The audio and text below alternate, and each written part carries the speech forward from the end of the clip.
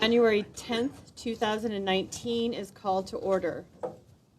Please refrain from talking amongst yourselves and please turn off or put on vibrate all cell phones at this time. If you need to talk, please leave the meeting room.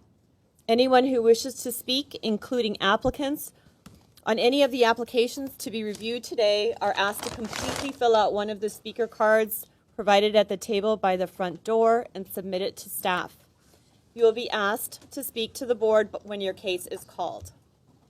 Anyone who wishes to be re-noticed about a project in the event of a return for redesign decision by the board must completely fill out one of the postcards provided at the table by the front door and submit it to staff to receive notice of subsequent hearings.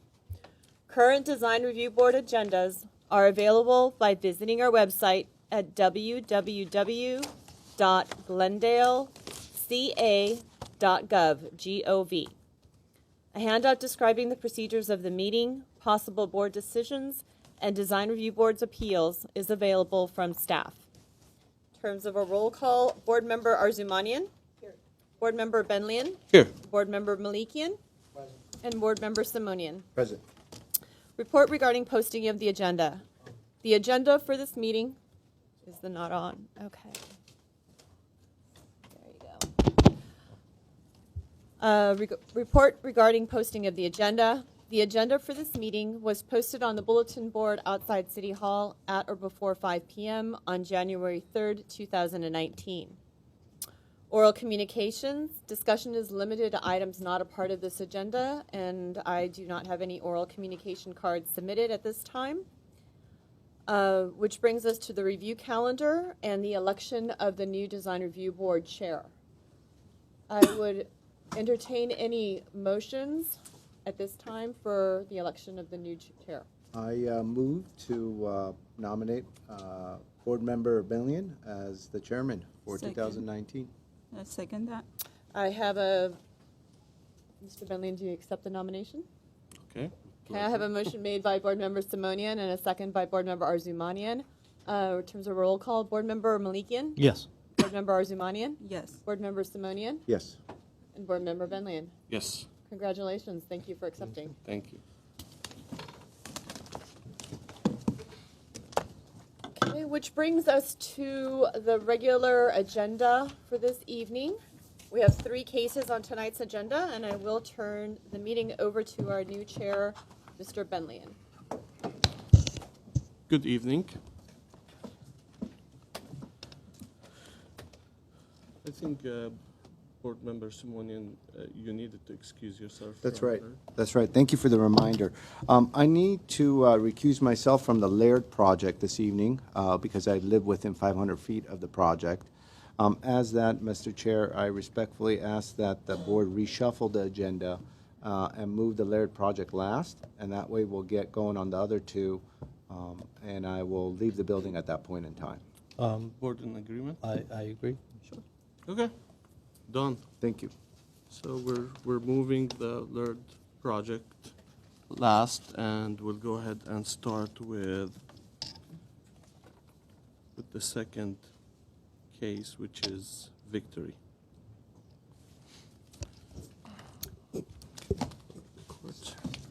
Okay. So I'll turn it over to staff for their presentation. Thank you, Mr. Chair. I'll just approach the board to go over my presentation.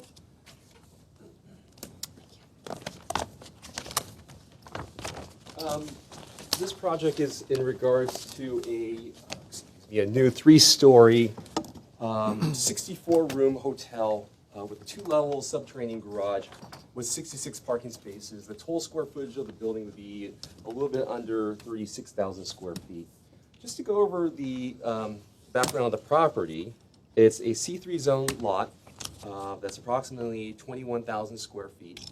It's at the northwest corner of Victory and Winchester. This project was previously reviewed by the board back in June 14th of 2018.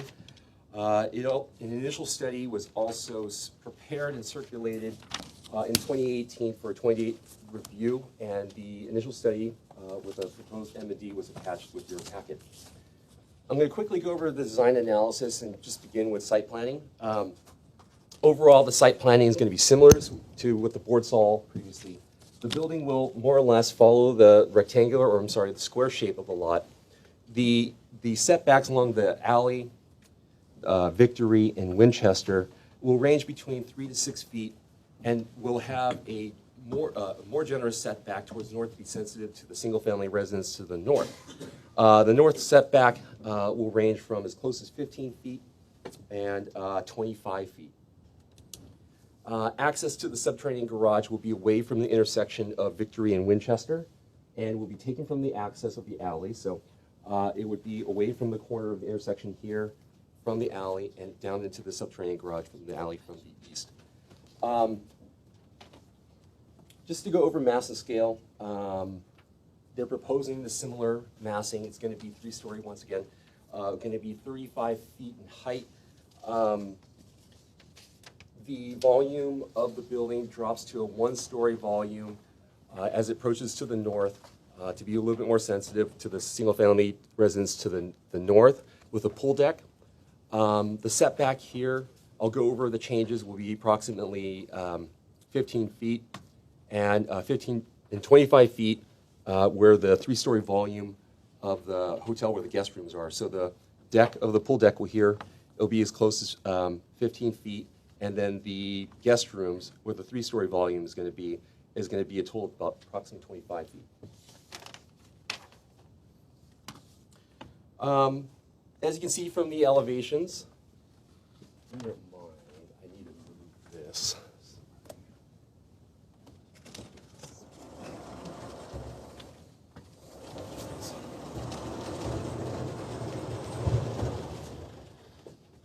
So over here we have the elevations from the new drawings, the proposed, their old plans, and then we have the landscaping for the new and old floor plans from the previous and proposed. But going on to massing and on to the elevations, as you can see from the new drawing here, it does include a variation in the building height, so you can see the parapet ranging in heights to break up the mass.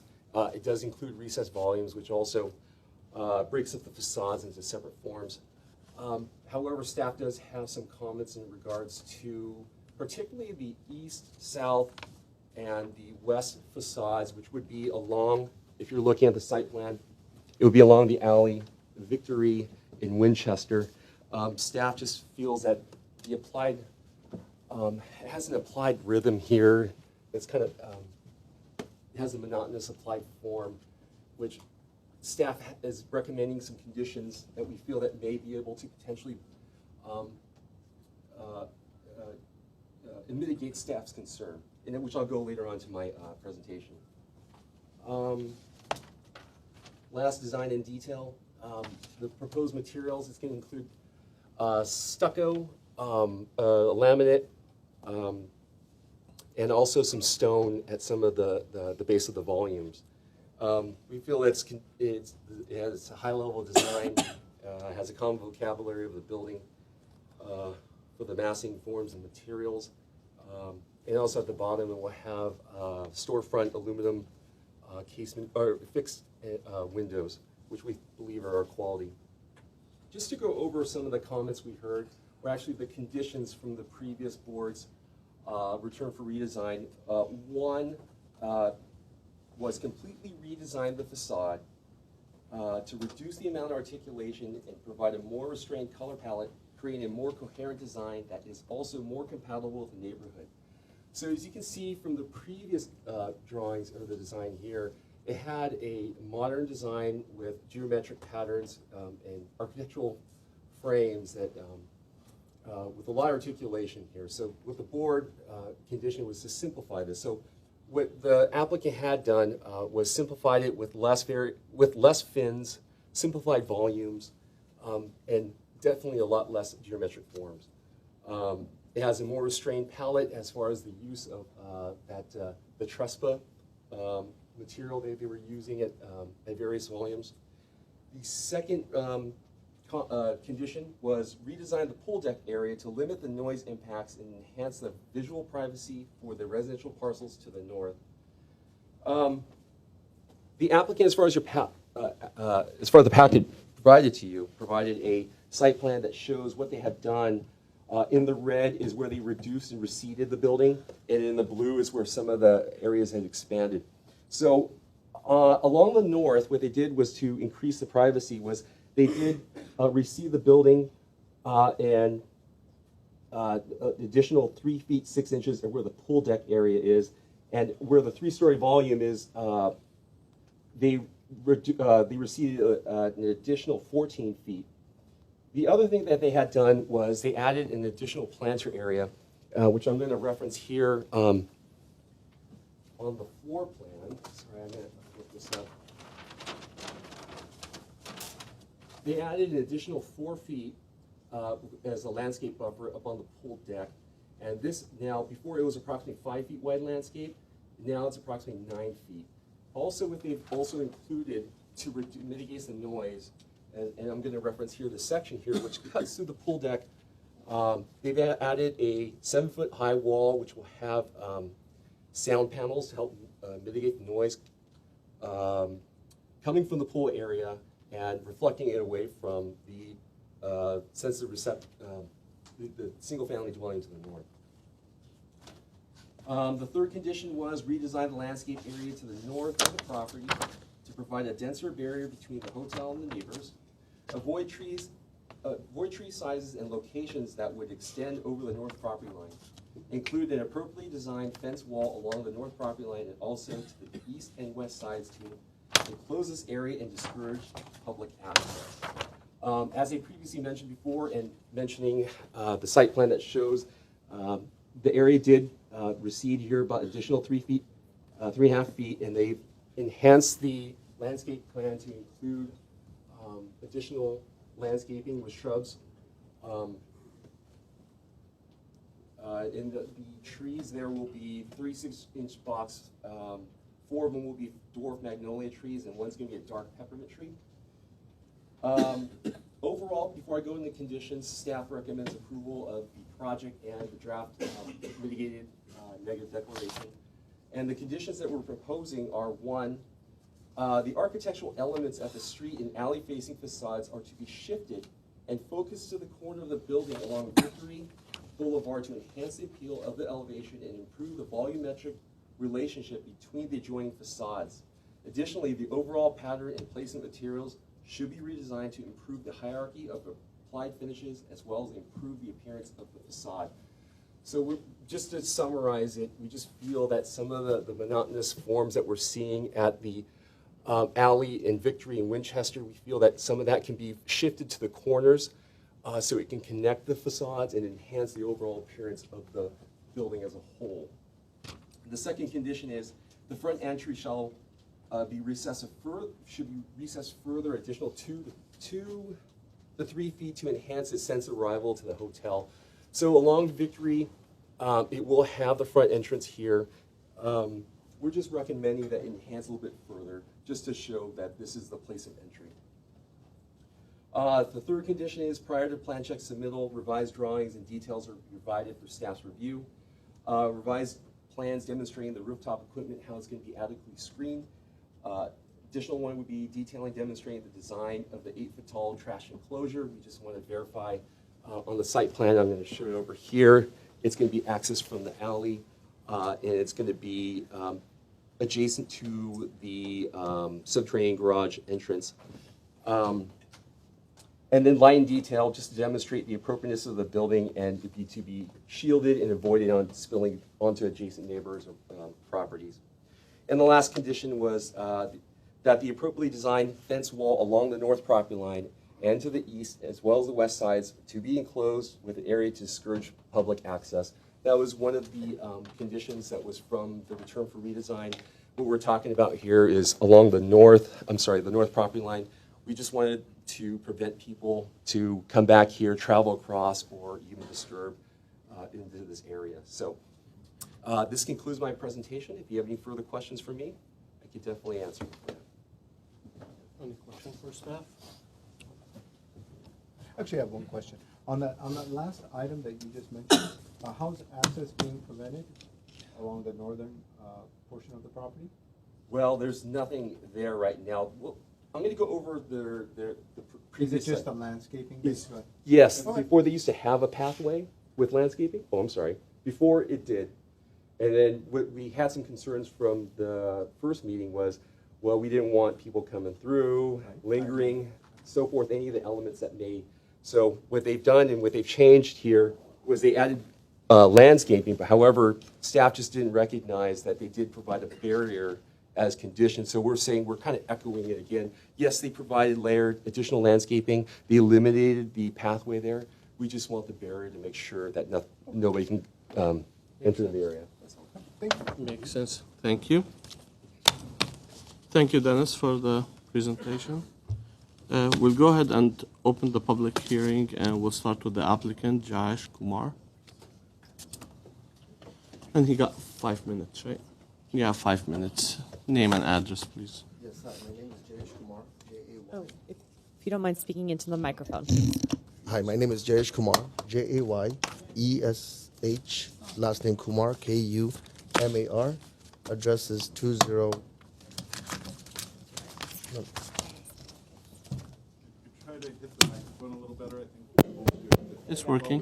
Just pull it closer. Hi, my name is Jayesh Kumar, J-A-Y-E-S-H, last name Kumar, K-U-M-A-R. And my address is 2010 North Highland, Los Angeles, California, 90068. And that's actually a business address. So Dennis basically did a great job presenting the whole project. We did meet with neighborhood to get a better input from the old design to the new design. So this is where we arrived at, going through a couple of designs, which my architect will go forward and answer any of the questions that you might have regarding the new design of regarding the new design, basically. We did also outreach with the school, and we were told that they had to get permission from the district, and we were waiting for a call back to see if we could, meet with them. And we hadn't we didn't have any response back from the school district itself, but we did talk to the neighbors themselves to get this thing to do where it is. We did do your recommendations last time was to do a traffic study and solar study. Traffic study, we go ahead and use Glendale's study that you guys had done because of the city, what you guys already did. And for the solar study, we submitted to you already also with the new design in mind. There were some privacy issues and stuff, so we did set back the building. So hopefully that takes away a lot of privacy issues. And again, the architect will go ahead and address that and show you exactly the radius of the sites from the rooms to the neighboring properties. And yeah, that's about it. Any questions for the applicant? Yeah, the solar study, have I missed it? It wasn't in the package. The solar study was emailed to me about a day or two ago. I can go get those printed out. It wasn't included with the original. I can. Have you looked at it? Was there anything that stood out, or? I haven't had the time Okay. chance to take a Okay. look at it, but I will go print it out. That would be great. Yeah. That'd be helpful. Thank you. No, Okay, thank you. thank you very much. I will call the next speaker, the architect on the project, Nikhil Kamat.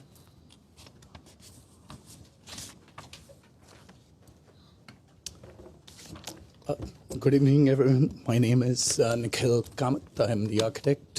Address 15560C, Rockfield Boulevard, Irvine, California, 92618.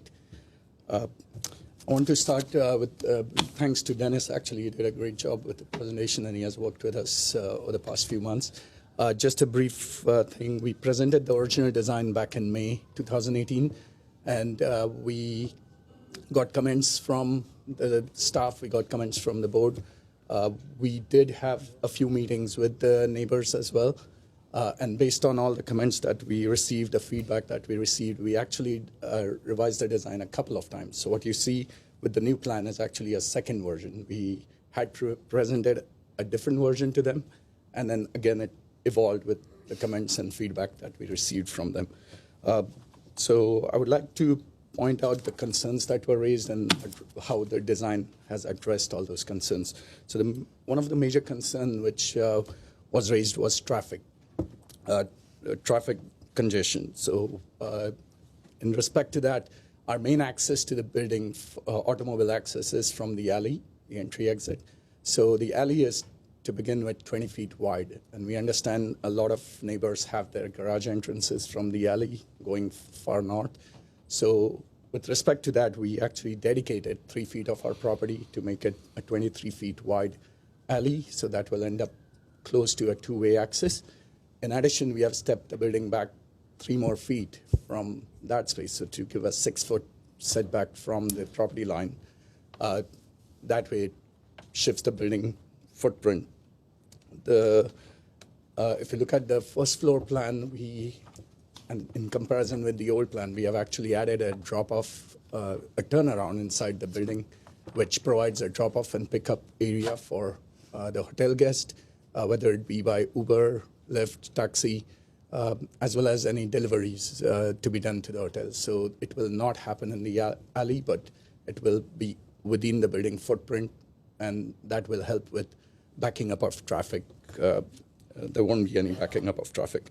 Regarding the traffic study, the trip generation study, which was done initially, the peak AM/PM hours that were figured out, estimated for this project, were under the threshold, and so the city did not require us to do a traffic impact analysis. I want to point out there will be no spillover parking on the streets. We have a 64-unit, 64 guest room hotel proposed. The municipal code of Glendale, being very strict as compared to other cities, asks for 1-to-1 ratio of parking. We are actually exceeding that, and we are providing 66 parking spaces. In addition, we are providing 8 bicycle parking. We are providing 4 motorcycle parking. And so in addition, there won't be any parking spillover on the streets. Can you please wrap up? That was Sure. time. In terms of integration with the community, we have provided a coffee station with discussions with the owner, with the neighbors, and the owner has agreed to it in the lobby, which would be purely for the neighborhood. It's a coffee station which would be available for the neighborhood, as well as the meeting area, which the breakfast area can be converted into a meeting space open to the neighborhood. In terms of privacy, we have at the pool on the second floor, we have a screen wall, which with the planting in addition, which will definitely block all the sight lines, and we have some graphics indicating that. I'll get to the shadow study briefly because you guys don't have it yet, but looking at the shadow study, we did the shadow study with reference to the neighboring property, the single-family home, and the findings of that shadow study indicate that the orientation of the building, the way it is actually providing minimal impact of shadow throughout majority of the year on the neighborhood adjacent properties. Oh, okay, thank In you. terms of design, it's muted colors, earth tones, which is different from the more bold colors that were used before. Sure. Any questions for the architect? You mentioned that in regards to some of your discussions that you had with the community, some sort of community space / coffee area was developed. So is this a coffee shop where there's a live attendant where you order coffee, or is this an area where they could actually meet? It would be discuss? intended, actually, there's a rendering showing the view of the lobby, which indicates the coffee station. It was intended that there would be an attendant to serve the coffee, but it's purely for the neighborhood. It's not like a Starbucks or something that we're trying to integrate. That was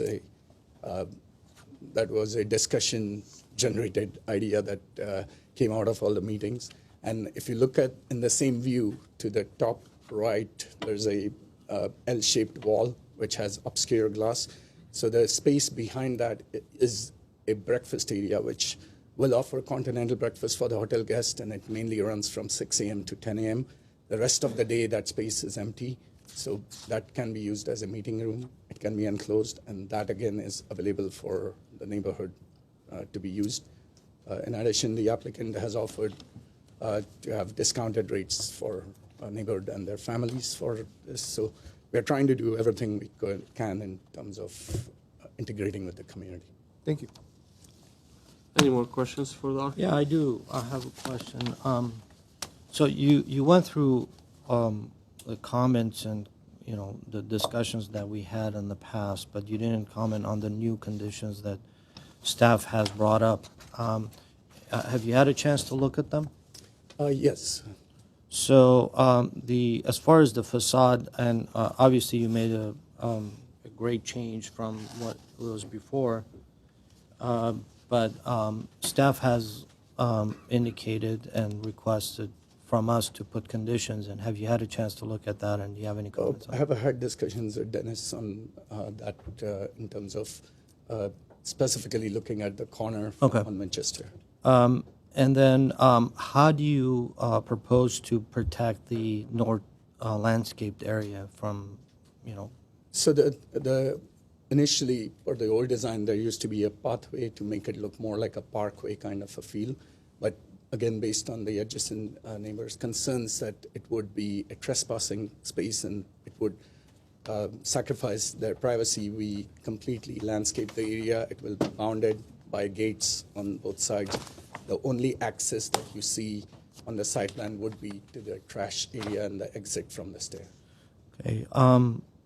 So another general question that I have, how are you going to condition the rooms? How are they going to be conditioned In terms of into air conditioning? Are you going to put So- package units? Are you going to put So walnut? we looked at initially, the idea was to have the easier way would be to have the wall units, but we didn't think, we thought it would make it look more ugly. So there are ways of using, we have done other hotels where we have used a different system, which has a ceiling mounted unit inside the guest room. The reason that I'm asking is that we need to see, because there's absolutely no equipment shown on the roof. So are you going to be putting any equipment? There or will any- be some equipment on the roof, but those will be condensers, which are about 2 feet by 2 feet or 2.5 by 2.5 feet. And they can be arranged in the center of the roof footprint being so high that you will not have a visual sight line of it. And that would be staff's call, but unfortunately, I don't think you can, you know, I don't think Glendale works that if you put further away, there needs to be protection, there needs to Need be the parapet. a parapet or some sort of a screening around. Right. And in terms of the distance of the footprint of the building, we have enough space where we can actually put a railing next to that, and it will still be blocked. You won't be able to see the We'll railing talk or about the. that. I think we need to address that. Okay, all right, thank you. Any more questions? Thank you. Thank you. Next speaker, Marco Verbal.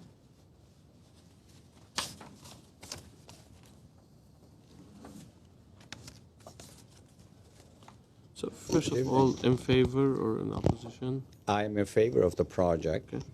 And Mr. Chairman, first of all, congratulations and members of the board. Thank you for the opportunity to speak to you. Typically, when I do come here, I do come representing a project of my own. In this case, I am not the architect Just of the name and project. address, please. Marco Brambilla, 109 East Harvard, Glendale, California. Thank you.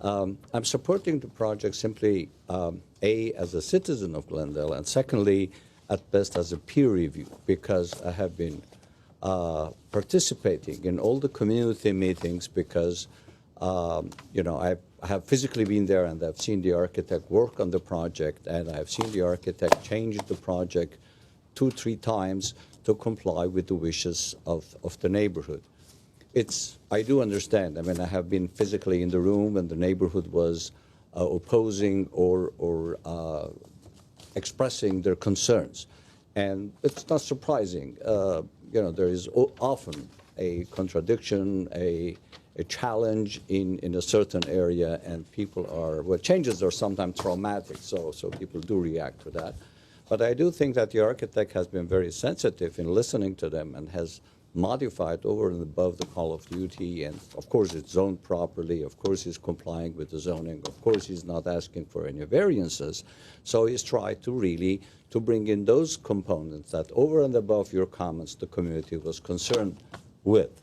Obviously, sometimes you are able to mitigate and provide solutions that are 100% compatible, and sometimes you're not able to do the entire, whatever the neighborhood is wishes to happen. But I think as an architect, when you work within a certain criteria and you make this much progress, I think you are doing a huge good faith effort to make it happen, and you are really literally trying to accommodate what ideal project should be on that location. With that, I rest my case. If you have a question that I can answer, I'll be happy to.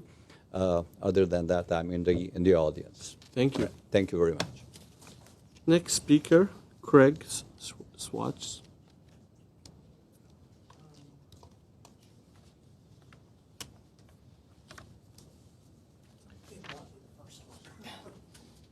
My name is Craig Schwartz. I live at 1612 Garden Street. I swear I won't turn around to this way. And I'm within 500 feet of the project. Now I remember you. Congratulations. I hope you get more money. It's huge. It's a massive building for the neighborhood. It will be one of the largest buildings in the neighborhood. The alley access is still very bizarre. On the plan, it looks like a great big wide alley. When you're in front of that alley, you realize two cars have great difficulty getting by each other. To add a third element to that, the entrance to the hotel is move it back. Don't take my city alley for your business like that. Like that. Move your building over a bit. Allow the people who've been living there for 43 years to access that alley easily. The other comment is it's massive. It's just so huge for the area. And I'll let my other neighbors speak, but that's my stuff. Thank you. Thank you. Next speaker, Muhammad Yusuf.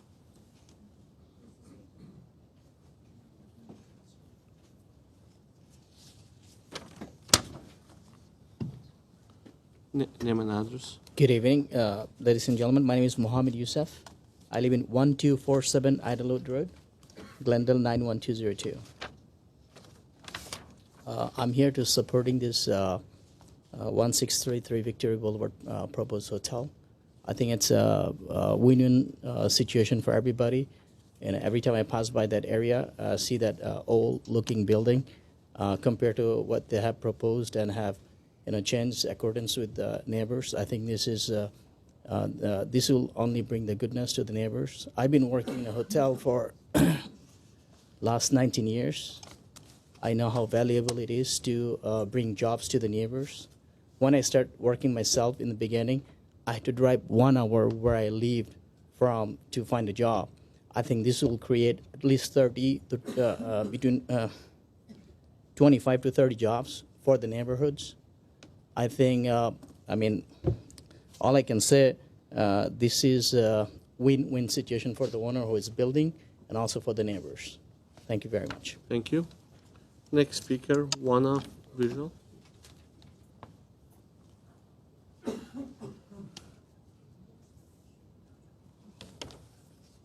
very hard to hear you. Okay. No. Yeah.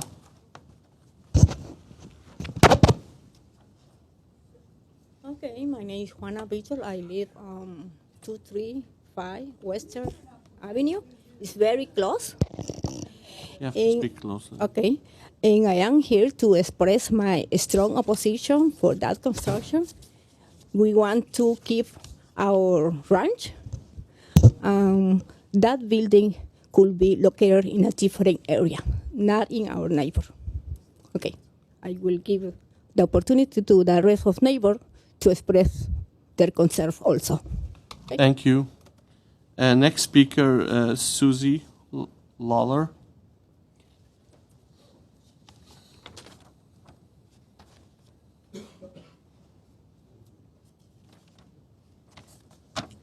Congratulations. Thank you. You didn't mark your card. in favor, in opposition? Oh, I'm so sorry. I am in opposition of the project at 1633 South Victory. My name is Susie Lawler. I live at 321 Winchester, and I am 3 doors down from this massive project that is coming up. Again, I have a whole bunch of concerns. Environmental, that this is a former gas station. We noticed that the environmental report is inconclusive to a lot of areas. We know that there was illegal dumping going on at that property within the last 20 years. As neighbors, there's a lot of things that we just know have happened there. But that is my main concern. Another concern that I have is the size of this project for the neighborhood. 64 rooms is huge, 3-story project. We have number of hotel, hospitality, motel accommodations in the near vicinity. We don't oppose the hotel. We just oppose the size of the hotel, and that is the main concern that the architect and Mr. Kumar seemed to think that the main concern of the neighbors was the traffic. And we have stated this to them at least twice now in our gatherings. The concern is, yes, of traffic, but it is the number of the size of the number of rooms for this area. This lot is not a big lot. The alley is a major concern. We are backing up to a residential neighborhood. And yes, I understand that the property at 1633 is zoned for, they can build the hotel, but it's not appropriate for the neighborhood. Just because you can do something doesn't mean you should. And we also have up the street on Winchester is an elementary school. It is an international magnet school that it's an elementary school. 5 to 12-year-olds go there, and we have traffic coming in to Winchester because it is a lottery-type school, and it's highly coveted because it is an international language school. They teach other languages, and so there's quite a volume of traffic from parents that are coming in from outside of our area to bring their children to go to school at this this lovely magnet school that we have. So we also have the traffic, and okay, I'll wrap this up real quick. I just want to say that the traffic on Victory is also an artery into the 5 freeway and the 101 freeway. Traffic is a nightmare there. So thank you so much for letting me speak. I do appreciate it. Thank you. Thank you. Next speaker, Rich Ramirez.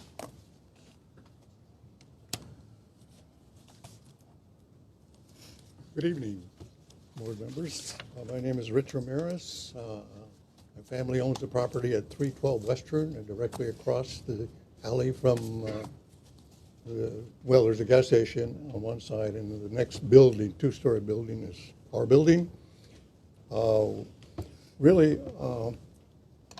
concerned about one specific element regarding the hotel, and I'm going to quote some sections of Chapter 30 of the zoning code that you folks, of course, are familiar with, but just want to remind you that the intent and purpose of Section 30.47 of the code is to promote the general welfare of the surrounding community by protecting the community from poor design, and that's debatable, that's been mentioned. 2, to ensure compatibility of the multiple dwelling units, hotels included, with adjoining single-family neighborhoods. And the other section of applicability or the provisions of the code is that the DRB shall, not maybe, but shall ensure compatible design of multiple units projects that abut single-family residences. In other step, you've got to step it down according to the code adjacent to single-family residence. There are, you know, a residence and several residences to the north of the property. You can refer to section E10. It's not exactly a cross-section that is parallel to the alley. It's sort of at an angle, but it shows that there is one part of the third story that abuts a single-family residence. My suggestion, my wish is to have that removed completely. Then you comply with your code. The purpose of the code, of course, is to regulate and protect land use developments and to encourage orderly and compatible uses. The access from the alley, it's questionable. I have a problem going into, there is a gate that goes into my back parking area, and we use trucks, and the gas station is next door, uses, of course, a lot of trucks, and there's garbage trucks that go by. It's pretty drastic. I think that's going to be a big problem. So you need to consider that very clearly.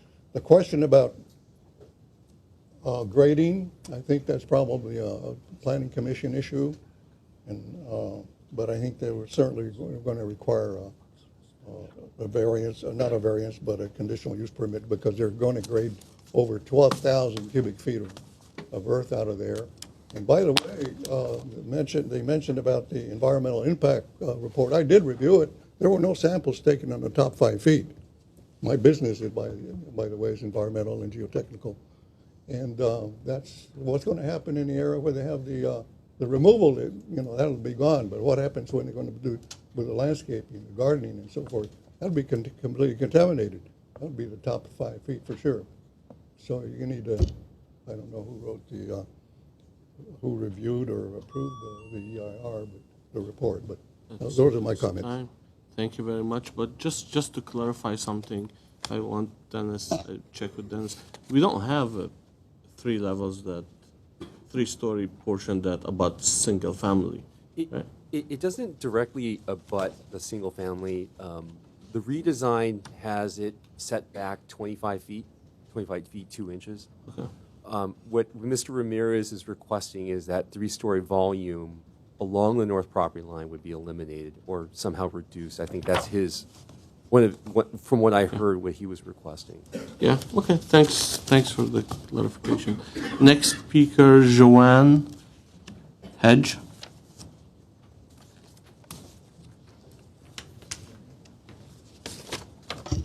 Sure.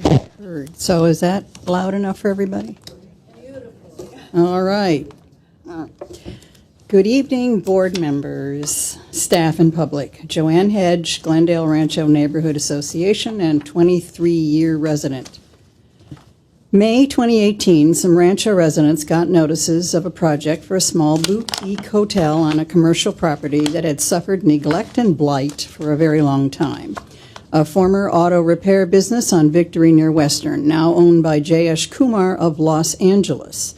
His project associates include the owner-manager of the Capri Motel on San Fernando Road, which in itself is troubling.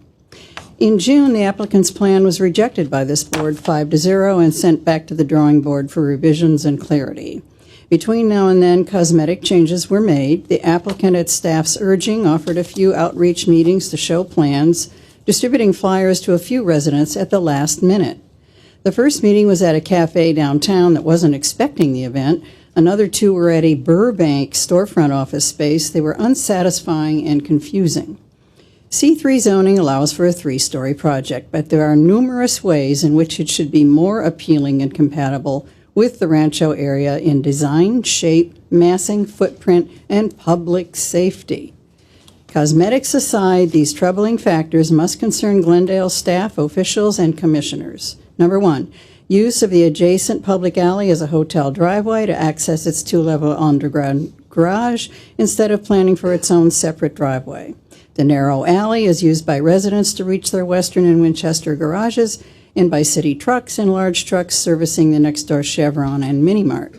Number 2, the need for a traffic study and a plan to accommodate this type of business amid the heavy cross-traffic and driveway mix at the Victory Western intersection, which is the hub that connects the I-5 and the 134. Where are curbside pullover cutouts at the front entrance on Victory? Number 3, the added vehicles driven by non-locals unfamiliar with the Rancho that impact equestrian, park user, and school kids crosswalks. Number 4, the cursory mitigated EIR that inadequately addresses long-time toxics and petroleum waste in the property's soils. Number 5, the proximity to one of Glendale's finest schools, Benjamin Franklin Elementary, a block away on Winchester and Lake. Number 6, missing infrastructure features to meet severe state water shortage issues and LEED standards. Number 7, the applicant's demand for 64 rooms to meet a loan officer's requirements instead of neighborhood safety, which design is so wide that it requires use of a public alley for a driveway.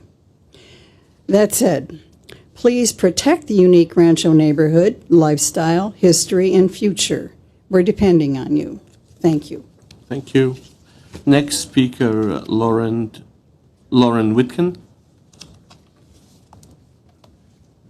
Good evening. My name is Lauren Whitkin. It's W-I-T-K-I-N. I'm at 1725 Victory Boulevard, just a few parcels to the north. I'm the president of Citadel Environmental Health and Safety. We've been headquartered in Glendale for 25 years. Back in 2008, we purchased the properties at 1723 and 1725. They were abandoned industrial facilities. We converted those facilities into LEED Platinum facilities. And for those of you that may not be familiar, but LEED Platinum is the highest level of sustainability recognized by the USGBC. When we built this facility, we were one of 2 in Southern California, one of 10 in the state of California. So I've mentioned that because we're committed to this neighborhood and we're committed to environmental issues. We're fully in favor of this project, taking a blighted, abandoned, and potential brownfield and redeveloping it into something positive. What sort of drew me out to come tonight is that I've looked at some of the opposition materials and I've heard some of the testimony about the environmental conditions. I've reviewed the Phase 1 reports, I've reviewed the Phase 2 reports. I had our geologists in the office review them as well. And the conclusions are not as they've been characterized. The site had multiple boring samples collected.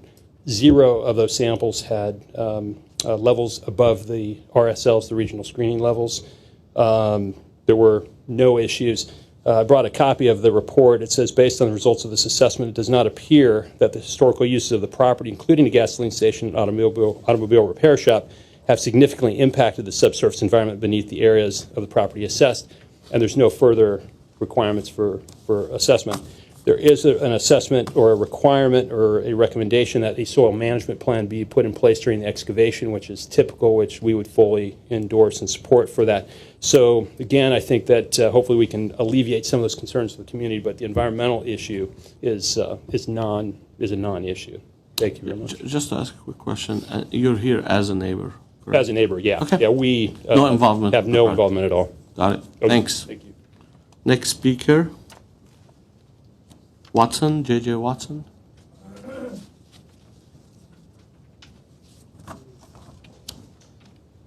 Hi, J.J. Watson, 2712 Mayfield, La Crescenta, California. Just to start off, I don't live in the area, but my son does attend Benjamin Franklin Elementary School, and I'm here to express opposition to the construction project. My understanding, it's a motel, correct? Hotel. Hotel? Okay, fair enough. I realize we live in the second largest metropolitan area in America, but one of the key factors I made a decision point on, or factored into my decision when I was choosing this school, was that it was situated in a very nice, stable residential neighborhood, right? So as a parent and resident of the school district, I want to feel secure that this school that he's going to be attending for the next 5.5 years, he's in kindergarten now, is going to stay safe and secure. I'm not feeling a warm fuzzy on this project from what I've heard, although, you know, perhaps I'm biased, but having lived next to motels in the past and looking back on what I saw in that immediate surrounding area, it makes me happy to have been a single childless adult at that time. So, you know, we'll just put that out there. In addition to those security concerns, I really feel that the neighbors and the parents are going to suffer from the increase of traffic, foot traffic and otherwise in the area, and the parking is going to suffer. It's not exactly easy to get in and out at peak times right now as it is, although it's bearable. And to give you some additional background or context on my opinion in the matter, I used to live in Houston, Texas, a place that's notorious for having zero zoning restrictions, or at least it seemed that way.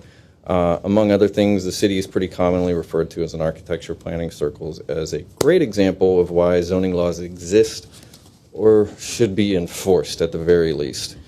So doesn't sound like zoning is an issue per se in this case, but I really hope that the concerns of the neighbors and the parents, such as myself, of Franklin, influence your decision in some way, shape, or form. I realize that the current status of the property leaves a lot to be desired, right? It's kind of a dump.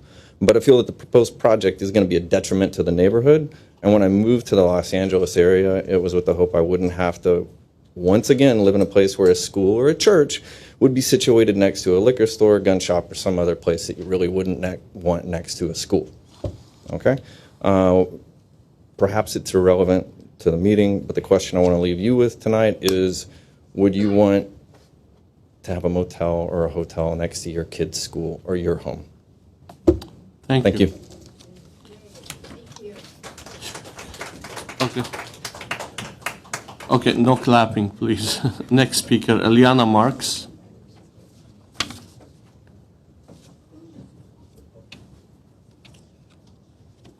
Does an adult need to accompany a minor? No.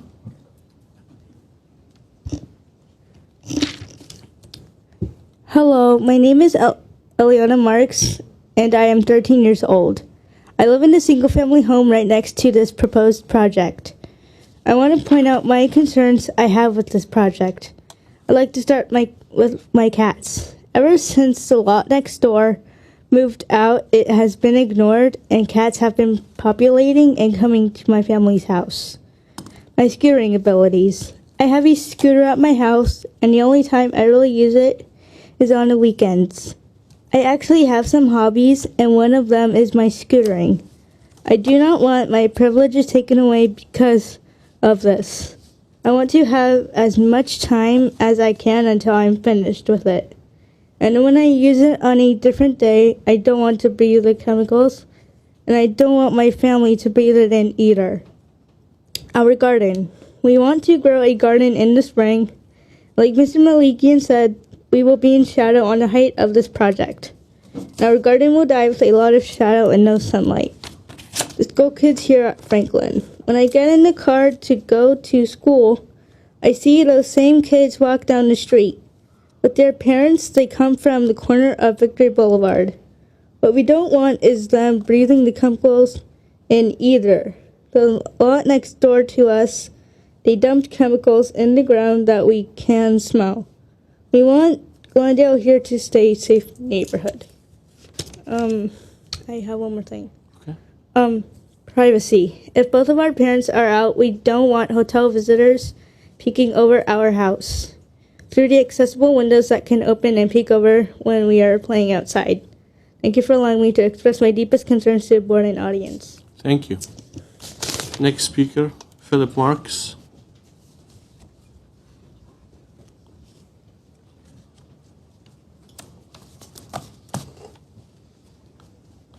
Now she can help you if you need help. After that, I think I need a little help. I do have some visual packets. Name and address, please. My name is Philip Marks. I reside at 313 Winchester Avenue. I have some visual packets I'd like to present the board. Can pass it. Go ahead. I can approach the board. I did keep one for myself. Will you have the timer, please? Thank you. Thank you, Design Review Board members, staff, and public. My name is Philip Marks, and I live at 313 Winchester Avenue, an R1 residential home on the north side of the proposed hotel.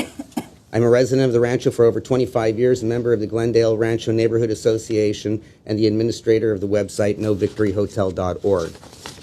I'd like to state my opposition to the current redesign of the proposed project for numerous reasons. Issues of privacy, sunlight, and noise have not yet been fully addressed and solved.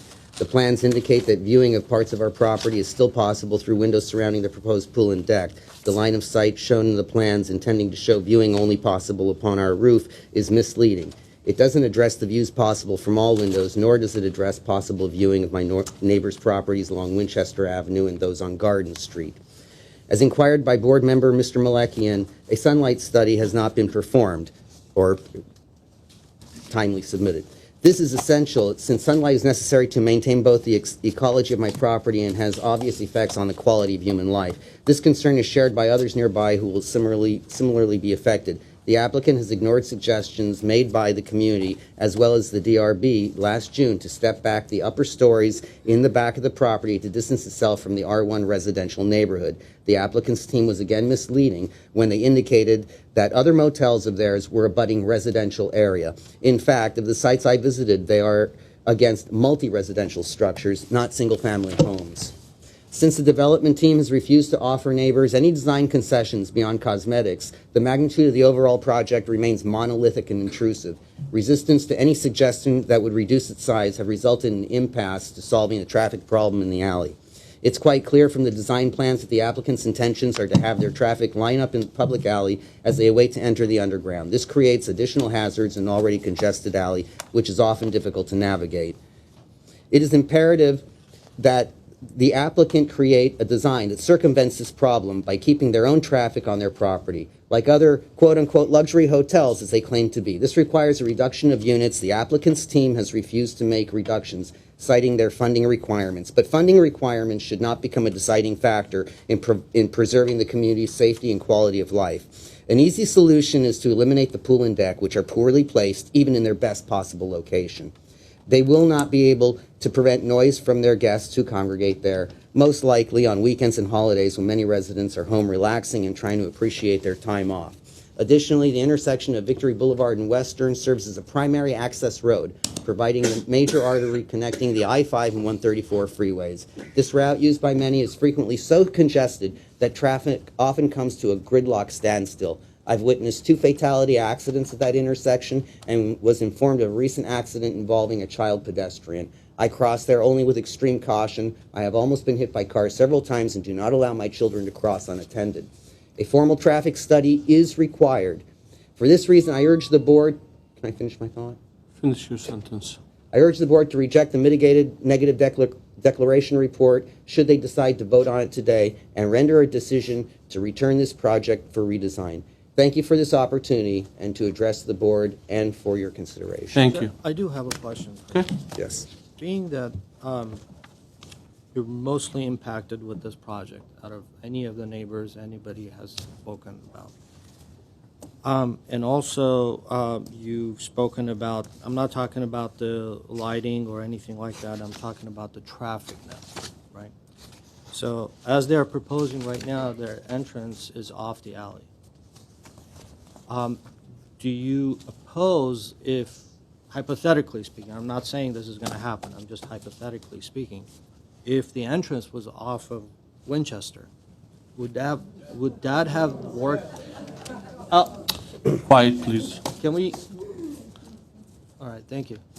I'm in consensus with board member Simonian that the alley is the best possible scenario for this. He mentioned 2 at the last DRB meeting. One was the idea of creating an access behind the property, which certainly my family doesn't want. And Victory would cause further congestion. And the residents of Winchester Street, including myself, do not want further traffic on residential. That's all I wanted. Okay. Thank you. I do have a public petition to present. May I do so? We're done right now. Can we? Okay, let's go ahead. You can hand it to staff. Okay. I thought you wanted to speak more, so. No, but I wanted to introduce a petition to you. Thank you. Okay. Next speaker, Amy Marks. You can use her time to introduce it if you want.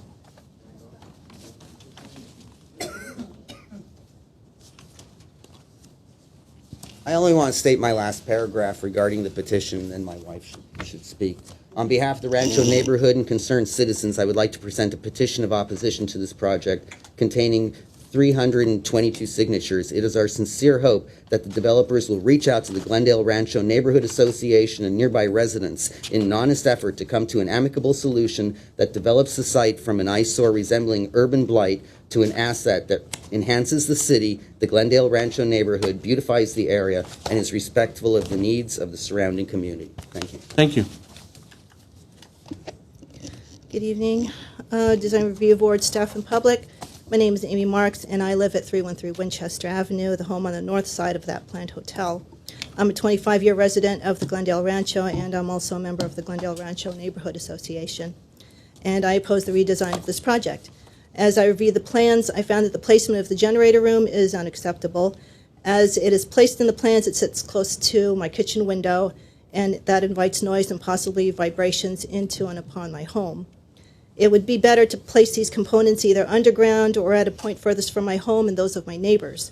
Previously, the mechanic who occupied the lot ran a large compressor that produced a lot of noise and vibration, which was felt on our property. We want to avoid this situation again, especially one located closer to our home than the previous problem.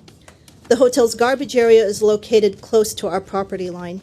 That brings a very real possibility of attracting rodents and other wildlife, and it's likely to produce odors and pose a health threat to my family.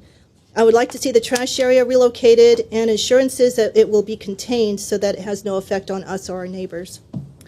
These items can pose a depreciating effect on our property, its value, and our quality of life.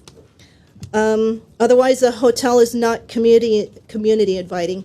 That coffee bars, they placed it inside that building to appear inviting. That's a move to appease the board, and it's not really a service to the community. At one of the meetings in Burbank that the developer called for, we were told that it's open to the neighbors but not open to the public. The developers must consider that the neighbors are the public. Also, the hotel itself offers very little to serve the local neighborhood. There are better uses for the land, but if it must be a hotel, then the applicant should make sure that he's eliminated the adverse conditions that would affect the neighbors.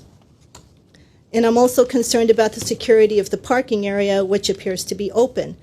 That situation is inviting to children who like to explore. And it's also inviting to gang members who appear periodically in the area. They're generally leaving tagging graffiti up and down the alley. So how will that be secured? And how will the problems I mentioned be avoided? Thank you, board members, for listening to my questions and concerns. Thank you. Next speaker, Natalie Rivera.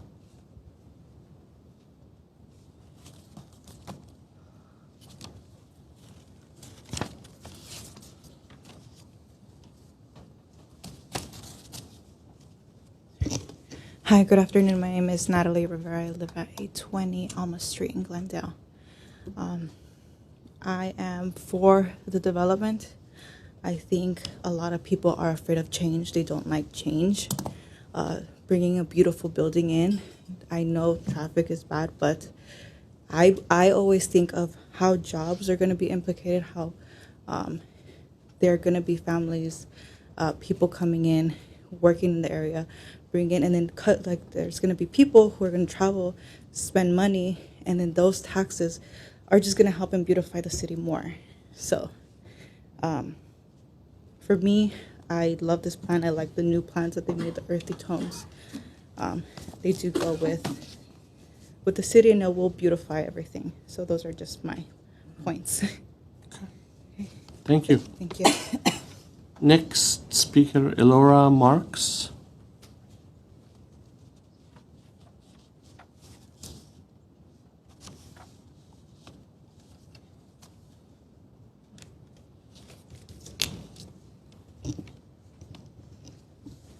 Hello, my name is Eliora Marks and I am 12 years old. I live in the house right next to the proposed hotel. I have lived in this house all my life and it is the only home I know.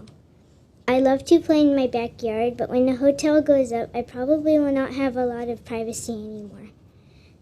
The noise from the hotel will scare away my cats, which have been coming from the lot that Mr. Kumar has neglected. I also oppose this project because it is a large building that will cast a shadow across the yard, limiting the amount of sunlight that helps my garden, my trees, and the grass from growing. If this construction happens, me and my sister, who plays with me in my backyard, will breathe the toxic dust coming from the hole being dug 20 feet underground, according from the last DRB meeting. If this project is going to limit my family's sunlight and privacy, then I do not want to live here anymore. I am hoping the size of this hotel will be decreased, letting more sunlight into our property. Thank you for listening. Thank you. Next speaker, Ilian Marks or Ilijan Marks.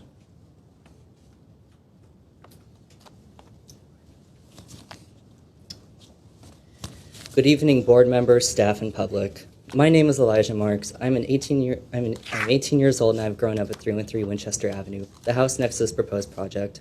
Like most young adults in my generation, I have great concerns for both the environment and the future. One of these concerns I would like to address is on-site toxic dumping that my family has witnessed throughout the years. This poses a real threat to the environment, and it is of paramount importance to both ourselves and the Rancho community that this is taken care of accordingly. This includes additional ground sampling on areas of the lot that have dumping of automobile fluids and other chemicals. Neglecting to do so would be harmful to my family, my neighbors, and the parents, students, and employees of Benjamin Franklin Elementary School. According to the Phase 2 environmental site assessment, which I had the opportunity to review, 1633 Victory Boulevard has been dealing with petroleum products since 1939, and the lot has been a home to at various points a car dealership, a mechanic, and a gas station. Phase 2 shows a few soil samples were taken, and the few that were taken were not in the areas that my family is aware of the illegal dumping. From these studies, it seems that this report is inconclusive, as it should be, because it was inadequately performed. It is crucial that environmental agencies and the concerned local government be made aware of this. Another concern of mine is potential criminal activity. I had the opportunity to review the Design Review Board meeting from June, and a certain point that stood out was when a member of the development team pointed out the particular demographic this hotel is intended to cater to. This was brought up to quell our fears of theft or any other criminal activity that this hotel could potentially attract to our neighborhood. But the point I would like to make is that this demographic is just that, a demographic, a target audience. This can't speak on behalf of the types of characters that may choose to stay at this hotel. In any demographic, one can find people with bad intentions. Being unable to ensure the complete privacy of mine and my neighbors' homes has me quite concerned, as the current plans reveal that from certain angles, various windows still have a view of our properties. I request that the board reject the current plan for redesign so this matter may be thoroughly examined. I would also like to inform the board that the lot has been severely neglected since the applicant has taken ownership, while he awaits permission to develop the site. It is not a good way to enter a neighborhood nor treat longtime residents. Regardless on their position on the design plan, all residents agree that the site is unacceptable in its current state. We hope that community services will enforce their maintenance code there so that residents do not have to endure the poor condition while awaiting a resolution to this matter. These are my primary concerns, and I thank the board for the opportunity to express them. Thank you. Next speaker, Zorik Rikan. Hello, my name is Zori Gigikian. I'm the owner and operator of the restaurant next to Glen Capri, which is a 60-room motel, which I think it's been owned and operated with the same owner that's going for the project. And we've been there for 11 years. We never had a problem with the owner or the management or the guests staying at the motel. And they also do have a entrance from the alley, and it's almost the same project from San Fernando Road and Thompson. And I just want to express my favor of the project. Thank you. Thank you. Next speaker, Lydia Ray.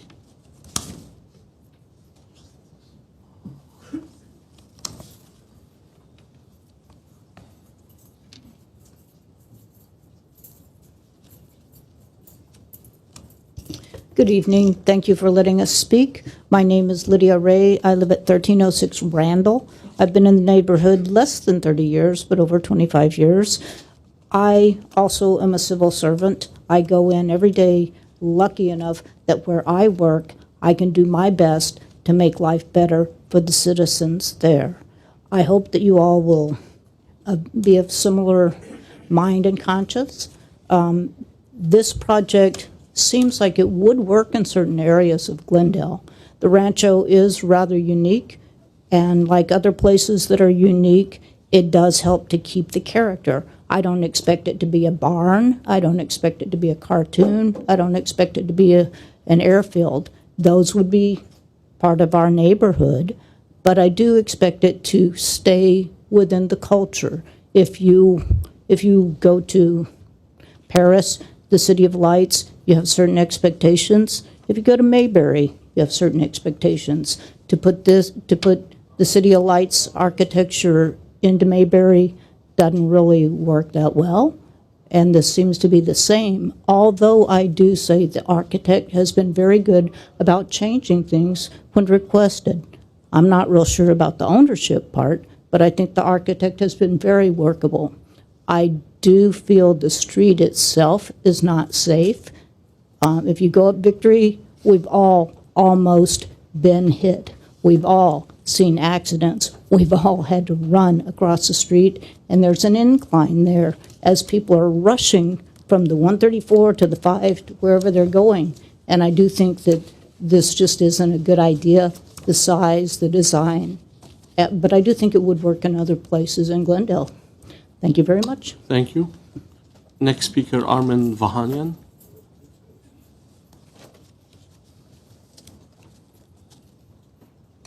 Next speaker, Armin Vahanian. So I guess not here. Okay, next is next speaker, Janet Chavazian. Janet Chavazian. Okay, here. Is this the right project? For this? Yeah, Victory. Next speaker, Artik Burgwali. Yes, they held the cards and left. Okay. Next speaker, Garnig Asaturian.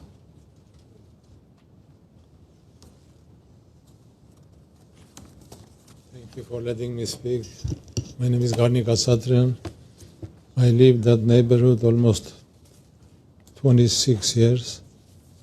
I'm deeply supporting that project. To me, it's a beautiful hotel.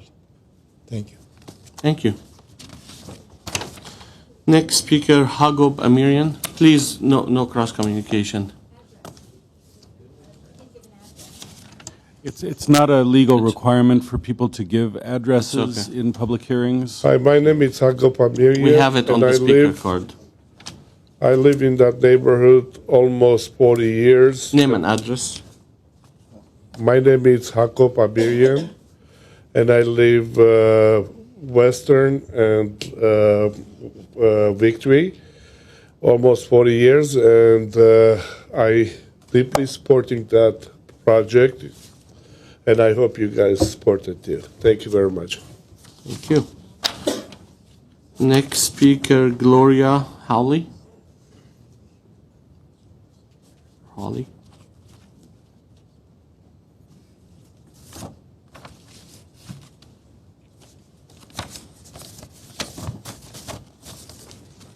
My name is Gloria Holly, and I live at 1605 Garden Street, and I've lived there for the last 31 years.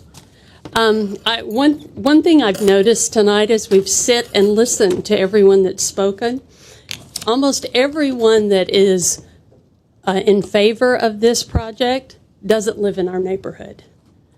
They live on Idlewood, they live on Olmsted, and this gentleman that just spoke, I'm not sure if he lives at the Chevron station, Mambo's, or the liquor store, or at the air conditioning place, if he lives at the corner of Victory and Western. But I would like to say that I am highly opposed to it.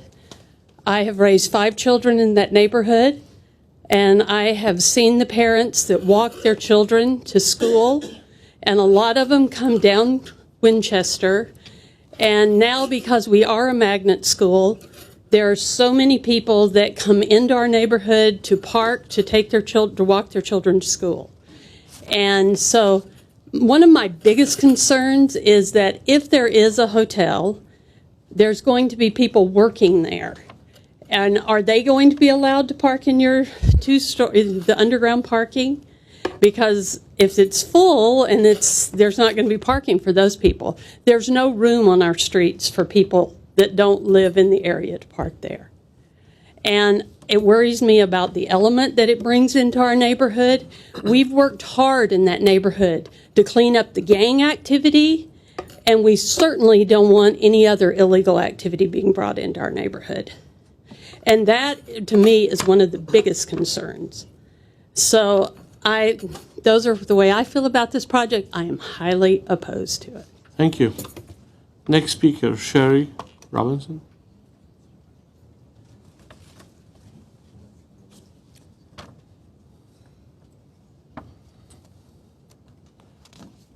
Good evening, Board. My name is Sherry Robinson. I live at 1325 Randall Street. I have lived there for 57 years. You have a marking card in opposition. I'm totally opposed to this. Okay. I am also part of the equestrian community. I have horses in my backyard. And it is already impossible for, apparently, what happens, I think, mainly is there's so many people now in our neighborhood that don't live here, and they're not aware of the fact that there are horses that cross the streets right there at Victory Riverside in Sonora. So mainly the traffic of the employees from Disney, which is Disney and DreamWorks and all the other industries around us, those people are at a mad rush to either get to work or at a mad rush to go home. And it's very difficult for them to see a horse even crossing the street, which is sad. So now if you add more traffic on Victory, which would be more people wanting to head down to Riverside and Sonora, it's going to totally impact it even more. And also, you need to be aware that Franklin, I would say probably 90% of the students they're driven to the school. They're not dropped off, or they don't walk because they are on permits, so they need to drive their students there. And the traffic is going to be atrocious. It already is atrocious. And something like this is even just going to impact it more. So, and then I totally agree with all my other neighbors that have spoken about all the other impacts that this could cause. Thank you. Thank you. So I have no more speaker cards. Anybody else in the audience would like to speak on this matter? Okay, you can come up and fill a card afterwards. Name and address, please. Patel, and we own the hotel across the little Griffith Park. It's been in our family for years. Yes, I should be opposed to it, or we should be opposed to it, but we're not. Because what it does, it brings value to the neighborhood and actually increases, and it's a dump right now. I mean, honestly, who wants to, be around it? I mean, it's unsafe for kids to walk through there, and my father used to run the motel. Now we have managers running it, but we're not opposed to it because the reason is it actually brings more value. I understand the sunlight, I understand the construction time, but after the construction's done, I'm pretty sure everybody will be more appreciative, and obviously it's going to bring an economy growth, and it's going to bring value and raise the values of the homes, the surrounding, businesses. It's a win-win. Okay. Thank you. Thank you very much. Excuse me? Need to. Just fill the card, please. So if we have no more speakers, I can... 2-minute rebuttal for the applicant. Okay, we have one more speaker. So you need, please, name and address and fill a card afterward. My name is Michael Hawley. I live at 1605 Garden Street. I've lived there for over 30 years.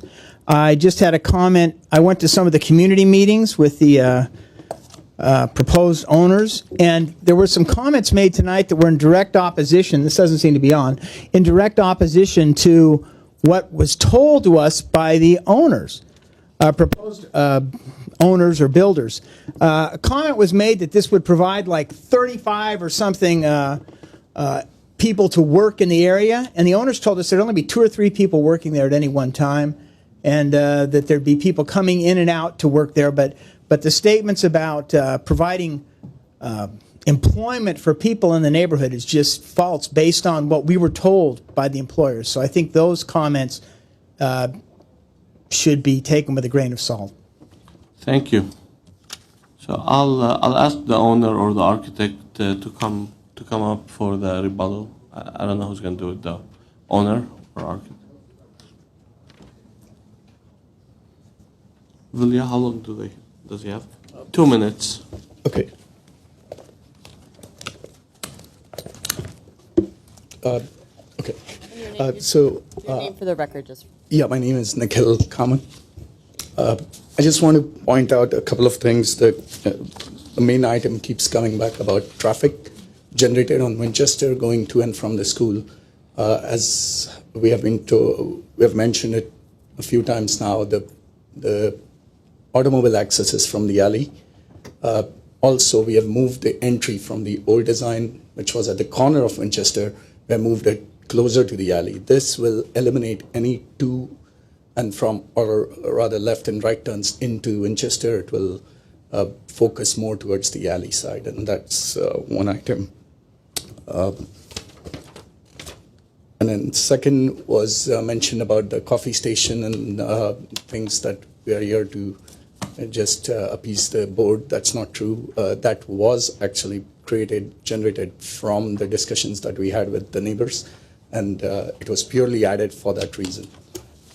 We can take it out today. If the board agrees with it, we are fine with it. So it was purely there for the neighborhood, and it was an idea which was brought in from one of the neighbors.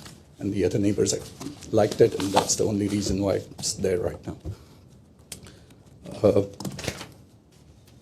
Again, regarding privacy, we completely respect the privacy of the neighbors, and that is why the old design used to just have a landscape screening. We understand that it can be thin and you can still see through it, and that's why the new design proposes a 9-foot wide planter with a screen wall in the middle of that 9-foot wide planter, which is 7 foot high, and it will block any sight lines looking into anybody's yard or home. Thank you. That's your time. Thank you. I have a question for the architect. Sure. Go ahead, Mr. Somania. You had indicated that along the alley, there's going to be a 3-foot set dedication. Yes. And then there seems to be another 3 feet Of landscape area. Correct. And as I'm looking at the floor plans on the upper levels, they're step backed as well. Yeah. The 6 feet Right. total. And then when I'm looking at the subterranean parking plan, they seem to be set back 5'4". Right. My question is I think it's a very good idea that you expanded the alley by 3 feet. And why not expand it by another 3 feet? Because you're not really using it. It could be in the form of an easement, so you're not really reducing the square footage of your property. Right. Was that something that was considered? It definitely was considered, and the only reason for not extending the alley 6 feet was purely to have that 3 foot of landscape strip. And the reason being, when we developed this design,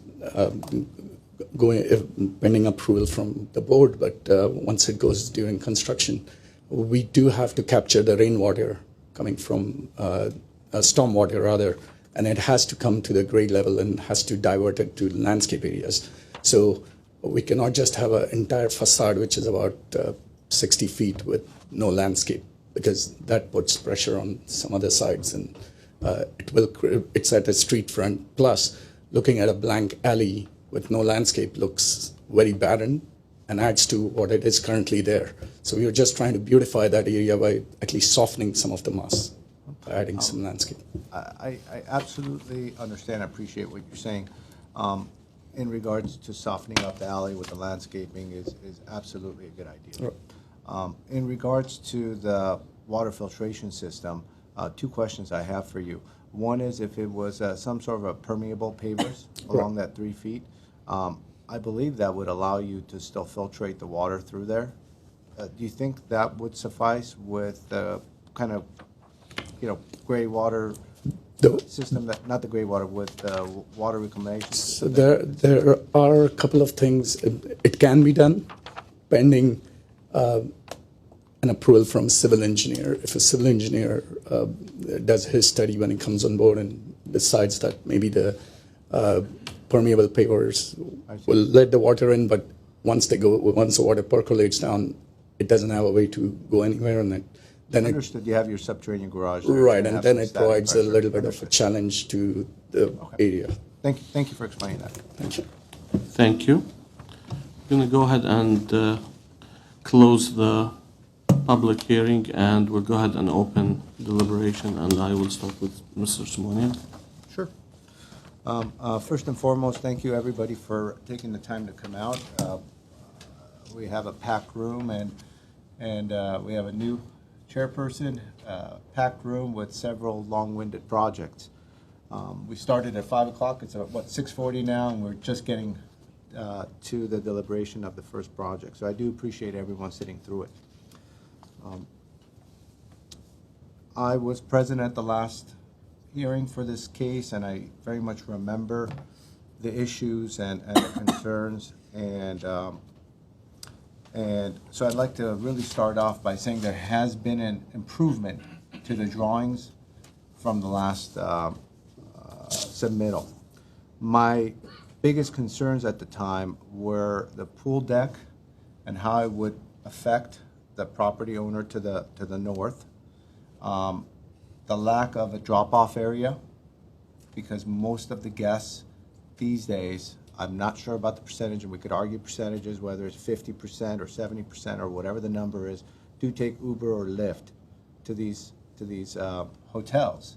Most are business travelers. Most are going to be for the studios. And so I thought it was very important at the time to have a drop-off. So I appreciate that being integrated into the drawings. We also had some issues about the north setback and how it was going to be used as some sort of a thoroughway for some uses that might not be conducive to the property to the north. And I like the fact that it's been landscaped, but I believe that access should be blocked. And I'm kind of taking a big picture at this point, and then I'll get into the minutia of comments. The property is zoned commercial, and so this is a by right project. Typically, when we've had hotels come in front of this board in the past, there's always issues. And so we always take a closer look. We always have it go back and forth. We always make conditions, and we always try to improve on the design, and it never goes through the first time because there's always room for improvements. In this case, there was room for improvement, and improvements were done. I do appreciate the fact that you've met with the community. I think that's a positive. I think it's quite nice that you're talking about a community room and the coffee station. It does not seem to be appreciated, and so that's something where the applicant said if it's of no use, they're willing to take it out, which tells me that they really did put that forward to try to give the community some benefits, and I think that's a positive. Insofar as the setbacks are concerned, we have on the north side 15 to 24 feet. That is a big setback. That is a nice setback. And more importantly, the pool's 1 story. And so you have the 1 story, you have the landscaping off of the deck area off the pool. And so I believe insofar as a compacted site is concerned in an urban infill area, the architect has really tried to really mitigate the privacy issues. When you have a house, single-family home next to commercial, you're always taking that risk. Then in the future, you buy a home next to a commercial zone property, that something might come up that is not very conducive.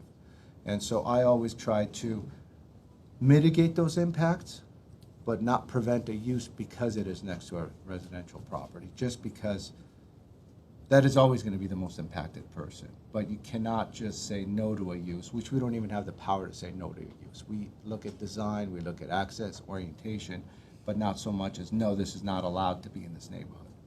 And so when I'm seeing the abundance of setbacks, when I'm seeing the dedication along the alley of another 3 feet, which I think is going to make a big difference, I was asking whether we could give it another 3 feet of a dedication, because I think that would make a colossal difference if that alley ended up being 26 feet. But I do understand that you got the water filtration issues, and you have a subterranean parking structure underneath. That water is going to first go into those shotcrete area, which I understand has to be approved by your civil and your soil engineer as well. But stepping back for a moment, I think the 3 feet is a good touch. I would also say, as a consideration, consider the other 3 feet if you're able to route that water to the northern side of it. Insofar as the entryway to the hotel, If it's in the middle of the property along Victory, I think that's a positive compared to the corner. As far as we get away from the school, it's a good thing.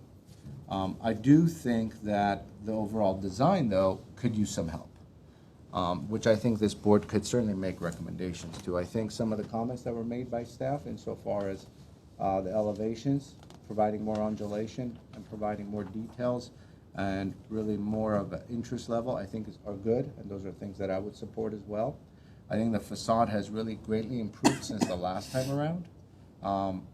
It has more of a character, and I believe that if we could define the entryway, and if we could probably stick with more of the details associated with improving. Take care of the corners as well. That's right. That this is something that I could approve. But overall, I'm in support of staff's comments. In regards to the solar study, a solar report was submitted to us. I have studied it. The summer impact is minimal on the residential to the north. December, 3 p.m. is going to be the most impactful part, whereas in the morning and in the afternoon, the issue is not as bad.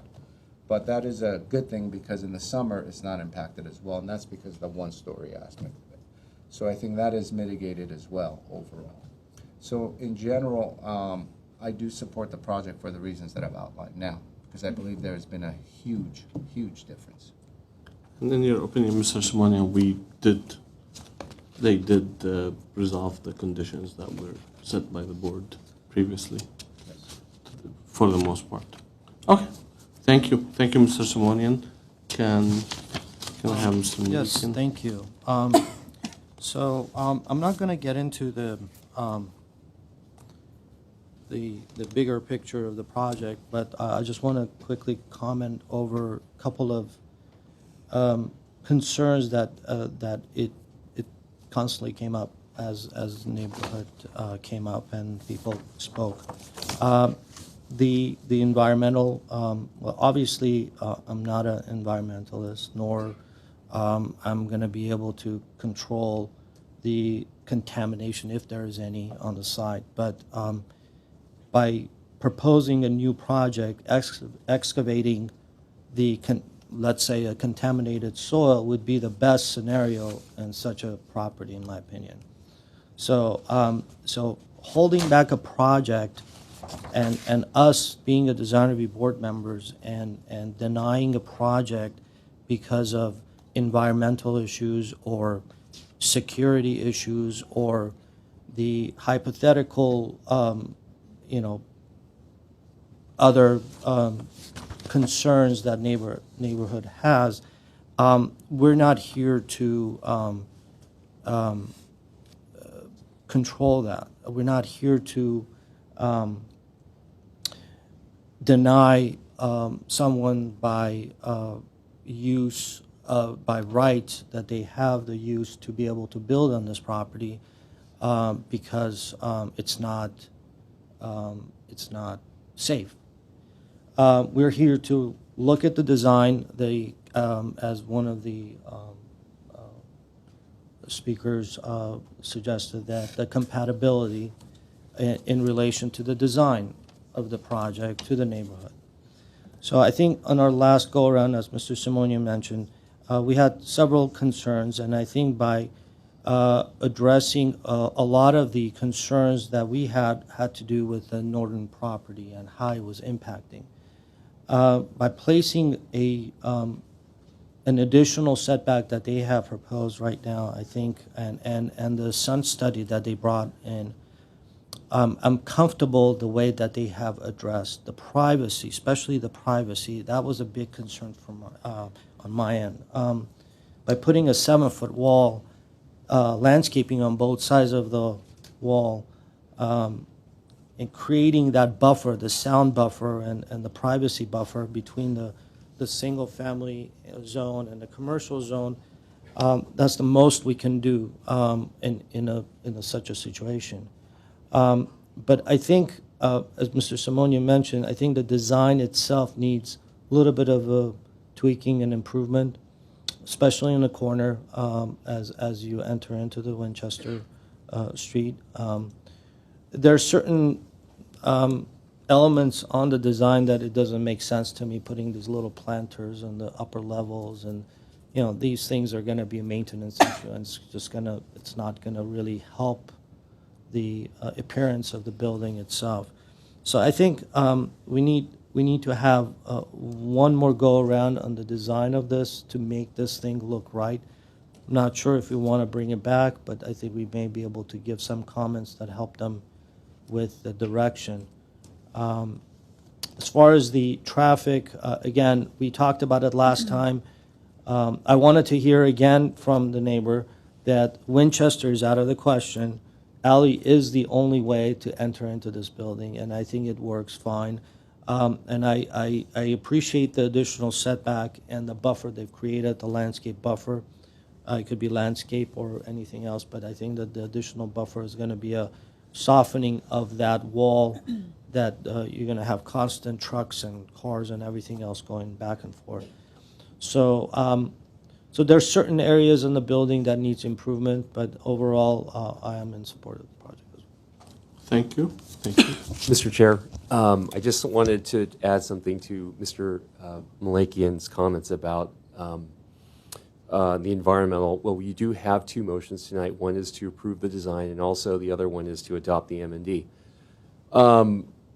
Just going on to one of the mitigation measures as part of the M&D is staff is recommending that a soil management plan is being prepared for the project. So prior to any grading permit on the prior to permit or even grading on site, that they must have someone on site during the grading excavation to monitor for potential impacted soils. While the ESA did do 14 boring holes on the site, I'm going to summarize it. Just basically, they found that there were just minor concentrations, but not above the thresholds. So, however, that the concentrations were below the regulatory level. So, even though that there were no significant impacts as far as the soils, impacts of the previous USTs there, USTs, the underground storage tanks, and the previous uses or even the pipelines there, we still are having a mitigation measure so that even when they do have any excavation there, that someone be on site, just in case that there is any handling of potential impacted soils, even though it's not identified, even though there's 14 holes going as deep as 20 feet, that someone's there at least to identify and observe the grading activities. I just wanted to point that out. No, I'm sorry. We get the point, and for a property of this type, I believe that would be probably a condition from building and safety when they go through building and safety. There'll be certain requirements for them to monitor and test soils as they go. Correct, and we're including this with your M&D that you're going to be voting on the motion tonight as well. So. Sounds good. Thank you. Ms. Arzuman? Sorry, Mr. How would that be controlled, and how would staff? Do they have to bring a report? Is somebody going to be periodically giving advice to staff, or do they need to come and pull a permit, or? Well, this is prior to any part of the grading permit. So what we do is we forward our mitigation to Public Works as far as, and we require them to be on the plan. So we just kind of coordinate with the other departments, and the other Public Works and Building will look at the soil management plan as well, just to go over it to make sure that they are on board, and this has to be executed during and grading. So I guess it'll be taken care of by Public Works. Yeah, inspectors. Correct. Thank you. Ms. Arzubania? Thank you. So last time this project was in front of us, my biggest concern was the lack of consultation with the neighbors. So it's really good to see that neighbors got a chance to voice their opinion, and you got to make the changes that you made to accommodate the concerns. And also the colors of the facade, which I'm very glad to see the change. So I do think the new conditions do address most of the concerns or the improvements to the design, and I could support the project. Okay, thank you. Before I get into it, I want to check with my colleagues and see like what kind of consensus we have for this. Are we thinking to add some conditions to the design and approve it, or we're thinking return for redesign just to see what they come back with? I'm sure we're going to give direction either way, but what are we thinking?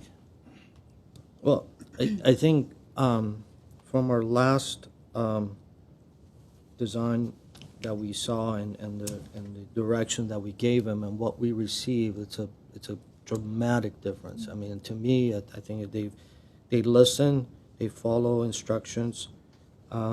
So we'll be comfortable. I would be comfortable allowing staff and the architect work together with if we give them specific conditions. Okay. But again, it's going to probably end up changing the design somewhat. I don't think it'll be as drastic as it has from previous to now, but I'm fine with staff. Okay. Unless staff feels otherwise. You're good? Okay, thank you, Mr. Malikian. My comments, I'll keep my comments short because I kind of agree with what my colleagues have mentioned. The project did improve dramatically from the last round. My main concern with the last round was just Ms. Arzumani mentioned the colors. Like the colors, there was just too many undulations taking place. The volumes were scattered everywhere, like there was no conformity. So it just, for me, the building just wasn't masked the right way. And I think today, what we see today is a dramatic improvement from what we received. And I totally agree with Mr. Malikian. I think the architect and the owner both listened and complied with the conditions. And other than that, I think also some of the main concerns we had last time was the privacy, which they kind of taken care of with the wall and the extra setback, and that extra 3 feet and the other 3 feet for landscaping is gonna be dramatic for the alley. I think it's gonna improve what we have from what we have now. So I don't see like a point. If it's working at this width, it's gonna be even better with the extra 6 feet. Or extra 3 feet and the 3 feet landscape. In terms of how I feel about conditioning this thing, I also feel comfortable that we can give some conditions because I think we're talking about minor stuff. But that minor stuff that we're talking about, I think it's going to take the design to the next level, and it's going to make it from a good project to a great project, and that's where we're at. And I think we definitely can add some conditions, and we trust staff 100% that they'll be able to just take it all the way home, basically. So I'll, do we want to start like going through the conditions? You know what, let me just kind of quickly comment on the design part of it. One thing that I just wanted to bring up is this building is going right next to another 3-story structure. So we're always looking at this thing as part of the Context. property context, but it is going on a commercial corridor, and there is a 3-story structure right next to this. So as a reference, as a massing, as a scale-wise, I think it's appropriate the way that they've done it, and especially as they have stepped down back of the building, whereas it's getting closer to the residential. I think that's how I see it and how it is compatible in this context. As far as the design itself, going along south elevation, I think there's definitely room for improvement for the entry. I agree with staff if there was an opportunity to push the entry in a little bit, but at the same time, we can put a consideration, or and I don't know how my colleagues think. I would take it a step further of creating an outdoor area for patrons to go and sit there and possibly have an outdoor seating area for whoever's going to be having a cafe, using coffee, and they can sit outside, and it'll be a little bit more interactive, more of a community element, and possibly even moving the coffee bar closer to the front and be able to have a little bit better connection between the sidewalk and the inside lobby, and so somehow maybe even extending the storefront over so that it has a better sense of indoor-outdoor area. I don't know, maybe that's the thought. So. On that note, and I realize there's certainly pros and cons to this. Sure. There is the north setback as well. At the moment, it is just landscape. There's no function to it whatsoever. Does it make sense to have the lobby open up into that area? Because if it's just left off as backspace, let's say, yeah. There's always going to be activity there that is no one's watching over it, right? So Yeah. it's like a dark space. On the other hand, you get close to the residential, and that's the... We're talking about along Victory on the south. I get it, but what that's going to do is I think there's already an impacted, there's so much space you have to work with on an infill lot. So I'm saying there's that area to the back. No, I'm just saying that maybe the storefront moves back. I'm not saying move the whole area back. I'm just saying push the storefront back, maybe about 5 or 6 feet or something, so you have some outdoor seating area, something that is more of an activity, creating some activity along there. I see. I Just a thought. misunderstood you. I understand. Just a thought. So, and then you have these solid walls that are happening all over. One particular wall I have no objections to, which is the north wall, right in front of or right next to the garage. That absolutely, it needs to be there. It can use some reveals or anything, but primarily the corner, as they have spent some extensive time to design and develop some thoughts and ideas in the north east corner of the one-story portion. I think same effort needs to go on the southeast corner, which is completely a solid box, as I'm seeing it, and that extra little overhang or whatever, the canopy extension or whatever it is, the parapet extension in the corner. I think those are just extra stuff that it's not really helping the design. I think maybe even moving the stairs in between the units so that the stairs are unit 121 and 120, and so it allows the unit to come to the corner of the building and be able to have a little bit more window openings, and the stair leads out towards Victory.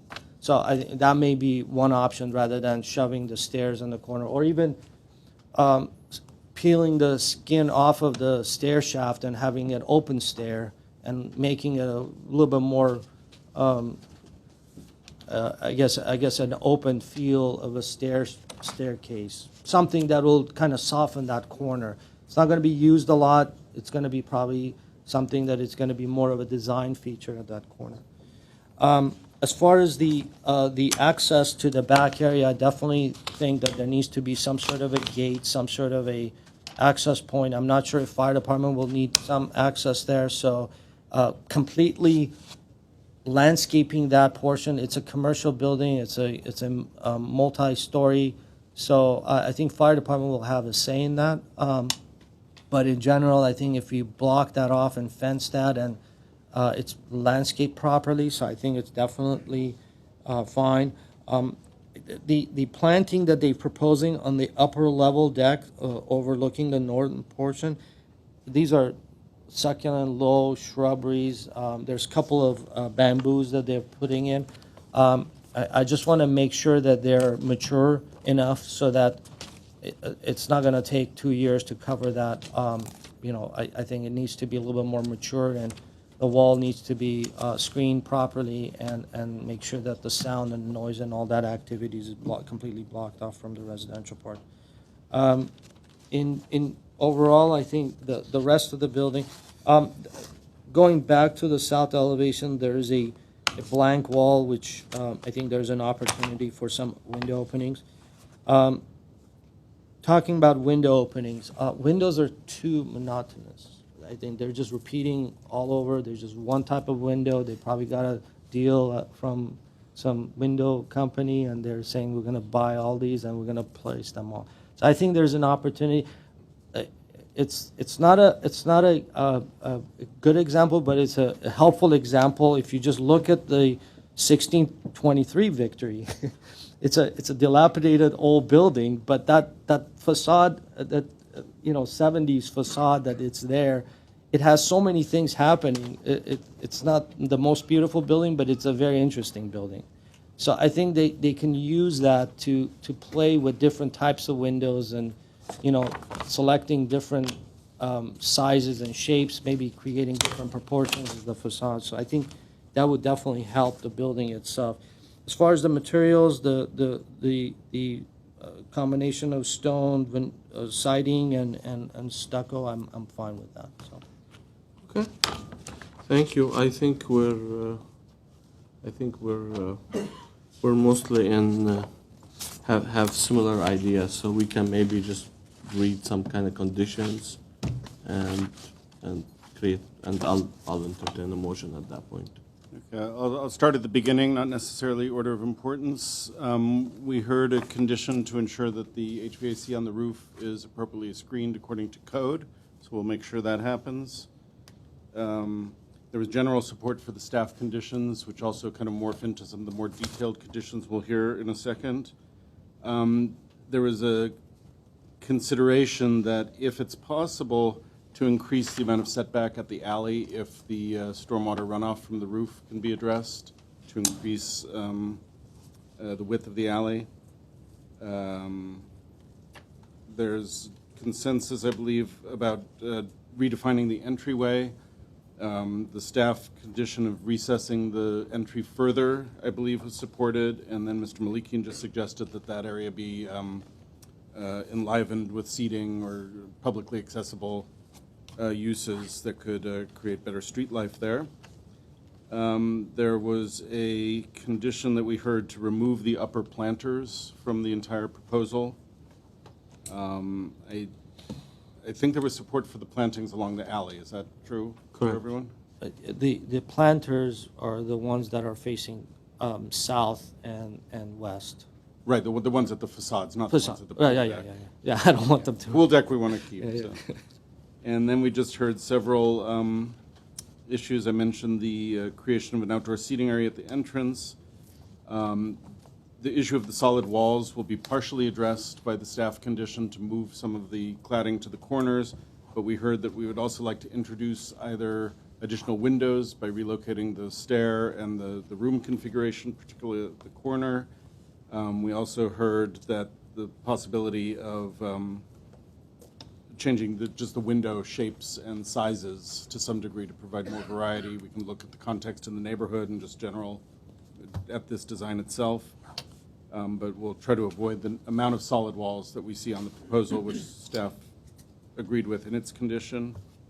And there is a staff condition to create a fence and gate system at both ends of the north area. Fire will weigh in on that as this goes through the approval process, and if they do need to have access, we'll figure out a way for that to happen without it being publicly accessible.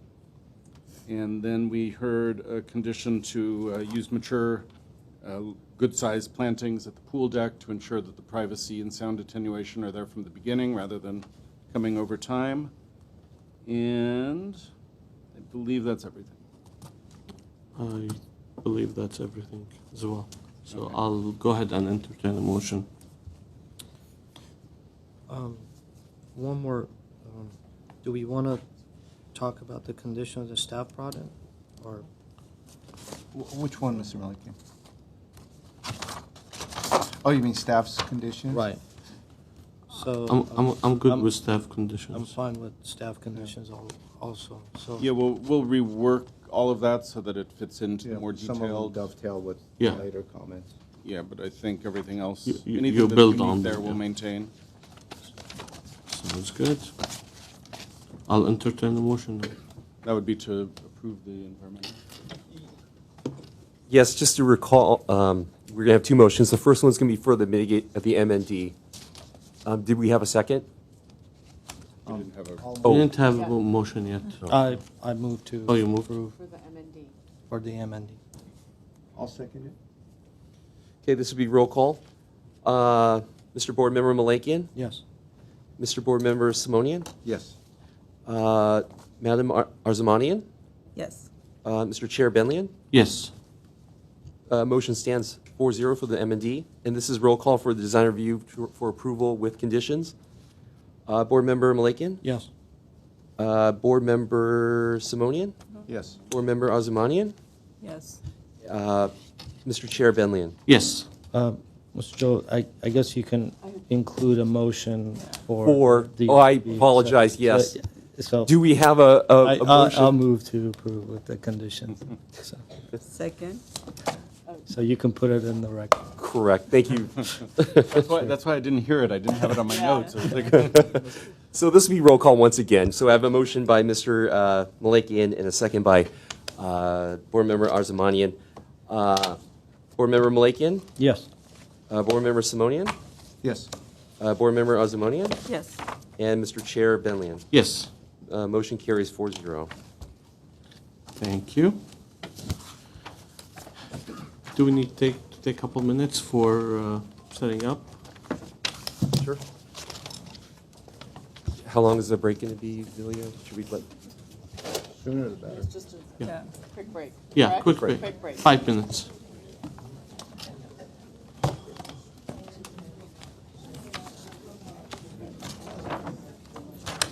Yeah, recess just for 5 minutes. Thanks.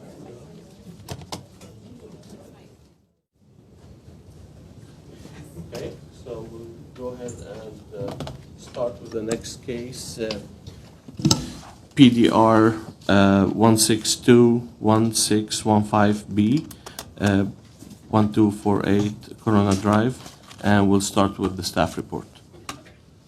Thank you, Mr. Chair. I'm going to try to go through this brief, but as detailed as possible.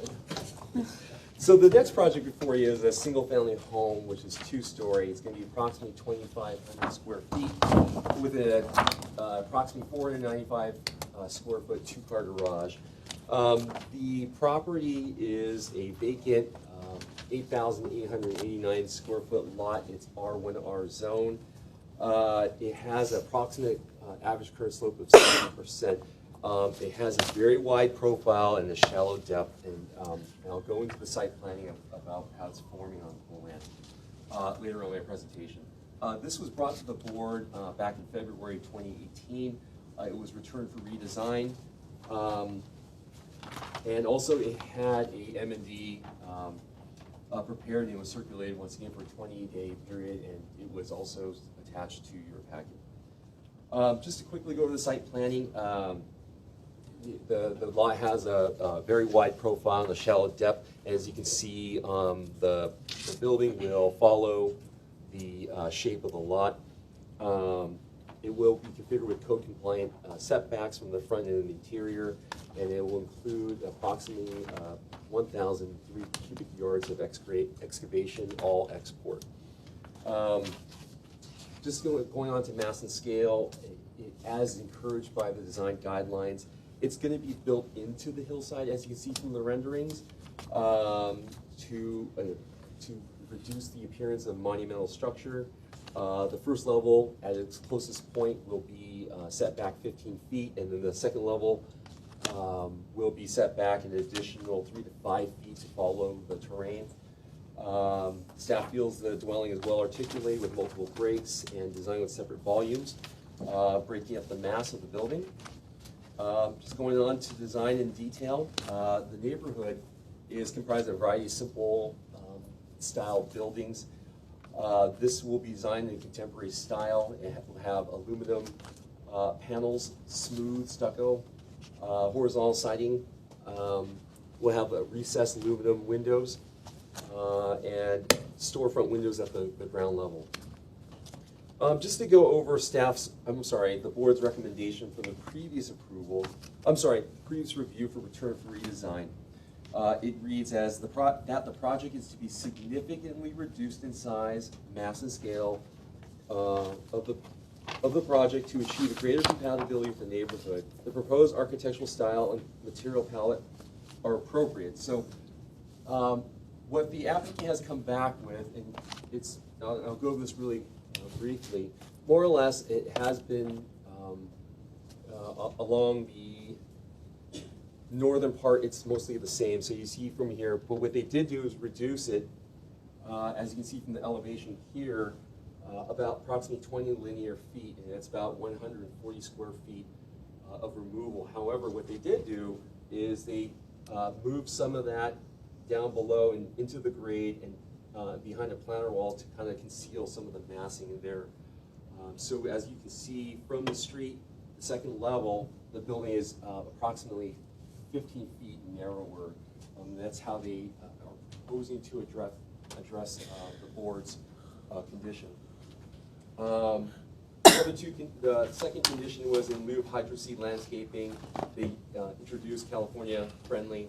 I just received a new landscape plan with they're proposing, instead of doing hydroseed, they're introducing a variety of California friendly landscaping.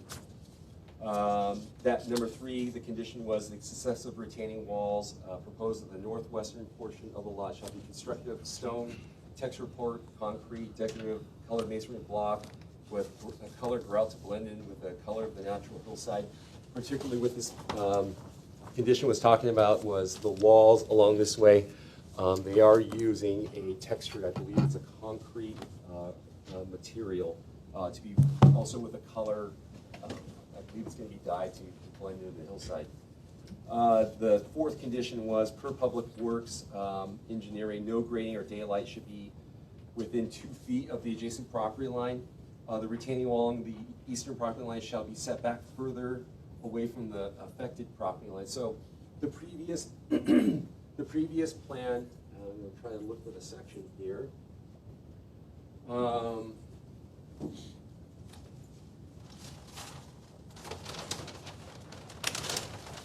This section had walls that went up practically up to the property line. What they proposed to do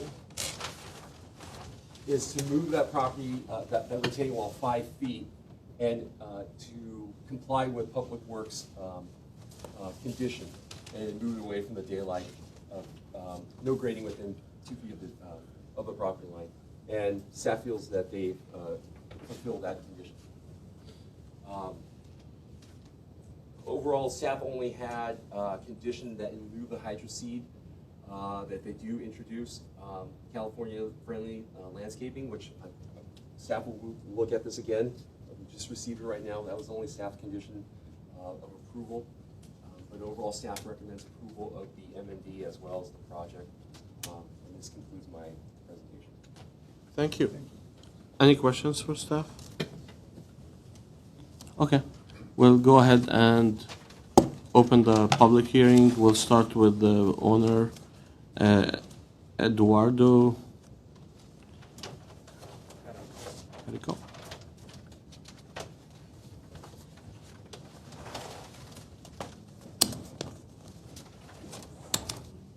And you have 5 minutes, right? Good evening. My name's Eduardo Carrillo, and do you need an address? No. If you don't mind speaking into the microphone, please. Okay. Yes. I kind of wanted to touch over some of the comments that Dennis had gone over. I wanted to put this up here. Some of the comments that we had last time, that was the area reduction. Eduardo, you have to keep the mic in your. Oh, okay. One of the major things was the massing. The building was 107 feet wide, and we actually reduced it down by 20 feet. If you look at this area here hatched, and I think you guys have a plan in front of you, it's about 341 feet, square feet that was reduced. The reason why it's not counted as floor space was because previously we had an open to above void in the middle. So besides getting rid of that void, we actually reduced it, more than just what actual square footage is, since there's no more void in the center of the house, which was open to above. And that was one of the main comments. Something else that that I just kind of wanted to bring up was the retaining wall. This is a basic cross section here. We did move the retaining wall 5 feet, and we have cross sections that kind of give you an idea of, like, from the street view what is visible, and it's something that's really, it's something that's right behind the house, and it's I think 3 feet above, so it's not really it doesn't extend past. I think that's pretty much it. Okay, thank you. Next speaker, we have Jesse Carrillo, and following that will be Elisa Favela.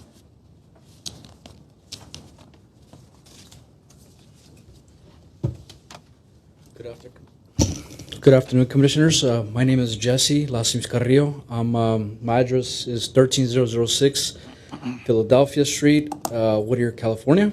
I'm actually a licensed architect. I've been working with Eduardo for the last 5 years professionally. As you might or might not know, he's by trade he's a licensed structural engineer. So again, architect engineer that we've worked in the past. He brought me on the project to help him assist on designing his future home. He actually designed it himself, obviously with some of my input. As you could tell, I mean, he's a hell of a designer, having that background as an engineer, if you know what I mean. So I'm just kind of here to kind of explain a little bit more of the project and how he got there. As you all know also, the project has been reviewed by staff and has been tentatively approved with obviously the conditions that were put before you today, which obviously we've met those conditions.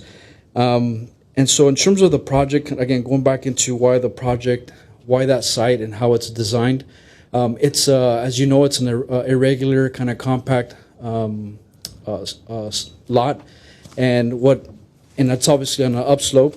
And so what he took into consideration was the terrain. And so as you can see on that rendering in the center there, he's tucking the house into the terrain, respecting the terrain, the slope of the terrain. He's actually terracing the home to be able to, again, create that or reduce the massing of the home, and also reduce the scale of the home by creating these or articulating the facade.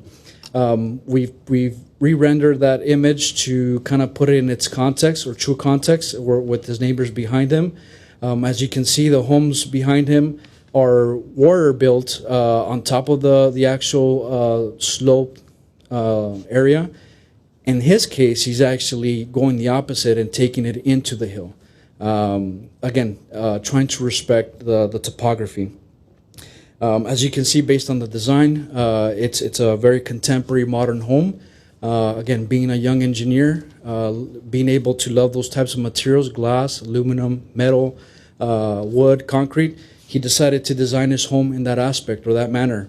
It fits for the neighborhood, more so because the neighborhood is very eclectic in terms of architectural styles. There's really no precedent architecture style within that neighborhood. And also in terms of the massing or scale with that neighborhood, he's actually below or undersized based on what he has with the surrounding neighbors. As you can see on the cross section, I have the cross section here. I don't know if you guys could, I know it's up there somewhere, but it's a cross section showing how his house is actually nestled in the terrain and how it's put into context in relationship to the neighbor in the back and then the neighbor across the way from him. As you can see on the section, the neighbor behind him, you see, 2-3 stories, and then the neighbor across the way, it's a 1-story home. So, thank you very much. Anybody have any questions for the architect? Thank you. Thank you. Thank you. Elisa Fivela, and followed by Javier Estrada. Good evening. My name is Elisa, and me and Eduardo are the owners of the vacant land. We purchased this vacant land in 2014. We are young professionals. I'm an accountant, and like the architect said, he's an engineer. When deciding on a home to call home, we chose City of Glendale because we saw ourselves starting a family in this charming neighborhood. We love hiking, and we like the idea of being close to Clifton Park and Glendale Peak hiking trails. We also love the vibrant restaurants and coffee shops in the Glendale downtown area. So we took on the challenge of building our dream home. From the beginning of the design process, we talked to our architect about building a modern home that would complement the neighborhood. We were very happy to know that we would not be blocking the views of our neighbors and that we would also get to enjoy the beautiful views of Glendale. In addition, we were very careful to design a home by right with no need to ask for planning variances. Last year, our project was sent back to redesign. The design that we are proposing today has a significant reduction in the volume of the house. I was particularly excited about the open to above space in the house and envisioned my family enjoying the beauty of the open to above design. I was also very happy about a his and hers closet. However, I am aware that in order to not intervene with our neighbors' enjoyment of their own property, we had to scale down the mass of our home. We have removed these spaces to scale down the mass of the house by eliminating the 20 plus feet, approximately 240 square feet, from the right side. What remains today is a modest but beautiful 3-bedroom home. For this beautiful house to be functional for our family, we need to have 2 bedrooms. I want to tell my future neighbors and this board that we're not investors and we're not here to build an inexpensive home that we can turn around and make a profit on. This will be our future home for many years to come, and we plan to raise a family in this neighborhood. It is very important to us that our home enhances the beauty of the neighborhood, and we are committed to ensuring that this project is built with the most care. We love this neighborhood, and we want to be able to build in our land and be part of this community. We ask the board members and our neighbors to please be fair when deciding on this project, because a lot of hard work and our savings have already gone into this project. If this project was not to get approved today, we would have to delay our plans of starting a family, and we would have to take a huge monetary loss. Thank you. Thank you. Next speaker, Javier Estrada, followed by Mary Baldwin.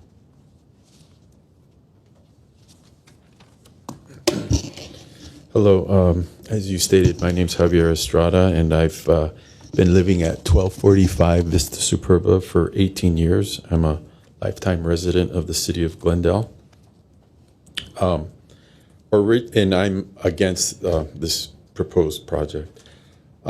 Originally, the houses on Vista Superba, which is a street above Corona, 1245, 1249, and 1239, had lots from Vista Superba all the way down to Corona.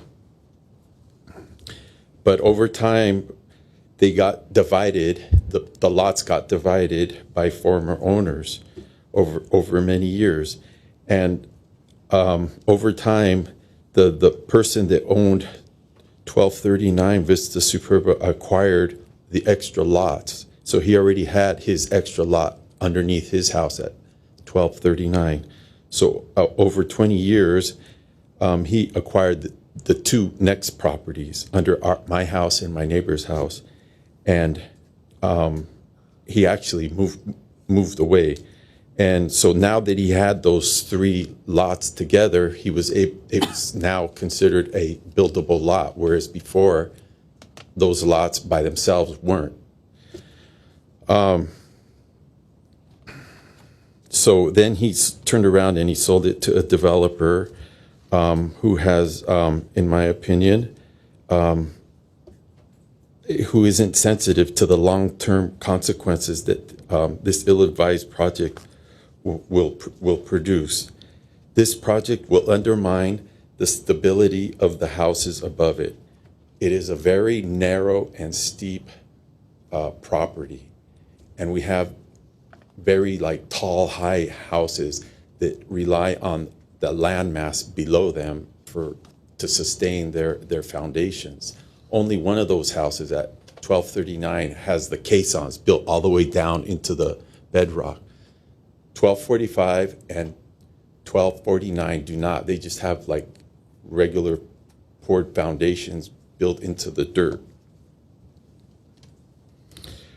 So I'm afraid that, you know, with the losing of all the extra dirt that will occur, will be more susceptible to erosion, and because of our storms are getting more severe. And also, the other thing I'm worried about is that the earthquakes that come will also undermine our foundation, because we've lost all that mass of the hillside underneath supporting our houses. Just because something can be done, it doesn't mean it should be done. This project is a terrible idea for the long-term safety of the area. It is much too big of a home and too small of a steep lot. Thank you. I also believe that there was not a good faith effort was made into the redesign of the project, because that was the timer. Thank you. The total redesign only comes back at 31 square feet less than the original We get design. it. Thank you. Next speaker, Mary Baldwin, followed by Sean Rowe. Hello, good evening, board. I'm just going to I'll be quick. You had a busy night. Your name, and please speak into the microphone. My name is Mary Baldwin. I live on Adams Hill. I live on Oberlin Drive. You have my address there. I'm opposing this project for the very reason that you sent it back last time, is that it is a 70% slope, which is far past the threshold of the hillside ordinance, 50%. And what you can't see from the rendering there is that it is placed in the most awkward spot on the hill. It's not symmetrical. It's a very awkward placement of cobbling together these three little lots. And you refused it last time for this very reason. Nothing has changed from that. And I do want to say on a personal level, I feel really bad for these kids. You know, I know that they wanted to build their house, but nothing has changed from the incredibly unfortunate placement of how this does not fit with the Adams Hill symmetry line of this particular hill. So thank you. Thank you. Next speaker, Sean Rowe, followed by Sofia Estrada.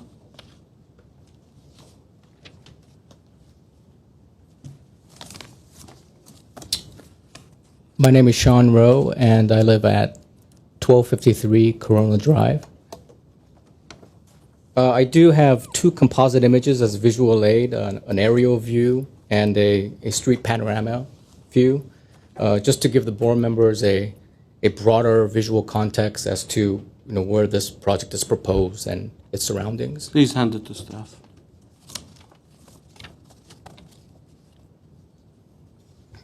My wife and I have lived at 1253 Corona Drive for about 14 years. Our home actually sits right across from the proposed site.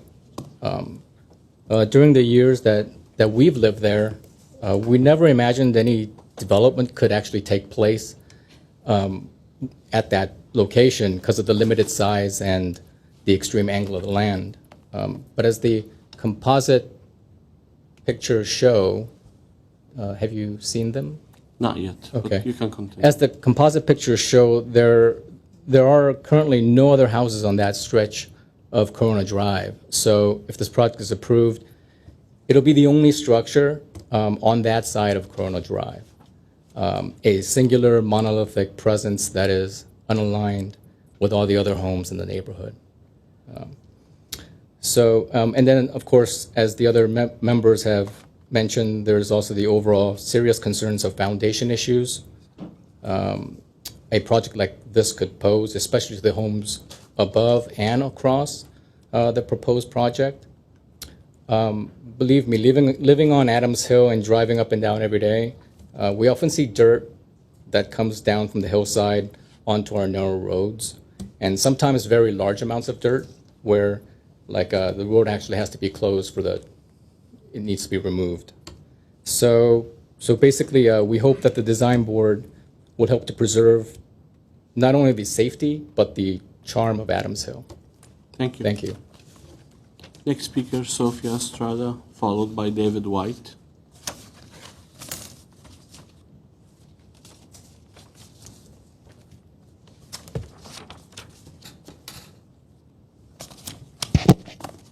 Hi, my name is Sophia Estrada, and I live on Vista Superba, right above the proposed project.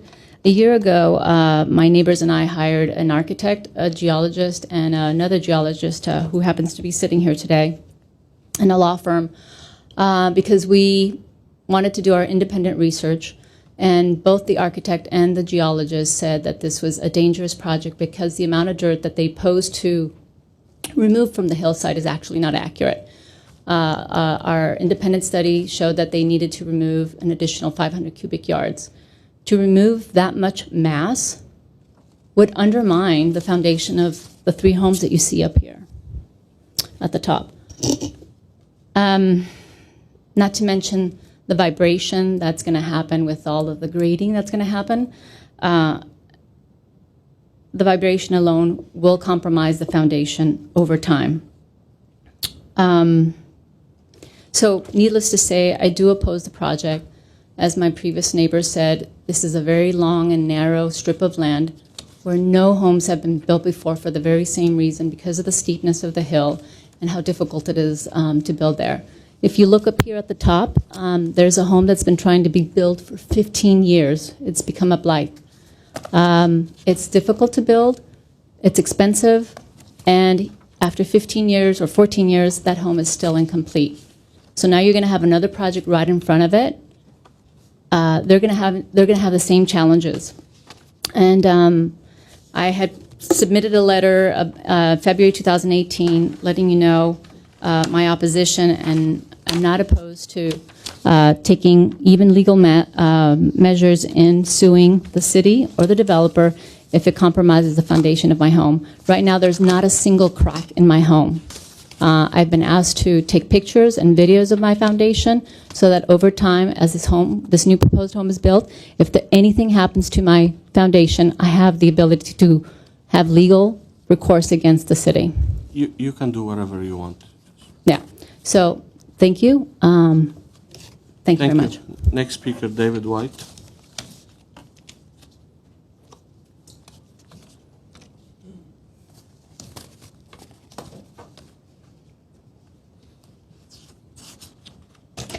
Hello, I'm David White. I reside at 1239 Vista Superba. I oppose this project. The construction would compromise the aesthetic of the neighborhood. It's charming, it's delightful. It's not anywhere else I've ever been. It's a beautiful hill that is nestled above Glendale. And when you go around that corner and you see this modern design just take over the charm, the quaintness, the look, everything about it, it's horrifying. Nothing about it fits our design. The design fits nothing. It's contemporary. All the adjacent lots on the hill are vacant for a good reason. The fact that no one has ever built on the entire section of the hill speaks volumes. Adams Hill is a very special place. Please hear our heartfelt concerns and help us protect and preserve it. Thank you for your time. Thank you. Crystal Hunter, followed by Rick Ramirez, followed by Jeff Hunter.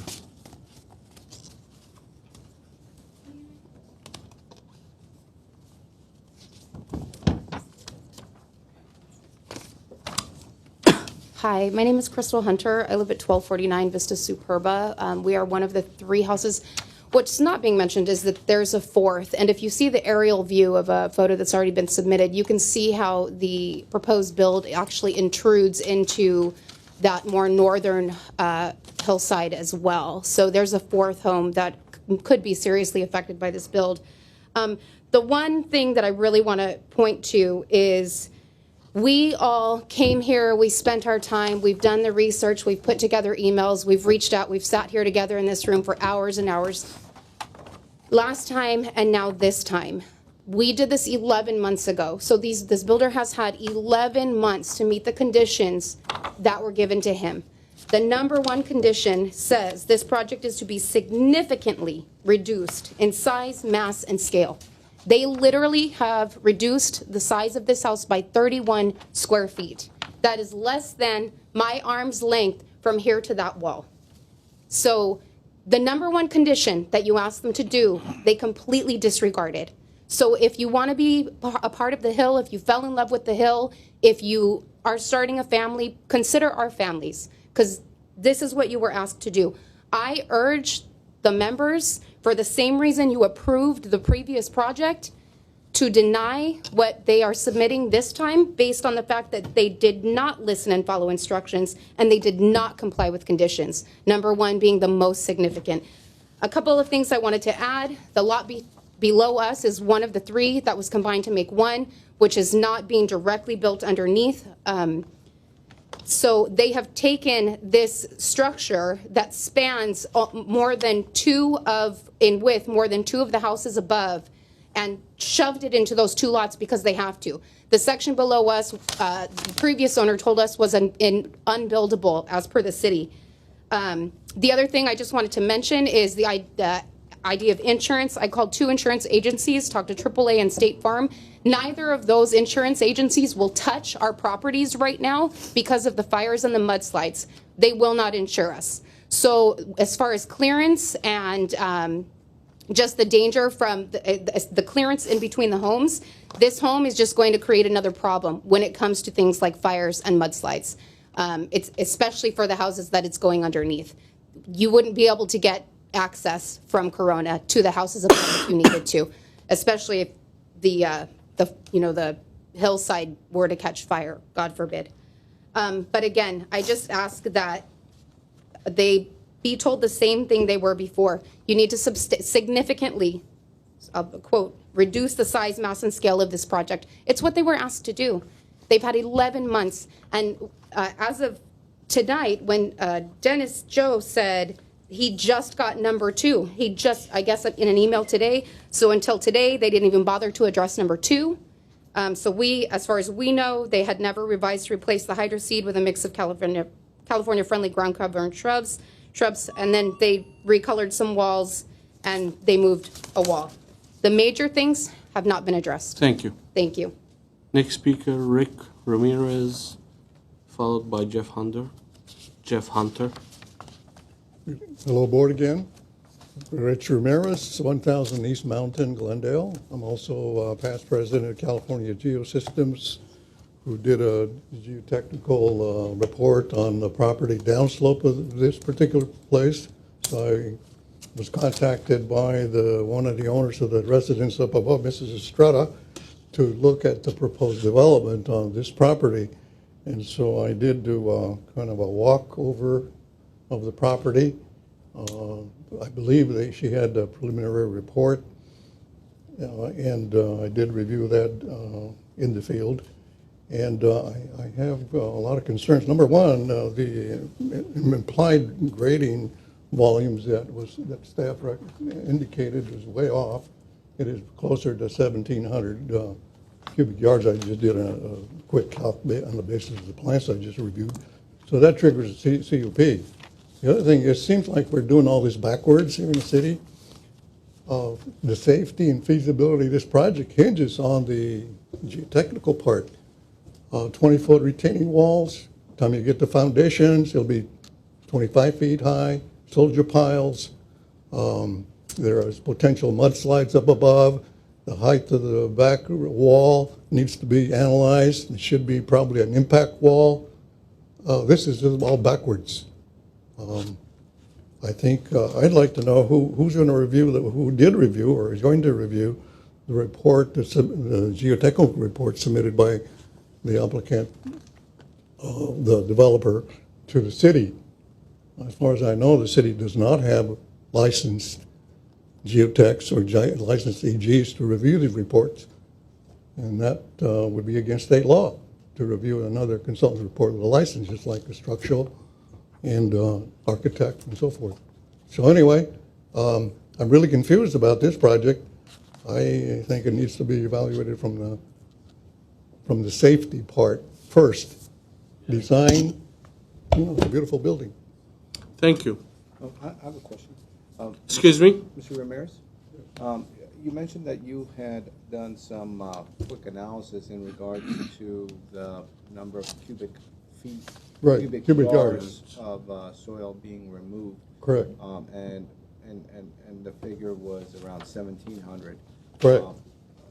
How certain are you about that calculation? Was this something that you just did this I just did it evening, or right was now in the this- plans. It's 90 foot wide, 20 foot vertical. Add another couple of feet for the footings, there'd be a lot of soils there. 34 foot divided by 2, that's a triangle wedge divided by 2, 1,690 yards. I mean, that exceeds 1,500, let's put it that way.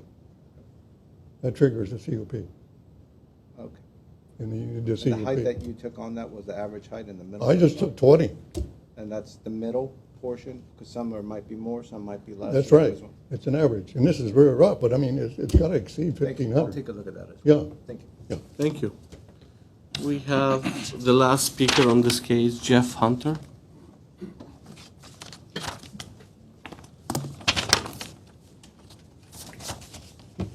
Evening. My name is Jeff Hunter. I live at 1249 Vista Superba since 1993. My major concern with this project is the hillside. LA is the other side of the top of Vista Superba. So we live on the Glendale side, which we love. The other side is Los Angeles. A recent development that had taken place in a lot across the street directly from our home by an architect and a structural engineer that had partnered together to build their dream home has not only compromised the street, has broken a water main from all the earth that they removed. And the house is smaller than what is being proposed here. Cities come out, fix a broken water main because of drilling for caissons, water spewing out of the street. These are my concerns. I have had my house assessed structurally. I have had pictures taken of our walls, and again, I will do what I have to do if my house is compromised. But you cannot tell me from removing that much earth with all that drilling that they're going to have to do for caissons and all the digging that they're going to have to do with excavators to remove this earth, that that is not going to compromise the hillside. You cannot tell me that. I am a 399 Teamster, and before that, I was a 433 iron worker. I know buildings. I'm sorry that they have to deal with this, but it should have been better thought out. I'm not sure why we're even talking about this, because no one has assessed the hillside and the damage that it can do to the homes above. Not to mention, the house does not fit our neighborhood. There is not a home like it in the entire hill. Thank you. Thank you. Any other speakers on this property that haven't submitted the card and would like to speak? See none, so we'll go ahead and close. Rebuttal period. Sorry, first day, so. And a long night. Yeah.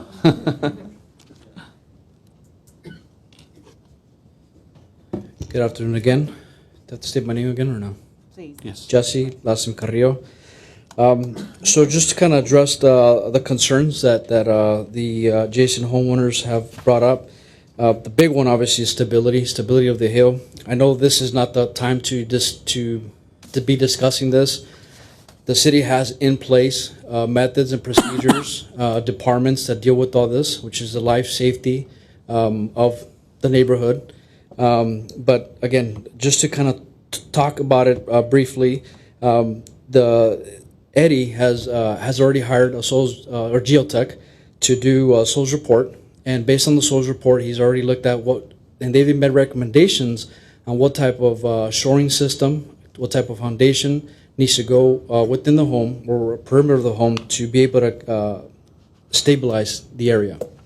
The concern that it's going to create a landslide, or mudslides or the hill's going to come down, I mean, you would have that whether there's a home there or not. That the homes towards the rear of the property have, that they're close to that hill and potentially slide. Again, you would have that whether the home is there or not. He's actually stabilizing the hill with landscaping throughout the hill, which will help with erosion control. So that's kind of dealing with the stability and foundation system. The other one that was discussed was the compatibility of the neighborhood in terms of aesthetics. The home, again, is a modern contemporary home. There's about 2 of them on the other side of the street that have been recently remodeled. But again, it's an eclectic neighborhood, which is, again, to try to be able to fit into a specific architecture style, it just won't fit, or there is no precedence there. Let's see, what else was there? In terms of the grading volumes, I think Mr. Simonian kind of pointed out a good point. We could all do like a kind of approximate calculation, but until you get into the actual documents and start looking at the actual grades that are there and how much you're removing, at that point you could look at how much we're actually taking out in terms of the cubic yards, which has been already submitted. And I think that's pretty much it in terms of the... So Go ahead, Mr. Simon. Go ahead. So I have a question for you, and also I'm a little bit concerned, being that you're an architect, he's an engineer. I don't see any grading plans. There's nothing submitted in, and assuming that there's going to be some dirt removed, we're going to have to review and approve the environmental. Correct. So the environmental has the quantity in there, and we can't really guess on that. We have to have a lot more accurate. And the reason that I'm saying the grading is I'm just looking at these plans, and right the area that supposedly that it's been removed and added on, when I'm looking at the grade elevations, you have an 8-foot wall there. And how you are showing the renderings in that area, you're showing that the grade is being removed in front of that area. So you can't really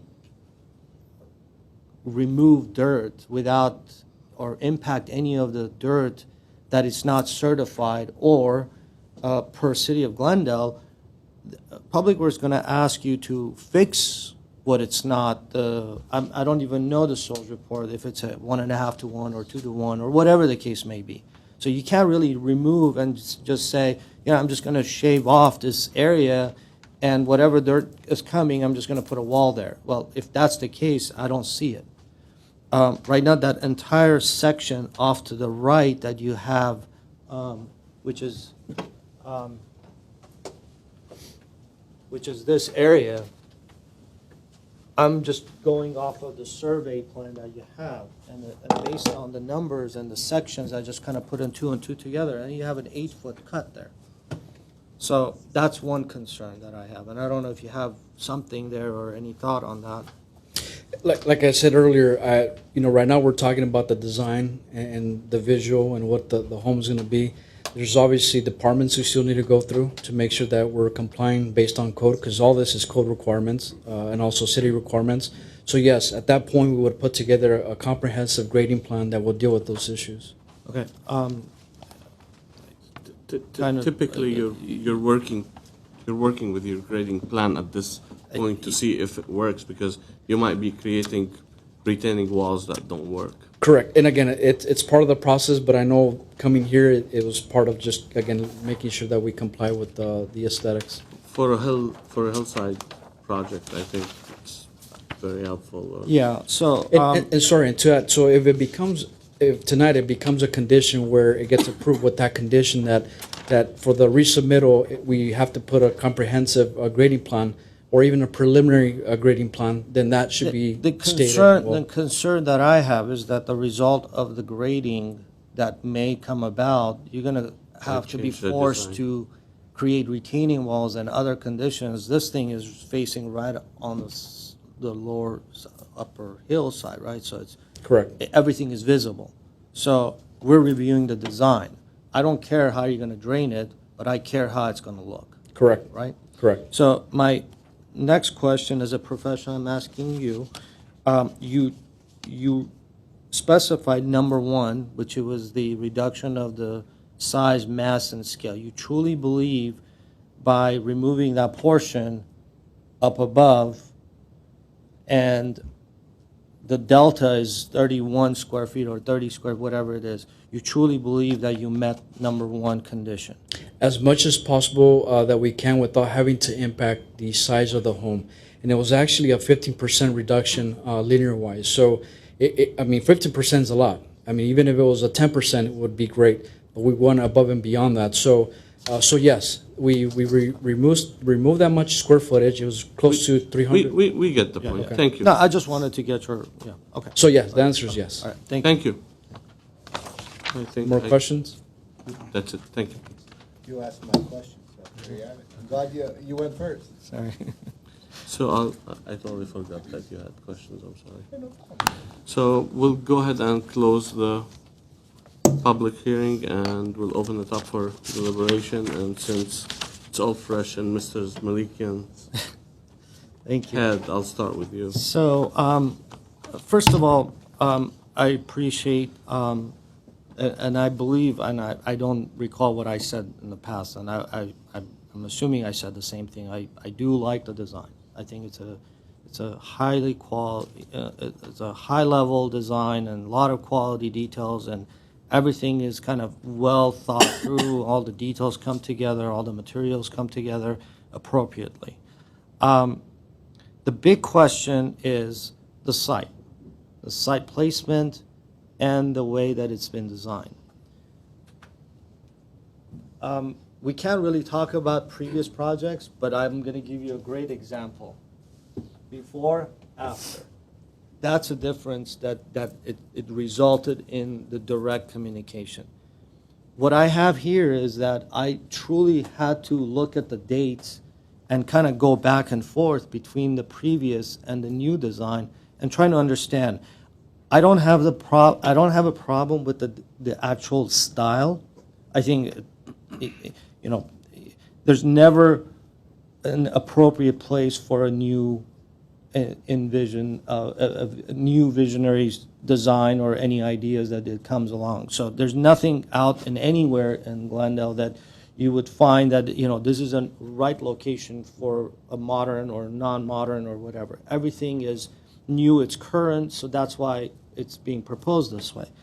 Obviously, it's going in a context of older homes. Therefore, everything that we do, I'm not going to be excited to see something, a 3-story building that is similar to the buildings right on top, or the 1-story buildings and a smaller. And so I don't want to get into the design of it, but what I want to do is talk about the massing. I talked about the grading. I talked about the retaining walls. I talked about I wanted to get the feel of what the architect was thinking about. I'm looking at this design. I want to know what I'm going to be approving and how it's going to appear when it's done. If the result of more engineering that it's going to come about later, that it's going to impact the design, for me, that should happen now. I should be able to see what I'm approving. I agree with the applicant that the engineering of the foundation, engineering of the the stability of the soil and everything, that's beyond me to even comment on. I rely on professionals, soils engineers, inspectors, and different levels of a review process that the city and combination of all the professionals that come together to make this thing happen. And if at any point they find that this soil is not stable or capable of sustaining such a project or such a excavation that we're talking about, which that's another item I want to talk about, then they will take care of that. For me, it's the design, it's the massing, it's the location. I can't tell you what needs to happen to make this project, in my opinion, work to me.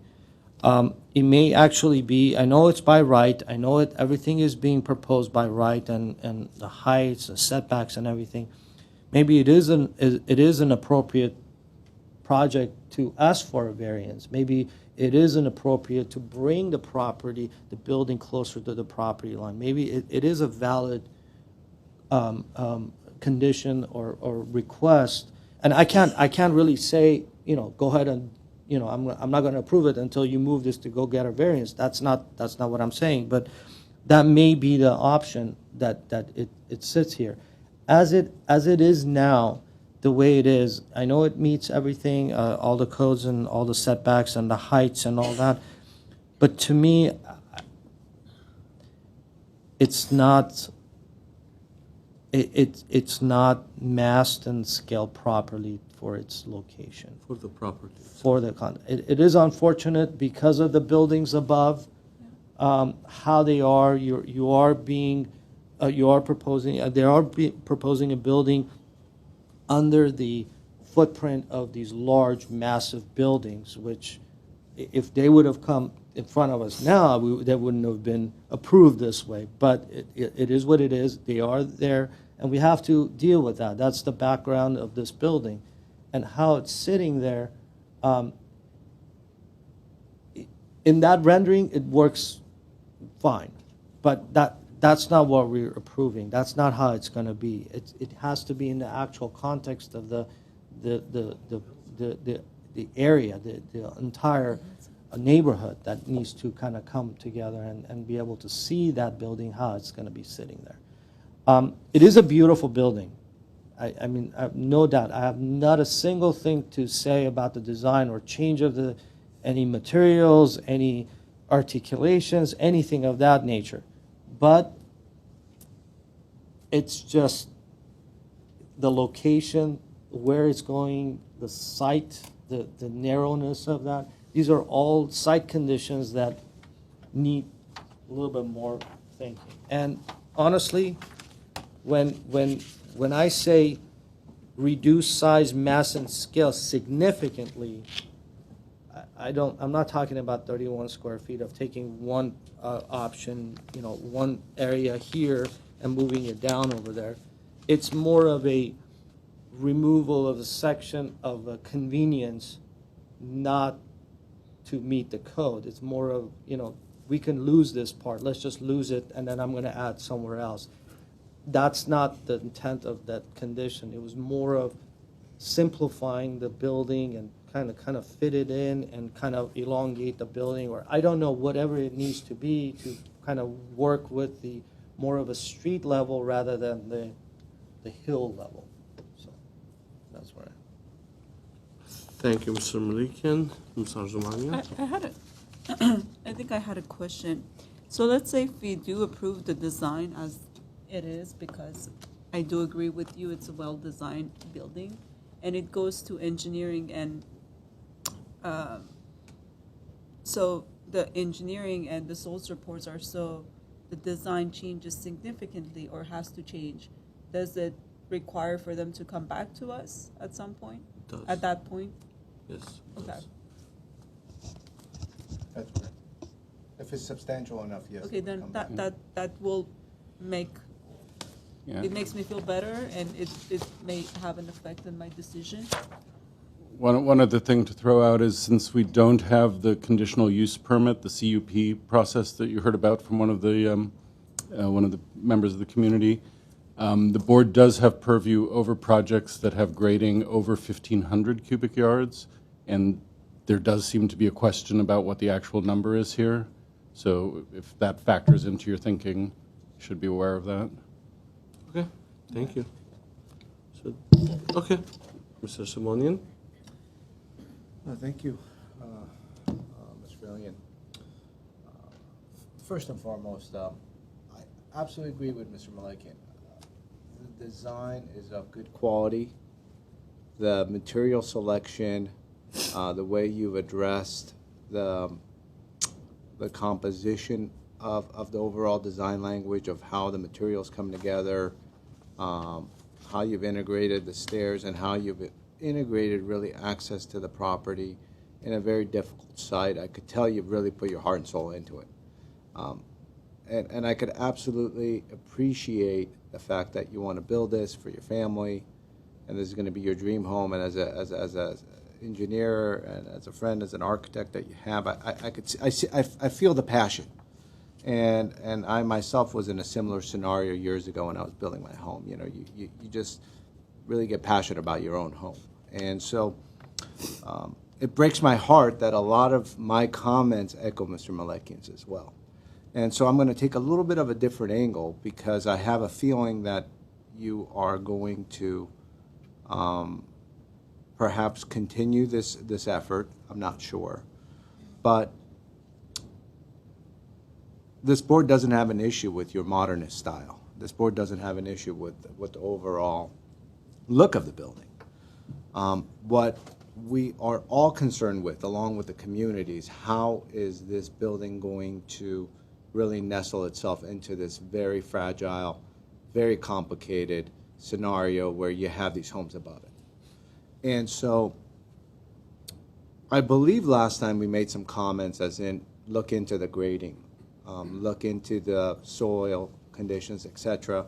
And if we didn't, I don't remember, but if we didn't, we apologize. But I'm going to now do it, and I'm going to be really abundantly clear of how I would go about doing this as just some advice. You should absolutely get your geotechnical soil report done. You should absolutely get a civil engineer involved. You should very much take these board's comments into consideration of reducing the mass and scale, and it's going to be a major compromise someplace. You might not end up with 3 bedrooms. You might end up with less bedrooms, whatever the case is. You do this preliminary grading along with your geotechnical report.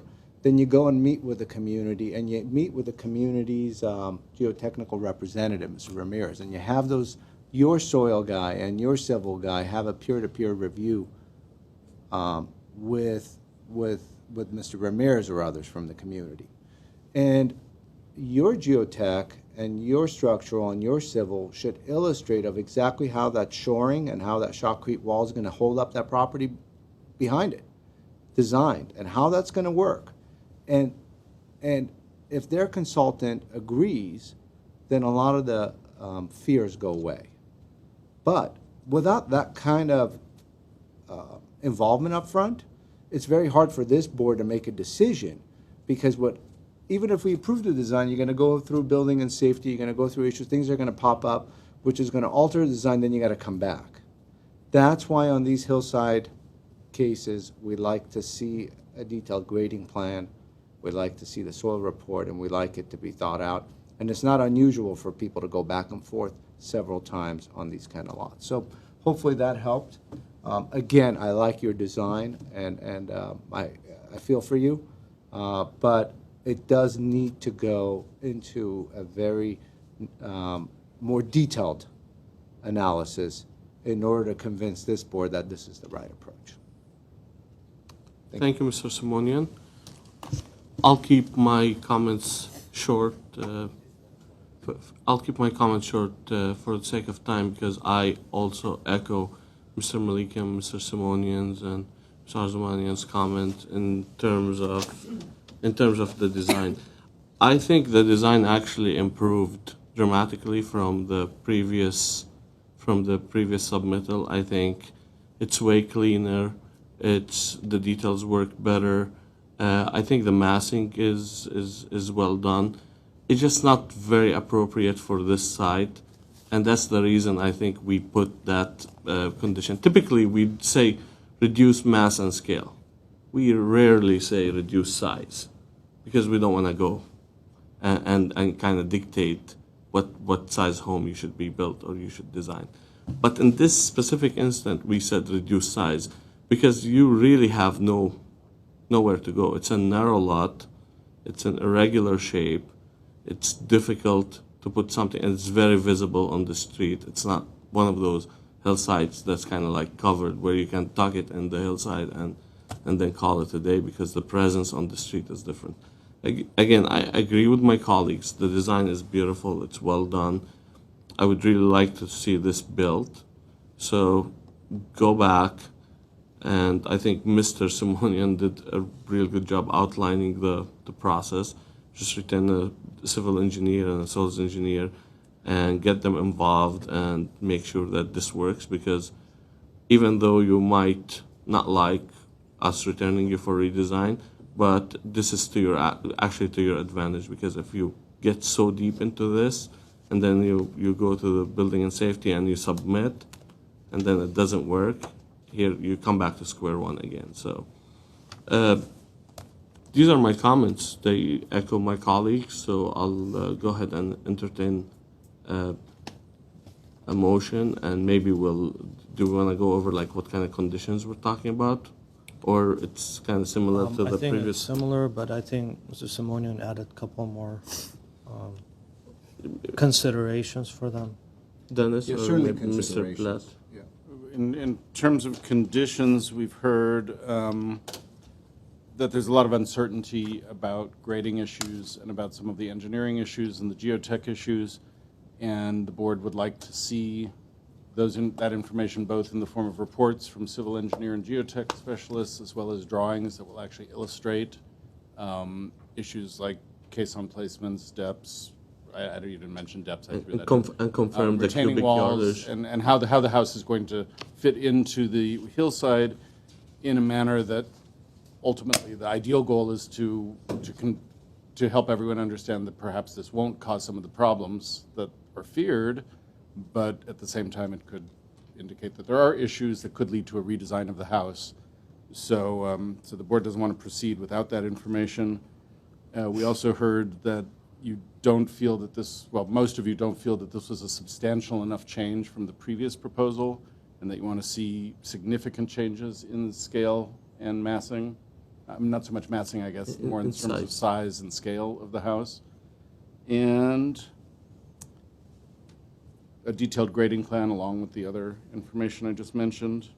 And those are the big conditions. And have the civil engineer also identify the cubic yardage of cut Yeah, and and fill hopefully in that's gonna the take grading place. plan that should come through. I also think that Mr. Malakian's comment about a consideration, I apologize. I also think Mr. Malakian's comment to consider a possible variance if it is going to situate the house in a manner that reduces grading and some of the impacts, it's a consideration, but I think what we can do, I think the applicants have heard you on that. We can't recommend a consideration for a variance. It's just not how I understand, we can, but I guess I believe they've heard you. I'm vocalizing it. If it So, might make things easier for just- you to fit it in, it's something that you could do fairly quickly.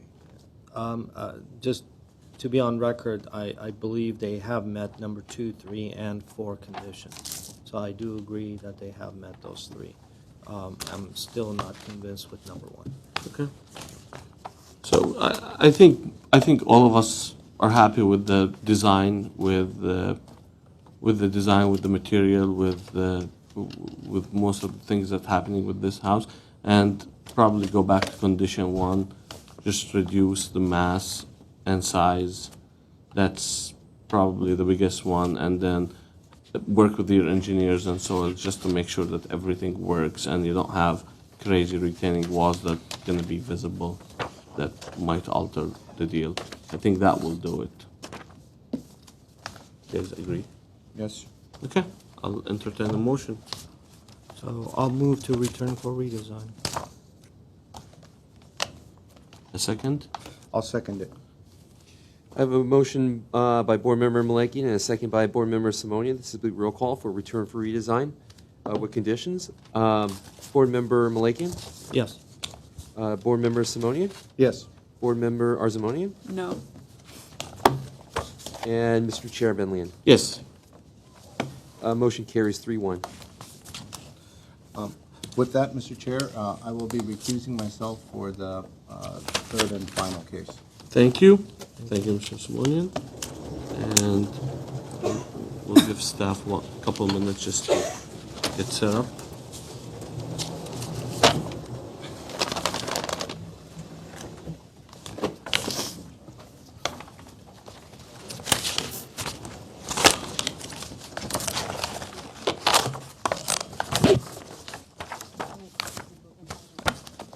Oh. Yeah, so We are still in session, we're so still in session. please exit To quietly. those individuals that submitted photographs and submitted additional documentation, would you please come up here so that we can get your name and your telephone number on those actual documents? In addition, anyone who wants to be noticed about the upcoming Yes. hearing for the return for redesign needs to fill out a postcard, which is on the table at the front, So- near the front door. Extras.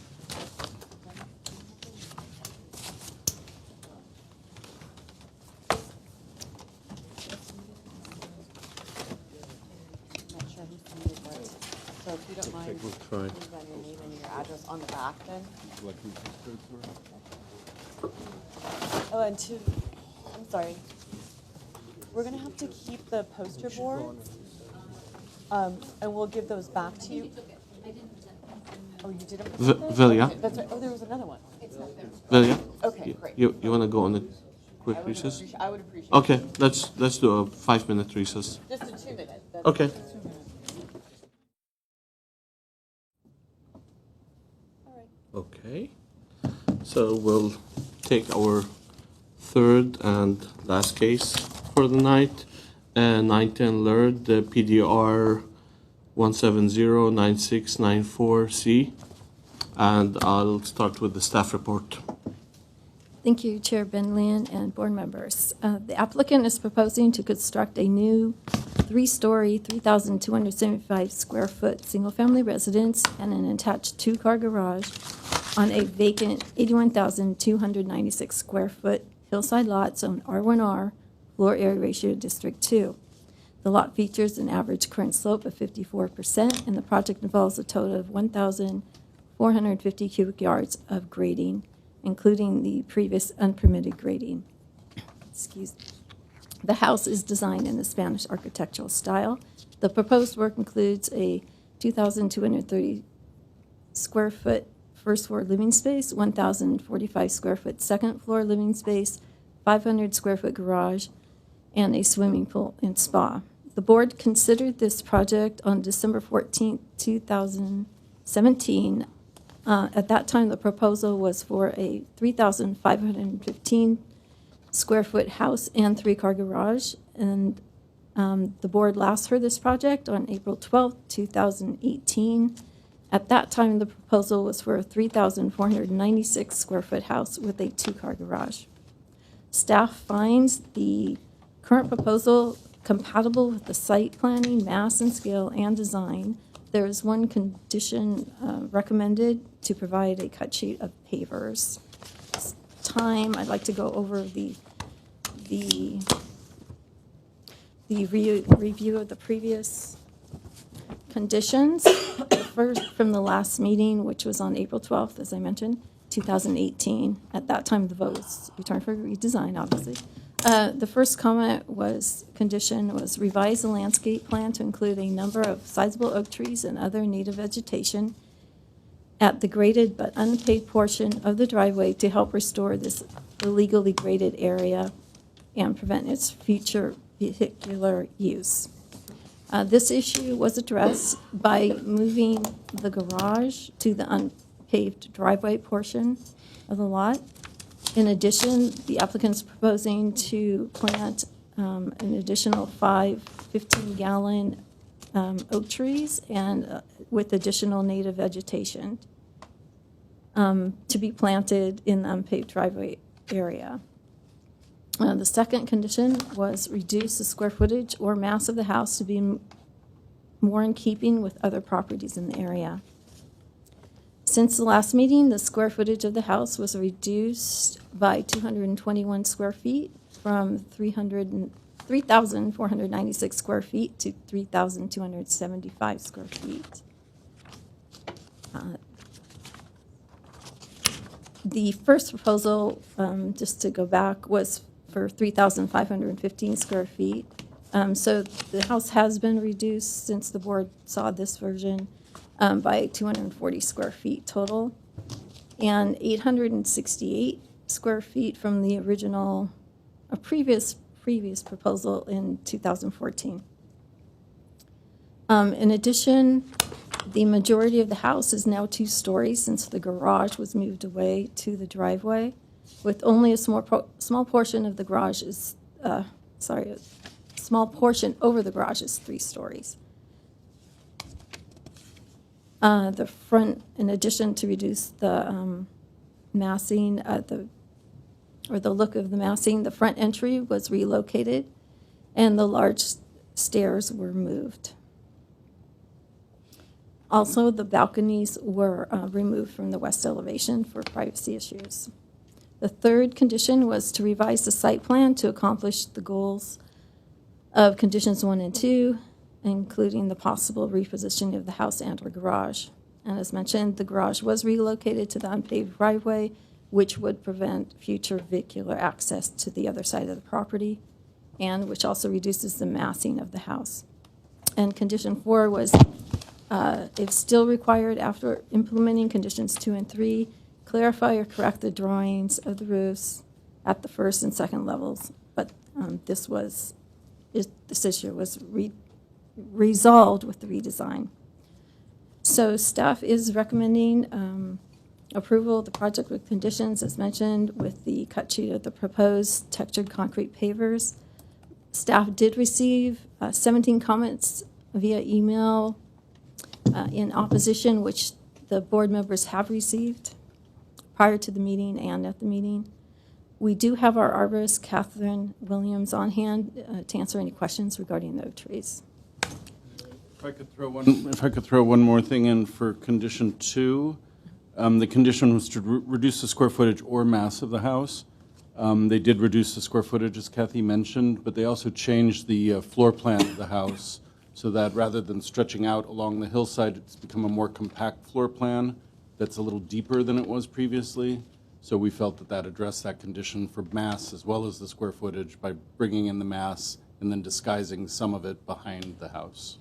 Okay, thank you. That concludes That's my it? presentation. Okay. If you have any questions. Any questions for staff? None? Okay.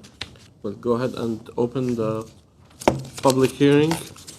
And we'll start with the architect, Elizabeth Heron.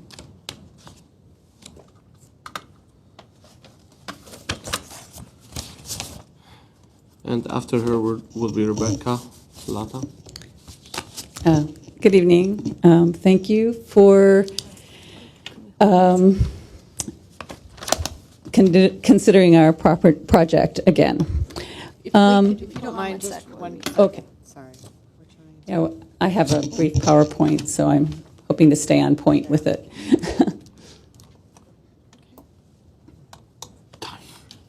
Do I have the? Yes.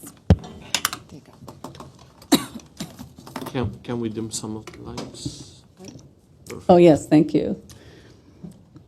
So I just want to start with kind of reiterating how we met the conditions of approval. I think the staff's done a great job explaining how we altered the design and just really struggled with what is the best position for this house. This house has been sited many, many places. It was moved away from sort of the northerly part of the property, which would have the least impact on the oak woodland, but was rejected because of its visibility from properties beyond. So we are been sort of, the site of the house has been determined. And so we're working within that to not impact the trees, but try to position the garage in such a manner where the garage massing helps reduce the scale of the house. So the landscape, we worked on that as a condition of approval. It was to plant some trees and also to block the driveway and to restore some of the driveway cut that had been done previously. So we've worked on that more extensively with this submittal, particularly adding the 5 trees, the oak trees, to reinforce the oak woodland, to restore some of the grading up on the northerly portion by Chevy Chase, and to place the garage in the path of the driveway, thus blocking it completely and making it impossible to access the other part of the house with the garage. So you can see graphically the sort of green with orange are the 5 trees that we planted, and you can see not as graphically, the garage placement. So we also were looking at reducing the square footage. We tried to kind of trim the house down to its smallest, its most essential essence, and to also, because of the linearness of the house, try to really kind of compress it. Now, by so doing, I shifted the angle of the property, and it kind of, I lost some grading where the garage was from before, because that was a lot of cut.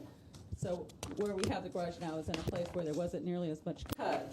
But by shifting that angle, I kind of went up into the hill more, so that the back of the house is almost completely subterranean. You can kind of look at the images, the comparative images of the house. The bottom one is the proposed, and not on? Okay, sorry. The top one is the previous design. And the location of the garage, I think, has a significant impact, and the location of the entryway. I've kind of put the entryway off to the side, so it's not this sort of grand entrance, and I think it kind of reduces the whole impact of the frontage of the house. The garage is sort of situated down, and the roof line also modulates the mass, so it steps up the hill better. And it creates, on a uphill property, it's always sort of a struggle to, step the mass up the hill and reduce the perceived size of the house. So you can see how we've achieved that. And the site plan was revised as kind of was discussed. But at this point, I want to just talk a lot about how even at the last hearing, I decided it was really important to see if we could come to some consensus with our neighbors and to find a way to produce a house that everybody could live with and feel better about. So since our last hearing, we have met with the Chevy Chase Homeowners Association 2 times in the library, 2 times in the site. And our neighbors at 2480 and 2500 on site many times, at least 8 times, to try to find a place to position the garage, to try to figure out how to reduce the mass of the house, to kind of shoehorn the house into the oak woodland so that the house fit the site. And the main concerns, and it's kind of the next slide presentation, so I'm already sort of jumping into that, was the next PowerPoint, is how that consensus building took place. So we met immediately after the hearing to see if we could place the garage down off of Laird Drive, because that seemed like the driveway was an issue for people, privacy, noise. So we thought, oh, well, maybe we can put the garage right there and then, put the house up the hill a little bit. So we really tried to do that, but when we met with the previous city urban forester and our arborist, they basically told us that oak tree number 3, a beautiful, significant oak tree, could 50-50, it would die. And to me, that's not okay. I've sat under that tree many a time, and it's too beautiful a tree to compromise. So we just didn't have an option. I know it was the preference of our neighbors to have that option, but it just wasn't something possible. So then we worked with our adjacent neighbors. Sorry, which one is number 3? I'm trying to see number 1, number 2, number 4, 5, 10, 11. I don't know how to get back to it. This year. When you first come up Laird, you're looking at it as you come around the corner. But that's number 2 on the plans. There's number 2 is the one that's laying down on the ground, kind of. I'm sorry, you're going to have to come up and speak into the microphone. I apologize. I That's can't see, maybe. Boy, 5 minutes okay, goes by never mind. fast. See it. Okay. Great. Thank you. Why don't you? It's too small on the plan. Thank you. Thank you. Thank you. So I guess my time's up. I think time is up, but I'm sure Mr. So, Malika will have some questions. Okay, so last time I was absent, so I never got a chance to put in my questions. But looking at the plans, I have 2 questions for you. why did you raise the building from what you had before? You had 787 finished floor, now it's, I'm sorry, 782, now it's 787. So you raised that entire building about 5 feet. What was the reason for that? It was the garage positioning. So by positioning the garage where we had it last time, which you can kind of see it's at the low point of the house, I pushed the whole house sort of over, compressed it, and started a little higher. But garage is at 778, so it's substantially lower, so almost 8 feet, 9 feet lower. No, the garage last time was at 773, I believe. And then we came up about 5 feet on that driveway because of where we positioned the garage. Okay. The next question, has anybody done a grading plan on this property? Yes, Where's, there's a grading plan over there. just a couple of contours that you're doing in the back, that's the grading plan? So Well, the whole house is So the cut. entire driveways, all these, like when you say fill and all that stuff on these plans, these all fills and everything's going to done without any retaining walls, any kind of a grading or any kind of a... Well, there are retaining walls in the rear portion of the house for the pool. Then the house itself is being retained with retaining walls, because you can see on the grading plan that whole sort of pink portion is cut.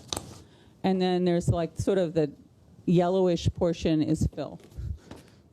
Right, and so you're actually going to fill without, based on what is it going to be filled? That's what I need to know. Well, I need to know numbers, so. It's a bench fill slope, and there's a number on the plan that talks about the restoration fill that is happening along in the pink areas.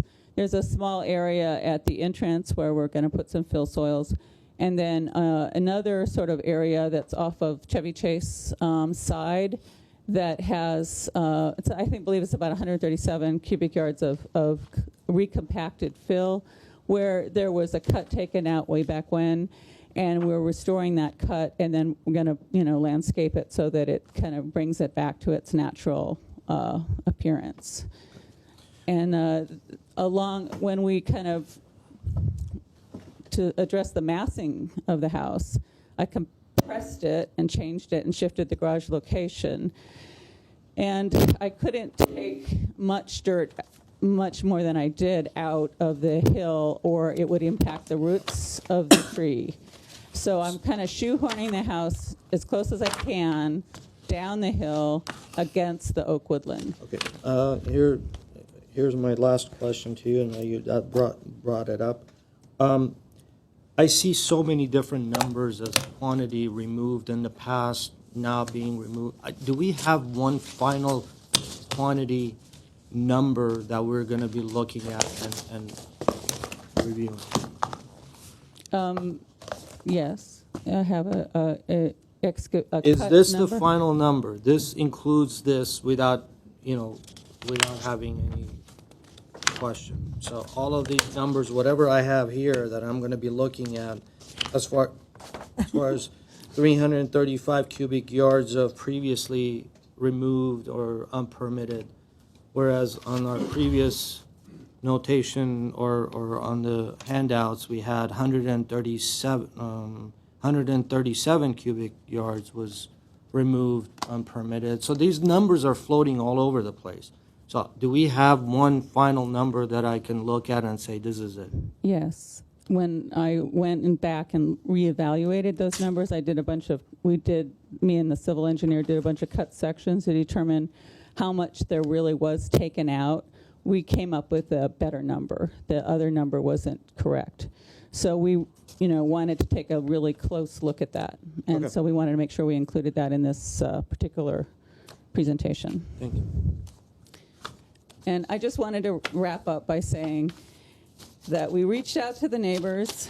I think that the main issues that they were concerned about had to do with privacy, which is always kind of a concern. Please finish your thought, I think. Very time is quickly. up. And then also there's a big drainage course that's adjacent to our property.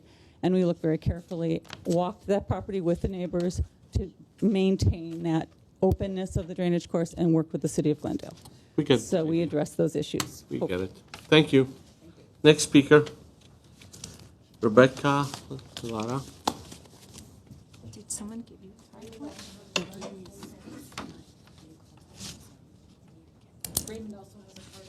Okay. I'm going to see. Raymond. Can you hear me okay? Doesn't sound like it's on. It doesn't sound like it is. I can just talk. There you go. we Perfect. Yeah, now Okay, it's great. on. Thank you. Thank you for the opportunity to speak. I'm going to keep this brief. So I'm the arborist for the project. I have been since the very beginning. I want to make sure that everyone is clear that this project, the grading that occurred on the driveway occurred before Raymond bought the property. I was out there with him right after he bought the property. The grading had been done. It clearly had been done for some time. You know, we've been through, I we've know, been the through only that reason I multiple say times. that- I mean, this is a hearsay.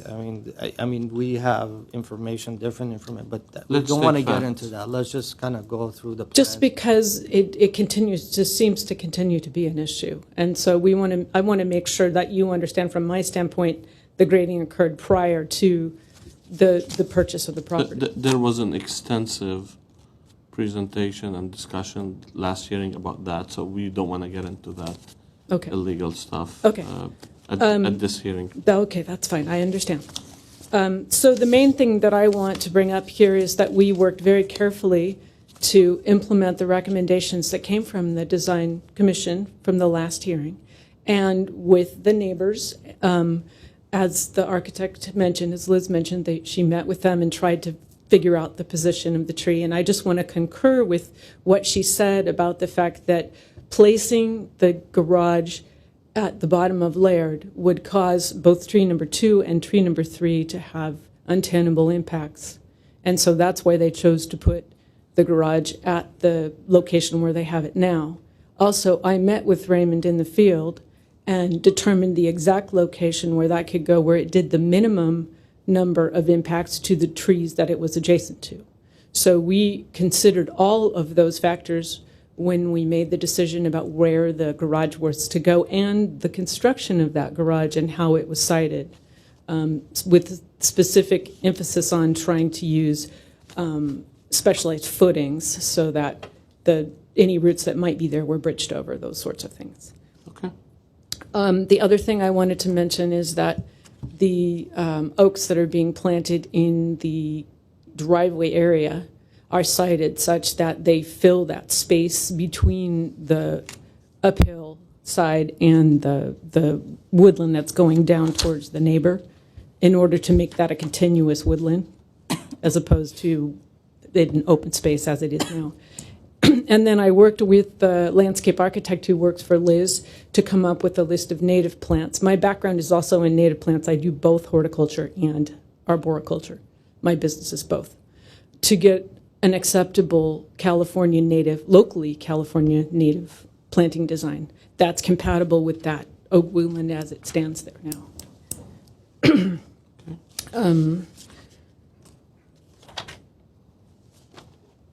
Unless you have questions, that was all I had. I don't, but Mr. Malikan, you have any questions?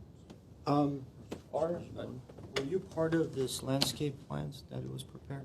I worked you with her landscape architect to come up with that design. So, based on your experience, and this plans, what we have is, I guess it's not up to date. The one that is on the board is a lot more up to date. I counted a lot less number of oak trees than what it was shown there. Existing oaks or new? It just says 2 oak trees on our plans, whereas over there it says 5, but that's besides the point.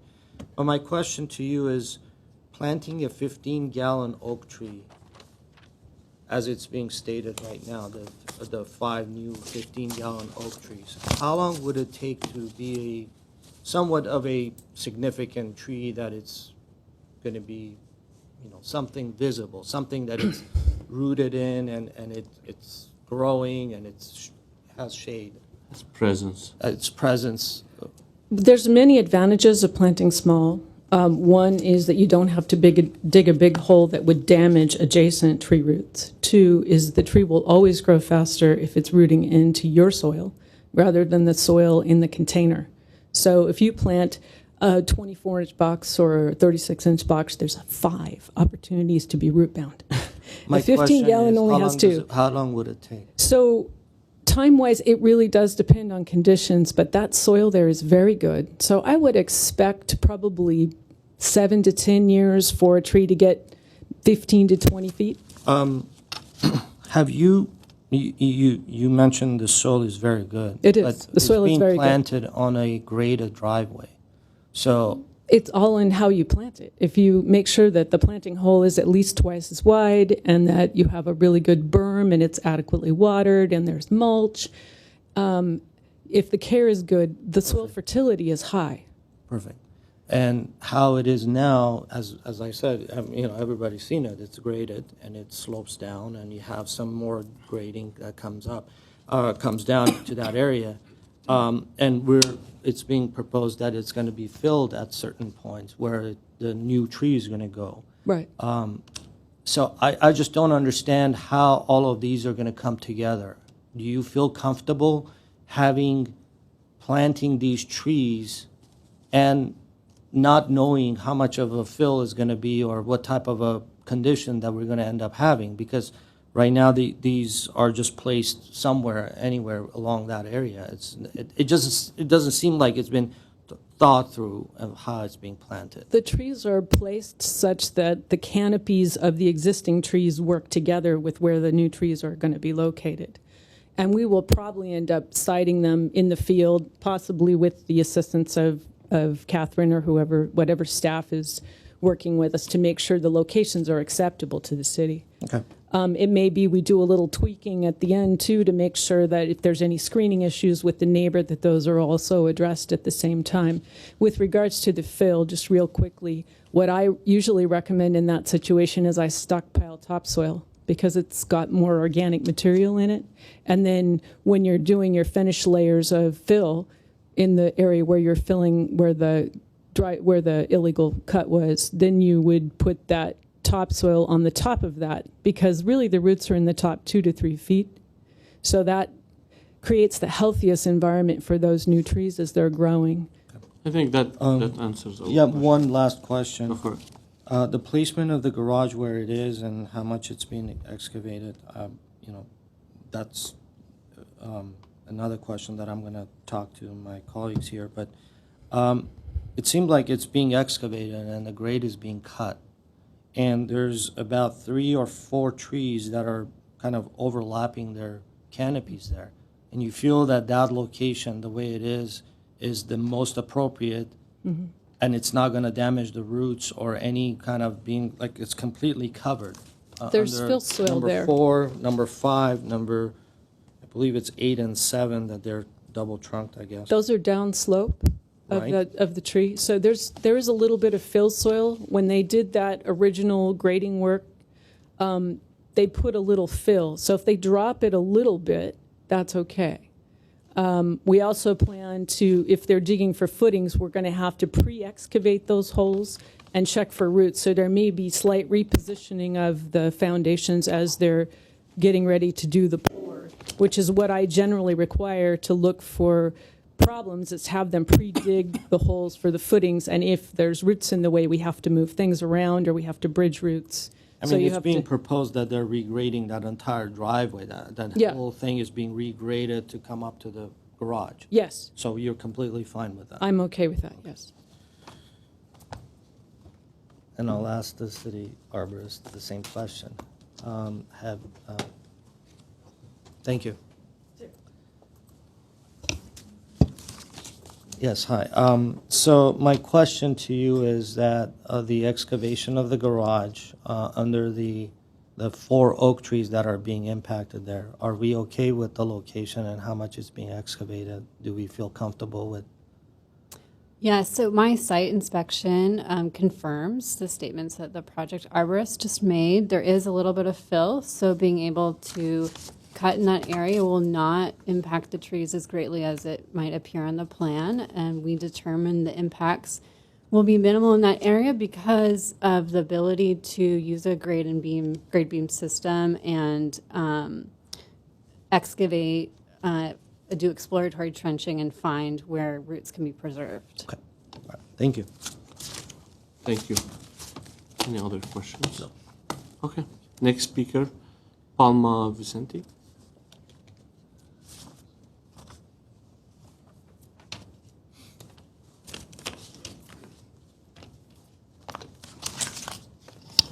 Hello, board members.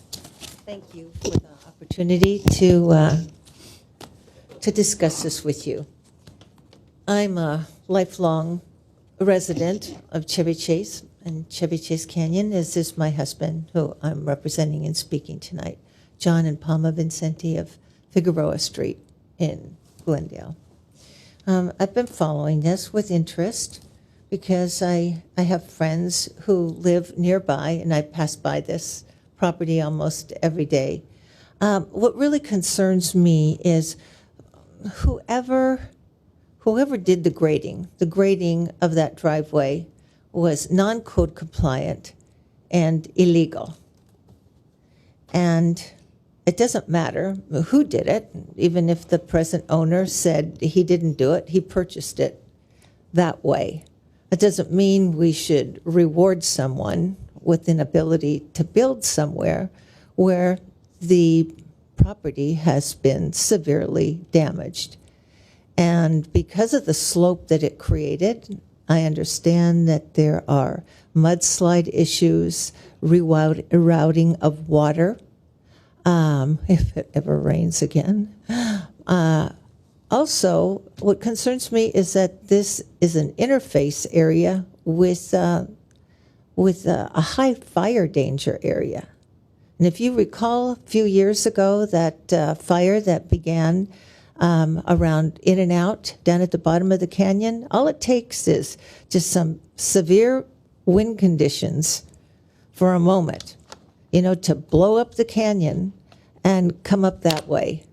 So I just want to make sure that you are really looking not just at the design of this property, but the assurance that if you are design review, that this does fit in with the neighborhood and the safety of the neighborhood, the spirit of it. I can't get fire insurance anymore. I've got 7 letters now from different fire insurance companies because of the wildfire conditions in California.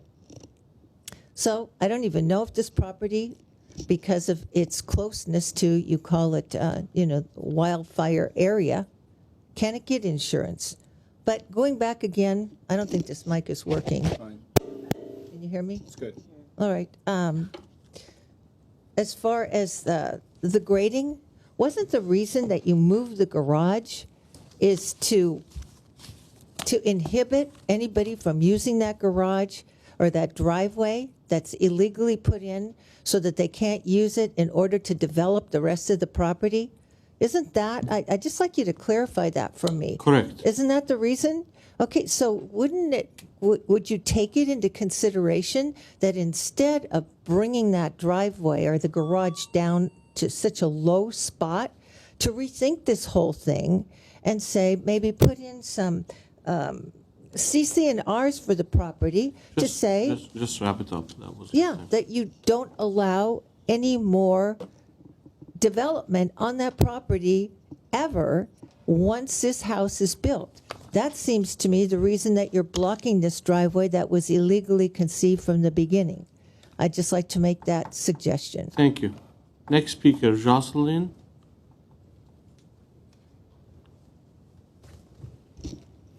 Good evening, members of the Design Review Board and staff.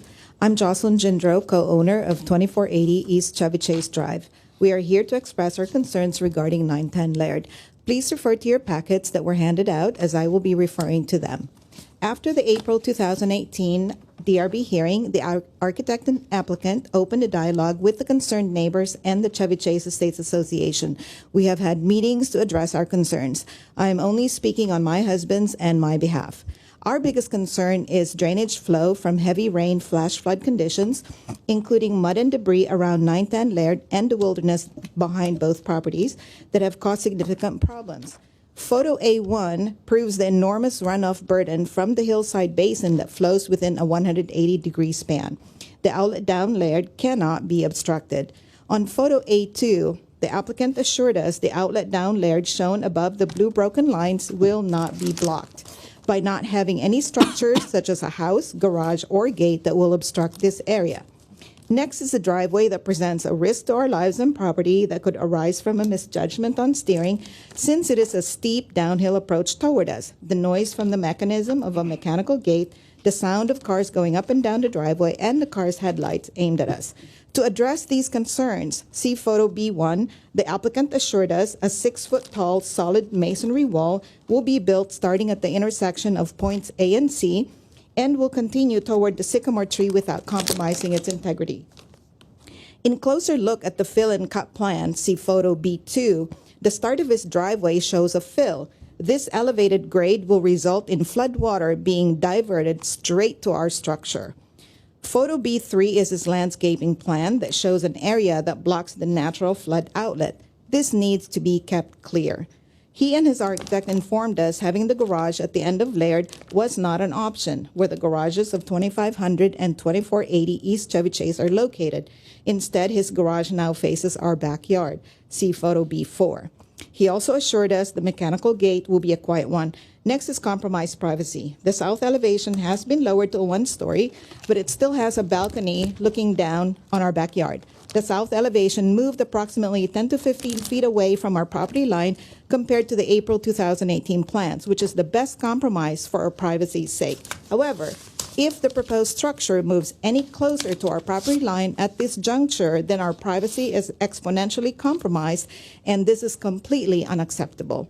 Lastly, if this project is approved, see photo D1, there can be no obstruction of our garage and or driveway access. The applicant again assured us his vehicle, his workers' vehicles, and any trade vehicles will not clog up Laird Drive. Thank you. Thank you. Next speaker, Darren Rohan.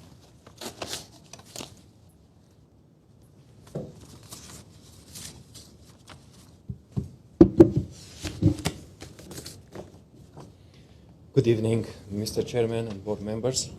My name is Darren Rohan. I live at 2500 East Chevy Chase. The current plans submitted by the applicant continues to ignore the recommendation of the DRB, and no significant changes have been made by the developer to show goodwill toward his neighbors. The house is sitting up on the hill with the family room, living room facing our backyard and bedrooms, which constitutes an invasion to our privacy. If the house were actually moved down the hill, it would block off the illegal driveway, and cars wouldn't be driving up the hill behind my house and my neighbor's house. The garage is placed in the same, on the same level with our second floor bedrooms, and at night the headlights will aim directly into our bedrooms. Coming out from his garage, he will have to go in reverse about 35 feet on a 30-degree slope in order to turn around, which will put our lives in danger. By the way, I personally witnessed the developer flipping halfway over with his truck after he created the illegal driveway. Also, the garage location is placed strategically in the middle of the illegal driveway, which will give him access to drive through his garage to the other side of the illegal driveway, and later on he could build a guest house. It is worth mentioning that the garage is only about, I measure it, 4.6 to 5 feet away from the oak tree. It's one oak tree, exactly where they're going to put a foundation. This developer cannot be trusted. The other day I was talking with one of his former workers who used to work for him, building 3 homes in Lincoln Heights, which are now for sale, and he said to be careful because he's not afraid to cut corners. Another example is that he entered into a lease option to buy across the street from this lot at 2,500. Please, let's keep it about this project. Oh, okay then. Okay, so to this day, he has never he has never had the property line surveyed. Not only that, when he was doing the illegal grading, he removed 3 of the existing survey marks for him to be able to dump the grading onto the neighbor's site. I witnessed one of the survey marks being removed by the developer. I heard him hammering on something very hard, and immediately I went to see what was going on, and to my surprise, he was pulling out one of the old survey marks. When he saw me, he ran up the hill and he dropped it. As soon as his workers left, I went and picked it up, and it's right here. And if you want, I even have, this is the surveyor mark, but 3 of them that I know of, and my former neighbor before Speak into the mic. The former neighbor, which I have, and she moved out, we knew about the 3 of them. So, but this one, I recover myself. So that's all what I have to say. And thank you very much. Thank you. Next speaker, Graham Whiffler.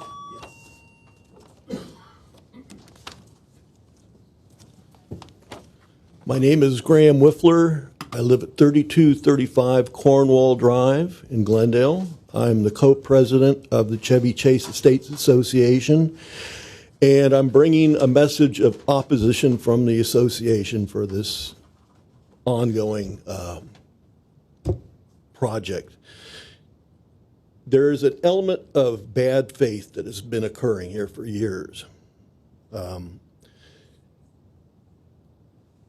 In December of 2017, we came before the DRB, and there were 3 conditions. They were pretty much met on the old plans here, but the new plans completely ignored the conditions from 2017. The driveway, they were told to site the car driveway or the garage facing Laird, and they were told to lower it, which they did in our old plans. They were also told to make the house smaller and to move it down the hill. Well, now the garage is back up where it was told not to be, and the house is moved up the hill. Also, we got the association got an email, which I'll give to you. You might have seen it. Should have been in your pack, from an architect. No.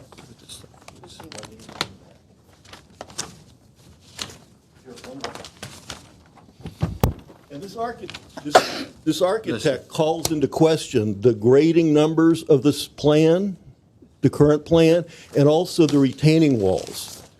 Now, this architect appeared here in 2015 before the Planning Commission, and he challenged the owner's plans that were submitted at that time, and he challenged them for being erroneous. And it turns out they were. The grading was all off, and the square footage was all off. They were erroneous plans.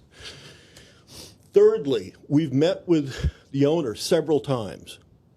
The last time we met, he looked everybody in the eye, and he promised to clean up the sandbags that were left over from his illegal grading. And they're still there. That was like 3 months ago. He said he would do it within a week. He looked in everybody's eyes and said, I will clean those up within a week. And they're still there months later. And that's all I have to say. Thank you. I think we don't have, or we have Raymond. We called you. So you need the applicant. Oh, you haven't spoken. Okay, yeah, please. Sure, go for it. This is a new card. Speak into the mic, please. Good evening, a member of the board. My name is Raymond Monroe, and I live currently at 3169 Kirkham Drive, Glendale, and I've been living there for 10 years. When I bought the property, I thought I was going to be able to build my house, and within a year or two, I rented a house up at 3169 Kirkham Drive. But now it's been almost 8 years, and I'm still trying to build my house for myself and my family. So, and then there is a lot of things that have been said about all these things, like you bring this piece of pipe. I don't know where you even get that pipe. So I don't want to continue on. So thank you very much for hearing me. No problem. Thank you. So now we have a couple minutes for rebuttal. I don't know if the architect or the owner is going to do it.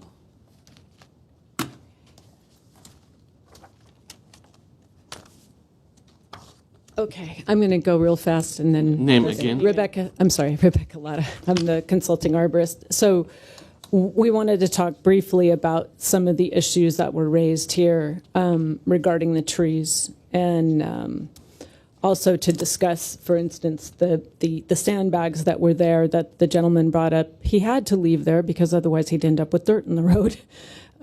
So the trees that are impacted by the construction of the garage at the base of Laird, we had run the calculations on the percentage of soil that would have to be cut in order to make that sit flat where it had to go. And like I said, we determined that that would be too many impacts for the trees. And I think Catherine can probably concur with that, even though Jeremy, the previous forestry supervisor, was the one who made that determination.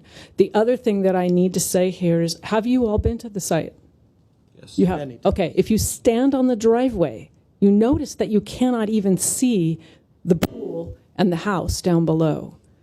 So we are concerned that this issue of visibility continues to come up, and yet there is an oak woodland between the garage, the house, and the neighbor down the hill. So it's important, I think, to note that while they may have concerns, not only are there oak trees, a significant number of oak trees between the client's house and the neighbor's house, but the neighbor also has trees on their property, which screens their house and the second story. So we're struggling with pleasing the neighbor who doesn't want the project at all. And we hope that the Design Review Commission can have reason in this situation, since we've been here 6 times trying to meet the requirements of the neighbors and the desires of the Design Review Commission. It is our goal to build a good project, and that's the whole purpose of coming here, is to get input and to get feedback and to understand what the community wants and what the Design Review Commission wants. And so we're hoping that this project can move forward. Thank you. Any questions? Thank you. Anybody else would like to speak on the? You have Elizabeth Heron, architect. Maybe 30 seconds. To rebut. I think the main thing that was brought up about what was done or the reason why we shifted the house slightly higher from the last hearing. The garages that were placed as a condition of approval from the hearing of December 14th. You know, I'm sorry. Would you mind stepping away from the microphone? Close You're to too the close. mic. Oh, too close. Okay. I can't hear myself go. on it. Is that good? Okay. Yes. All right. So, and then trying to place that garage. I spent hours and hours trying to find the most optimal place for that garage. And it did end up lifting it up the driveway slightly. So that's why we revisited that, and then it allowed for better massing and all the other things that came with this new proposal. So thank you. Okay, thank you. Any questions? Thank you. So I'll. Anybody else want to speak on this project that haven't spoken yet? Okay. Could I speak for my husband? No, no, we're done. You spoke already. So thank you very much. I'm gonna go ahead and close the public hearing and start the deliberation. And I will start with you, Mr. Malikian. So I'm sorry that I missed last meeting. I wish I was here and I would have had some thoughts then. So talking about the condition of the site, and I'm not going to be getting into the discussion of who has done what and at what time, when it occurred, or if the current owner was involved or not.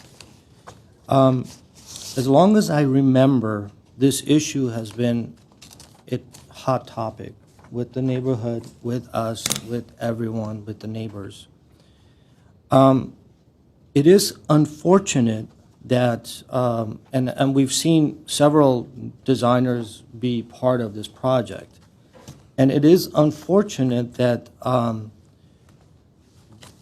the professionals have been on board. Not once they have suggested to do a complete analysis of a grading plan to show us how we're going to be able to fix what it was done prior for the owner to be involved. This has been my concern. This has been the neighbor's concern and the community's concern. So right now when I'm looking at this and getting all these random numbers of calculations, and every time there's a set of plans that come from front of us, we really don't have a good sense of what has happened in the past, how they're mitigating that, how are they fixing that, and how we're moving ahead with this project.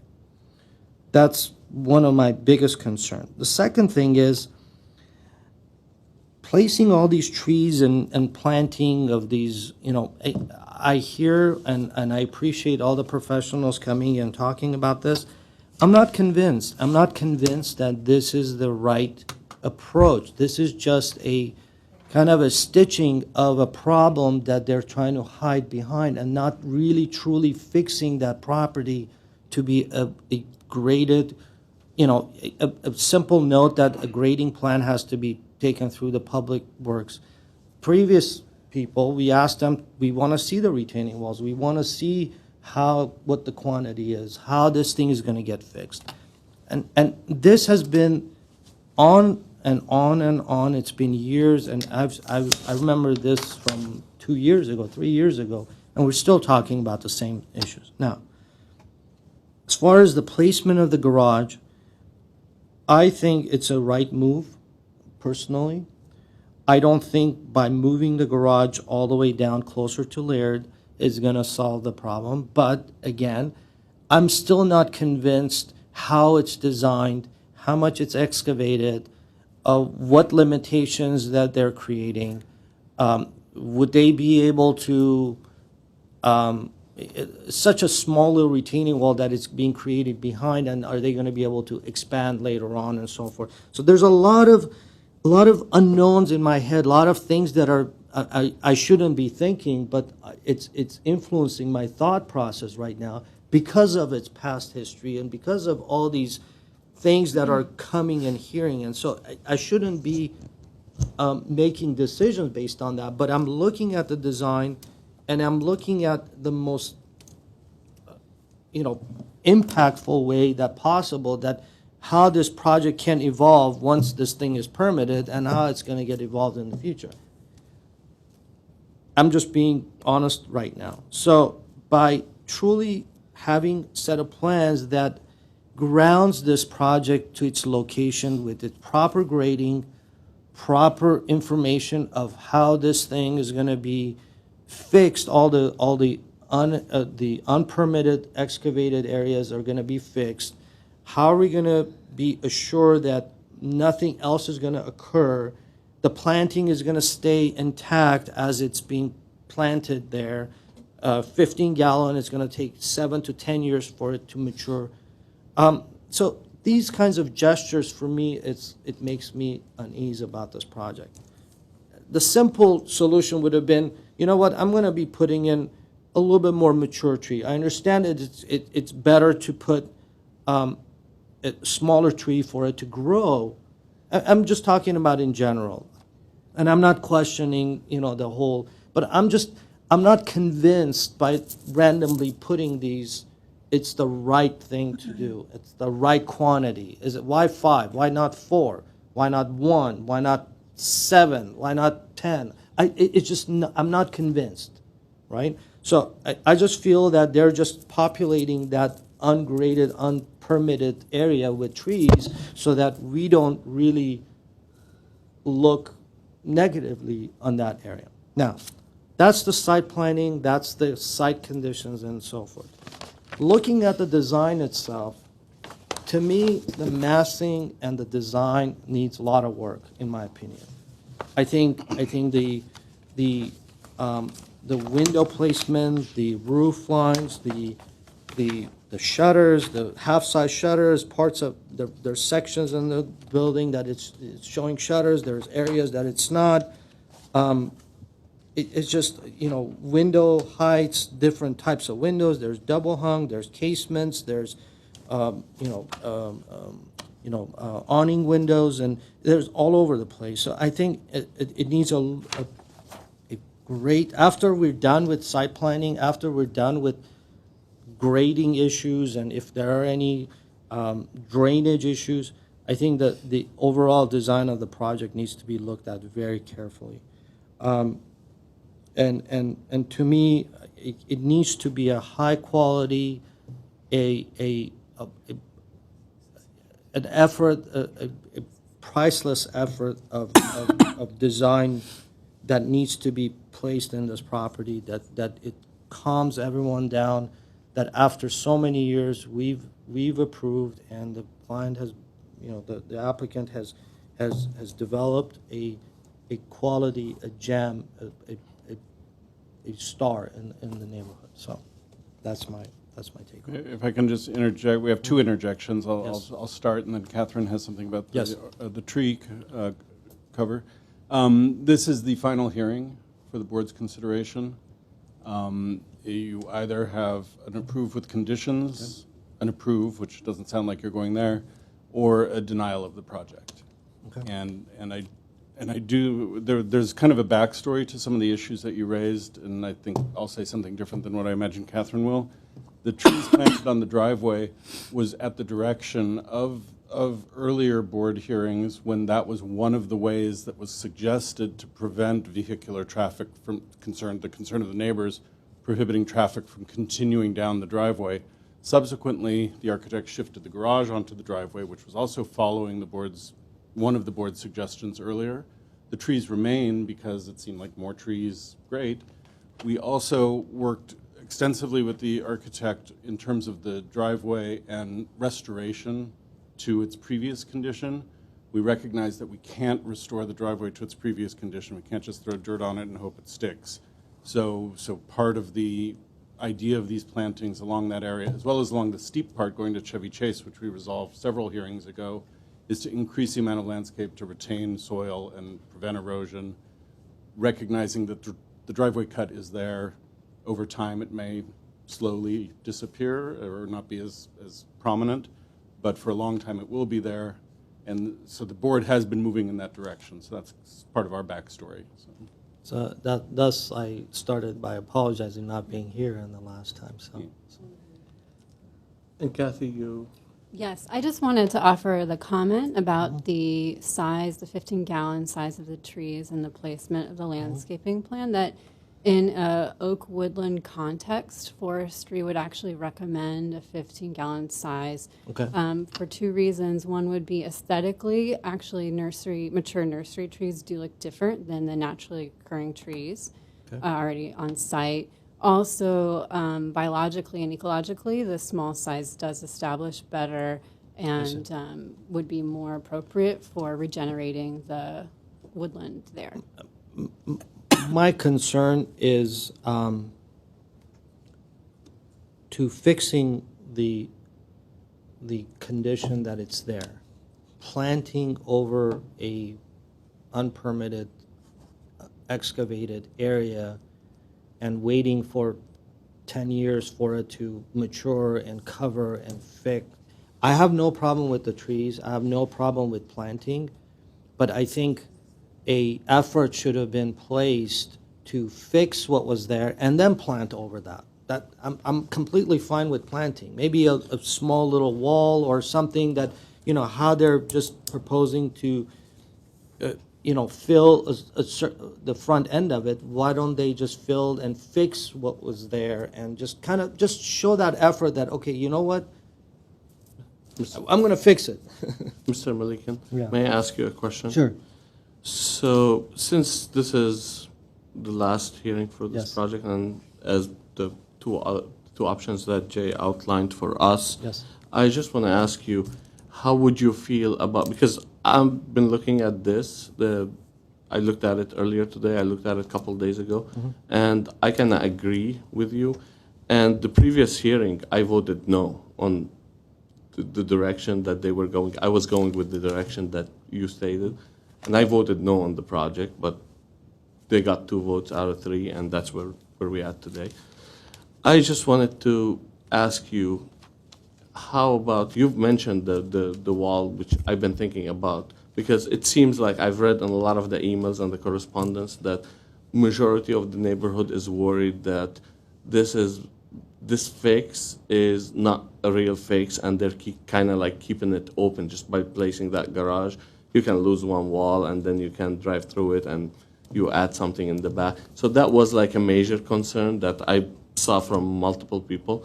How would you feel if they actually put a retaining wall at the foot at the garage wall that wraps around, and then you use the cut that's generated by the property to fill and restore the illegally graded driveway? I'm not here to regrade and redesign the whole project. All I'm suggesting and saying that for past years and years that all these issues had come up, not once we have seen a proposal of an intention of fixing. You know, they were forced by last time, I'm assuming, that the condition that you guys placed to plant there. And that was the first time anybody, you know, this is the first time I'm seeing that. Yeah. My concern is by nonchalantly saying that they're going to fill the driveway at the bottom end, for example, right? How are they going to fill it? How's that going to get filled and raised without having a wall on the side? How are you going to bring the dirt up without placing a wall at the edge of this? And I just can't comprehend. I don't know. No cross communication. It's just not possible without some sort of a retaining condition. You're going to need the retaining You're going to wall. need the retaining condition. So how's that going to impact, you know, the trees, and how's that, you know, I need some closure on this uncertified thing. You can't just say, okay, you know, I took it out, sorry, you know, and you know, whoever did, let's say, I'm not saying they did, whoever did. And so all I'm saying is the effort, the gesture of good faith of trying to fix what was there, I haven't been convinced. But again, if you guys are fine with the tree, because that's what the direction that you guys gave, I'm okay. If you guys are comfortable with that, I'm fine with that. I've given my concern about the site and site planning and all that, but I have a concern about the design itself. So Yeah, but again, are you willing to? if you guys are fine, I'm not gonna. No, we can place conditions. I mean, for the design and for the wall. Jay, you have something. You can give us design conditions as we always get. When I mentioned the options, I neglected to mention that there is the option of a continuation for further information if you don't think you have enough grading information. The issue for us is this has been heard so many times, and we've accepted that the driveway is going to be there, but I know there are additional considerations about the retaining walls and things like that. Yeah, and I mean, continuing and getting a grading plan, I don't think that's fair, and that's not Okay, right then to I other just wanted people. to throw it out there. I'm just kind of giving you one quick little example. Look at the site plan. Look at A1.0. Look at the back top of wall elevation, 809. The contour over there, it says 815.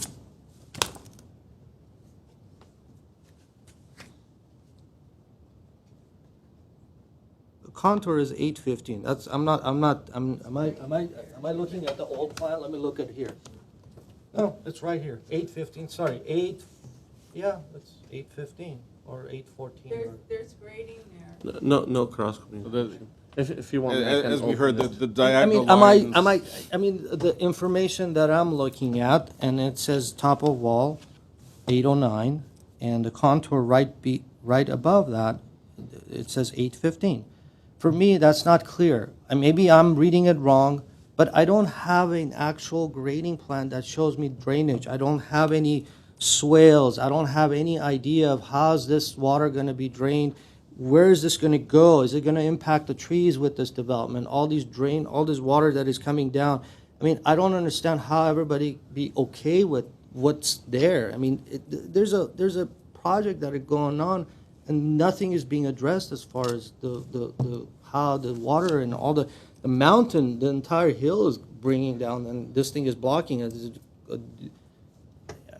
I mean, I'm just. I think we see that you are not going to support. I mean, we talked about again, if you guys are fine with the trees and planting the trees and addressing the driveways, and I'm just one of you too, so you guys can. But I'm not comfortable with the design. I think the design of the project. This is the result of the last hearing, and now we said that, you know, if you guys directed them to plant these trees, I will honor that, and I will go by. I'm not agreeing with it, but, you know, I'm okay with it. But the actual design of the, you know, raising the building 5 feet and so on and so forth, to me, I'm not convinced that was the right approach. No, me And neither. And also the windows and the detailing and all that stuff, I think it's just not truly done well. So I think there needs to be, if we had the option of returning this for another conditions of improvement for the building, I would have done that. But it seems like we don't have any more options left in our hand. Okay, so I'll go ahead and hear Ms. Arzumanian. We don't, right? There's no option of going back for redesign, right? No, but you can give us conditions to achieve a new design, or, you know, we're always good with conditions when you Right. give us directions. Yeah. It is true, last time we did make a suggestion of trying to help the applicant move this project forward with those conditions. And moving the garage was one of them. But with the trees, it was a suggestion. And I hear you, so. Let me ask you this. I voted no on the previous one, so I didn't support the direction. But let me ask you this. You being at the last hearing, have they met the conditions that you guys tried to impose, and have they met those conditions in your opinion? Has The it ones that- resulted in the positive way that you would think that other projects have? From previous time, yes, I would say. They've done what we asked them to Okay. do. Okay. But did that resolve all of our concerns, and is it a project ready to be approved? I'm not sure. I would like to hear any conditions that you would feel comfortable to propose this time around, that will make you comfortable to approve it. If not, then Okay, these are your comments? Okay, so my comments will be brief. I think I agree on almost every, on most of the comments that Mr. Malikan had raised. So last time around, I voted no because I didn't think this is the right direction either. But I think we had two members. It was Mr. Arzumanian and Mr. Charshin, and there was passing of the gavel, and that's how the project got where it is. So now that I see that Mr.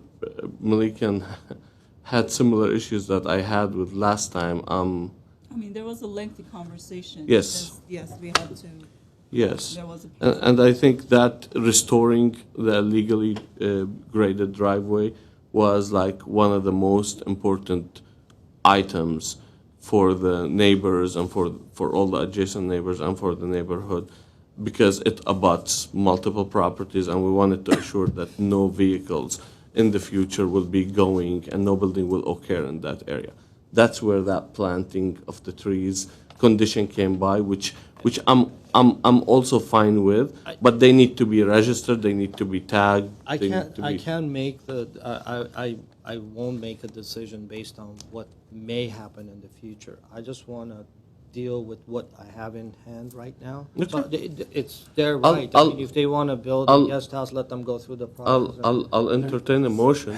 So I think. Whatever you guys want. If there's ever a proposal for a guest house, if there's ever a proposal to take out the back wall of the garage so that you could drive through the garage, we have an incredibly vigilant neighborhood here that's going to let us know if a wall is taken out of the garage. And exactly. And they'll have to apply for a guest house. I'm not going to so- make a decision based on what may happen or what it will happen, but what I can comment on the design if you guys want. I mean, if you're comfortable, I mean, I'm okay with it, but there's a lot of conditions on the building, the design itself, that I have a concern about. So I don't know where to even begin to even talk about, but again, the overall, I think I'm just going to talk about the design really quick. I don't know if it needs to be noted or not, but overall, I think the mass itself, it looks much more massive than the 3,200 or whatever it is. It really does not seem that the square footage that they've lost, even from 2 years ago, has really significantly changed. I mean, you're putting these. I mean, it takes me a long time to kind of visualize these the versions that we've been working with, right? So again, just keeping in mind that this is a hillside. It has some stepping, but yet raising the floor wasn't a good idea. Lowering that, I'm still not bought the whole reason that we had to raise it because the garage was going to be placed in bottom. That's a garage is a completely different level. So there's no reason for the house would have had to raise. Unless there was there's no grading for me to understand how much of a grading impact it would have been. So let me ask you this, Mr. Malikan. Do you think just giving them some direction on the design and adding like a couple conditions and maybe we do a continuance to get the stuff that you need to see? Yeah, you don't think that's... I think the continuation is only granted for additional information. It's not another opportunity to redesign. Okay. But you could ask for the continuation. You could give guidance for what would then become future conditions if, after you review the grading diagrams and drawings, you're inclined to approve with conditions. Yeah. So, you can't have it both ways, but you can sort of give an indication of what you're looking for, obviously. Projects like these that you have so many eyes looking at this project, the simplest way to do it is to get away with the minimum of functioning house that you want to build and live, right? Forgo the heights and other things that it's kind of create mass.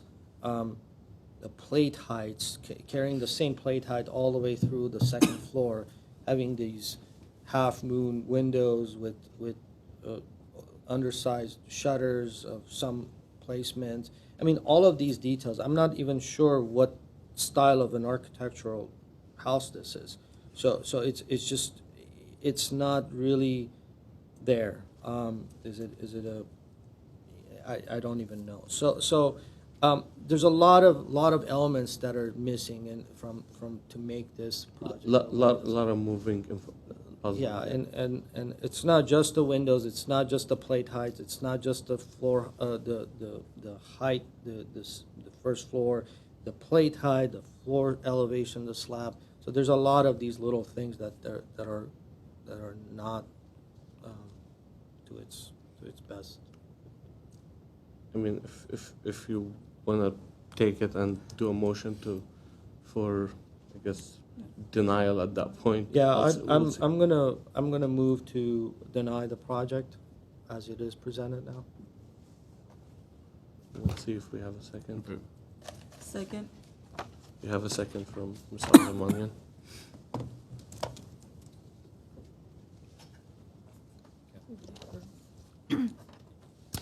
Roll call. Board Member Arzamanian. Yes. Board Member Malikian. Yes. Chair Ben Lian. Yes. That was quick. We should have asked that 10 minutes ago.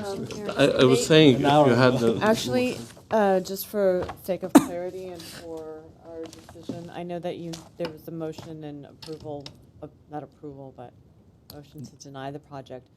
The Design Review Board should probably give findings as to why you are actually denying the project. So I'll take a crack at this. For me, the proposed project has not convinced me with the proper addressing of the overall site conditions. I think there should have been an effort placed, not just planting, but fixing the unexcavated, unpermitted areas, and then planting to make sure, to assure the proper condition of the site that it should be. Just so we understand, the fixing of the unpermitted grading is to restore that to its previous ungraded condition? Not previous, but an effort. It could have been something new, something maybe even if they had to kind of create a wall or some sort, anything. I don't know, but I haven't seen anything. So for me, for me to have turn my head against the condition there, and that it's the site condition, and say it hasn't been done and let's forgo that, to me that's one of the reasons. The second reason is the massing of the building. I think the result of the previous to now, they raised the building and how they've situated. I think the massing, the design of the building itself, the detailing and all the articulations and everything that has come together, I don't think it was doing that. I would have returned it for redesign. I would have been comfortable returning it, but I would have probably wanted to see it one more time. But but for now, being that we're back against only option was the denial, then that would be the option. It just, based on the history of this project, you had mentioned that you were concerned about the plate heights being the same. The drawings show that the second floor plate height or floor to ceiling height is 8 feet. The first floor is 10 feet. Some of these things that you've mentioned are things that we routinely deal with through conditions, the design, the windows. Some of the window issues, I think, are just errors on the drawing. We've worked extensively on saying get casement windows, that sort of thing. So depending on what your largest issue is, if it's this issue of the grading, understanding the driveway. It's the grading, the site drainage, site grading, not knowing how the whole project is put together. And based on that, I just want to remind you that a continuance would be very appropriate to get that information if that's your number one issue, and if you thought that's one of the issues. But again, I don't want to continue to have a completely redesigned project. As you mentioned before. No, we don't want that either. Exactly. So if I'm going to continue and tell them to look at the windows, look at the placement of the overall design of the building, the stepping of the building, the plate heights, the grading, the retaining walls, how are you going to address it just all of these are continuation. No, the only reason I mention it is if you do continue it for grading issues, which there does seem to be a lack of clarity on the drawings, information that you don't have to make your decision, the other issues that you've mentioned are things that you routinely condition. You've already established what those conditions were. We wouldn't ask the applicant to redesign for the next hearing. We'd ask them to bring in the new information about the grading, and then you would look at it again and say, okay, are these design issues things we can hand over to staff? If you weren't comfortable with that, you could deny it at that point.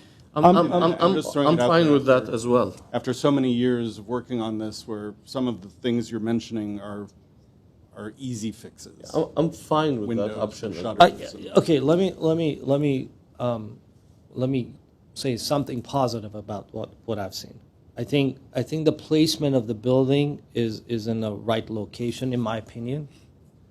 I think the placement of the building, I don't think if we would have moved closer down to Laird or higher up would have fixed the problem. But I think the massing and how it's situated in its location is a problem.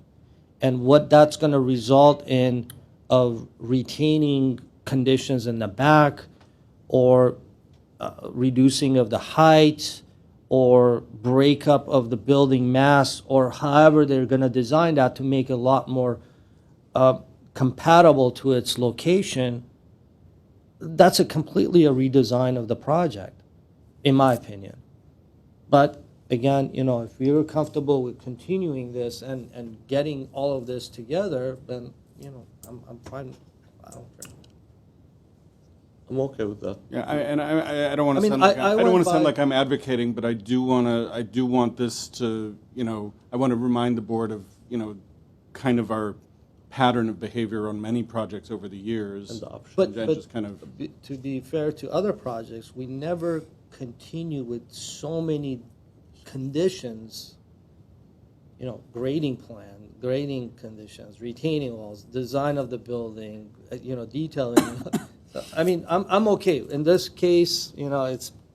You're making the motion, so if you want to. I mean, I just, we've never done this. I don't remember doing such a thing in the past. I don't, not approving, but continuing with so many conditions. I mean, if I could have returned it, I would have done that. But I think, if I'm missing a grading plan, I would say, okay, I'm missing a grading plan, I'm going to continue for a grading. But then what about the design of the project? What about all the conditions and all this, I mean, I'm looking at you guys to give me direction on this. So I don't it's know. really, at this point, we can't give you direction. It's just this has been a multi-year project. The board has had many opportunities to ask for those grading diagrams and drawings over multiple years and even recent hearings within this actual application period, and that request wasn't made. That said, every hearing before the board is a de novo hearing. You have every right at every hearing to ask for new information, raise issues that you've never raised before. I think it's just ultimately staff can't help you here. This is the board's decision. So. In that case, then,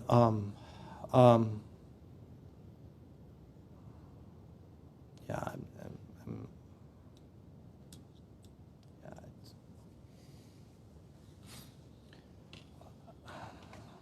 Go with your gut feeling. I'm just going to deny the project. Okay. Yeah. Then it stands as it is. Did we do it? It was already done. We just want to make sure that the. Oh, the condition, the findings, The right. findings. Okay, so we have 3 findings, unless there are others. The first being that the overall site conditions and grading have not been adequately addressed in the drawings. One is that the massing of the house is still inappropriate for the site and should have been at least brought down lower, if not further refinement.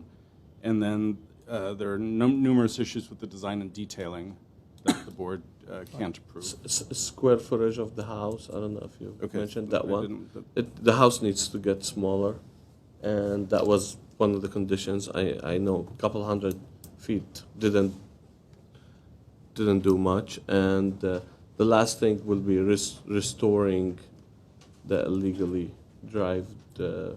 Okay, and that's where I'm very confused about what that means. Does that mean bringing new fill to the site to restore the slopes that were cut away? You have so much cut that's happening from building the house, right? You take that cut, instead of hauling it down, you just restore what you... The problem, and we discussed this on site, with the neighbors being directly downslope, we're going to be putting a lot of fill, and then we're going to be compacting over oak tree roots and things like that. The idea of trying to engineer that slope back to what it was before, when it was there for eons previously, and then it just got scraped away, I don't think that would be possible. So for a finding, we can have whatever finding you give us, but I don't think restoring the original slopes that covered the driveway is feasible. Okay. I'm not an civil engineer, so I wouldn't know how to solve it. But I think that an effort should have been placed to something. I mean, anything that would have been, you know. And the board's previous direction on the very steep slope that goes down to Chevy Chase, that was originally supposed to be a driveway, but it was way too steep. The conditions for that were to replant that area with native plants so that we could just prevent erosion from coming down that area. On the flatter parts of the driveway between the proposed garage and that steep section, what we thought would be restorative would be these oak trees and then additional, native plantings that I think are on the plan now. So I just want to be sure when you say restore, do we mean restore the form or do we mean restore planting so it doesn't feel like a cut as much as it does? Restore planting, I think, the form. Okay, I don't think I'm clear of what I'm saying. And what I'm saying is that there needs to be there was no intention of fixing or somehow an effort placed to undo what was done before by show of grading plan or having a civil engineer on board. No cross communication. Civil engineer here to tell us this is not possible, or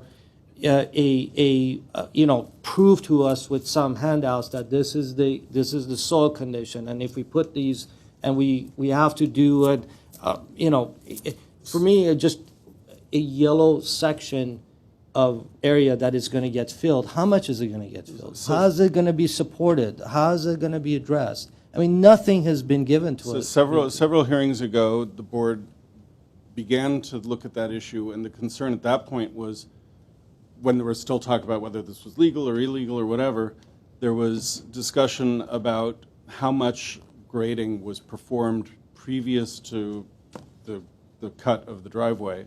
And the applicant did do calculations to give an approximate, looking at the existing slopes and measuring some heights. They gave, at the board's direction, an approximate figure for what grading occurred there. To me, that implied at that point that the board was accepting that this cut has occurred, and then in an ongoing basis, we talked about adding landscaping, adding the additional trees.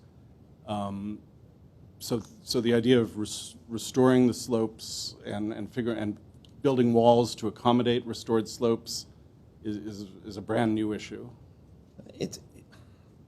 It's not the restoring, it's somehow showing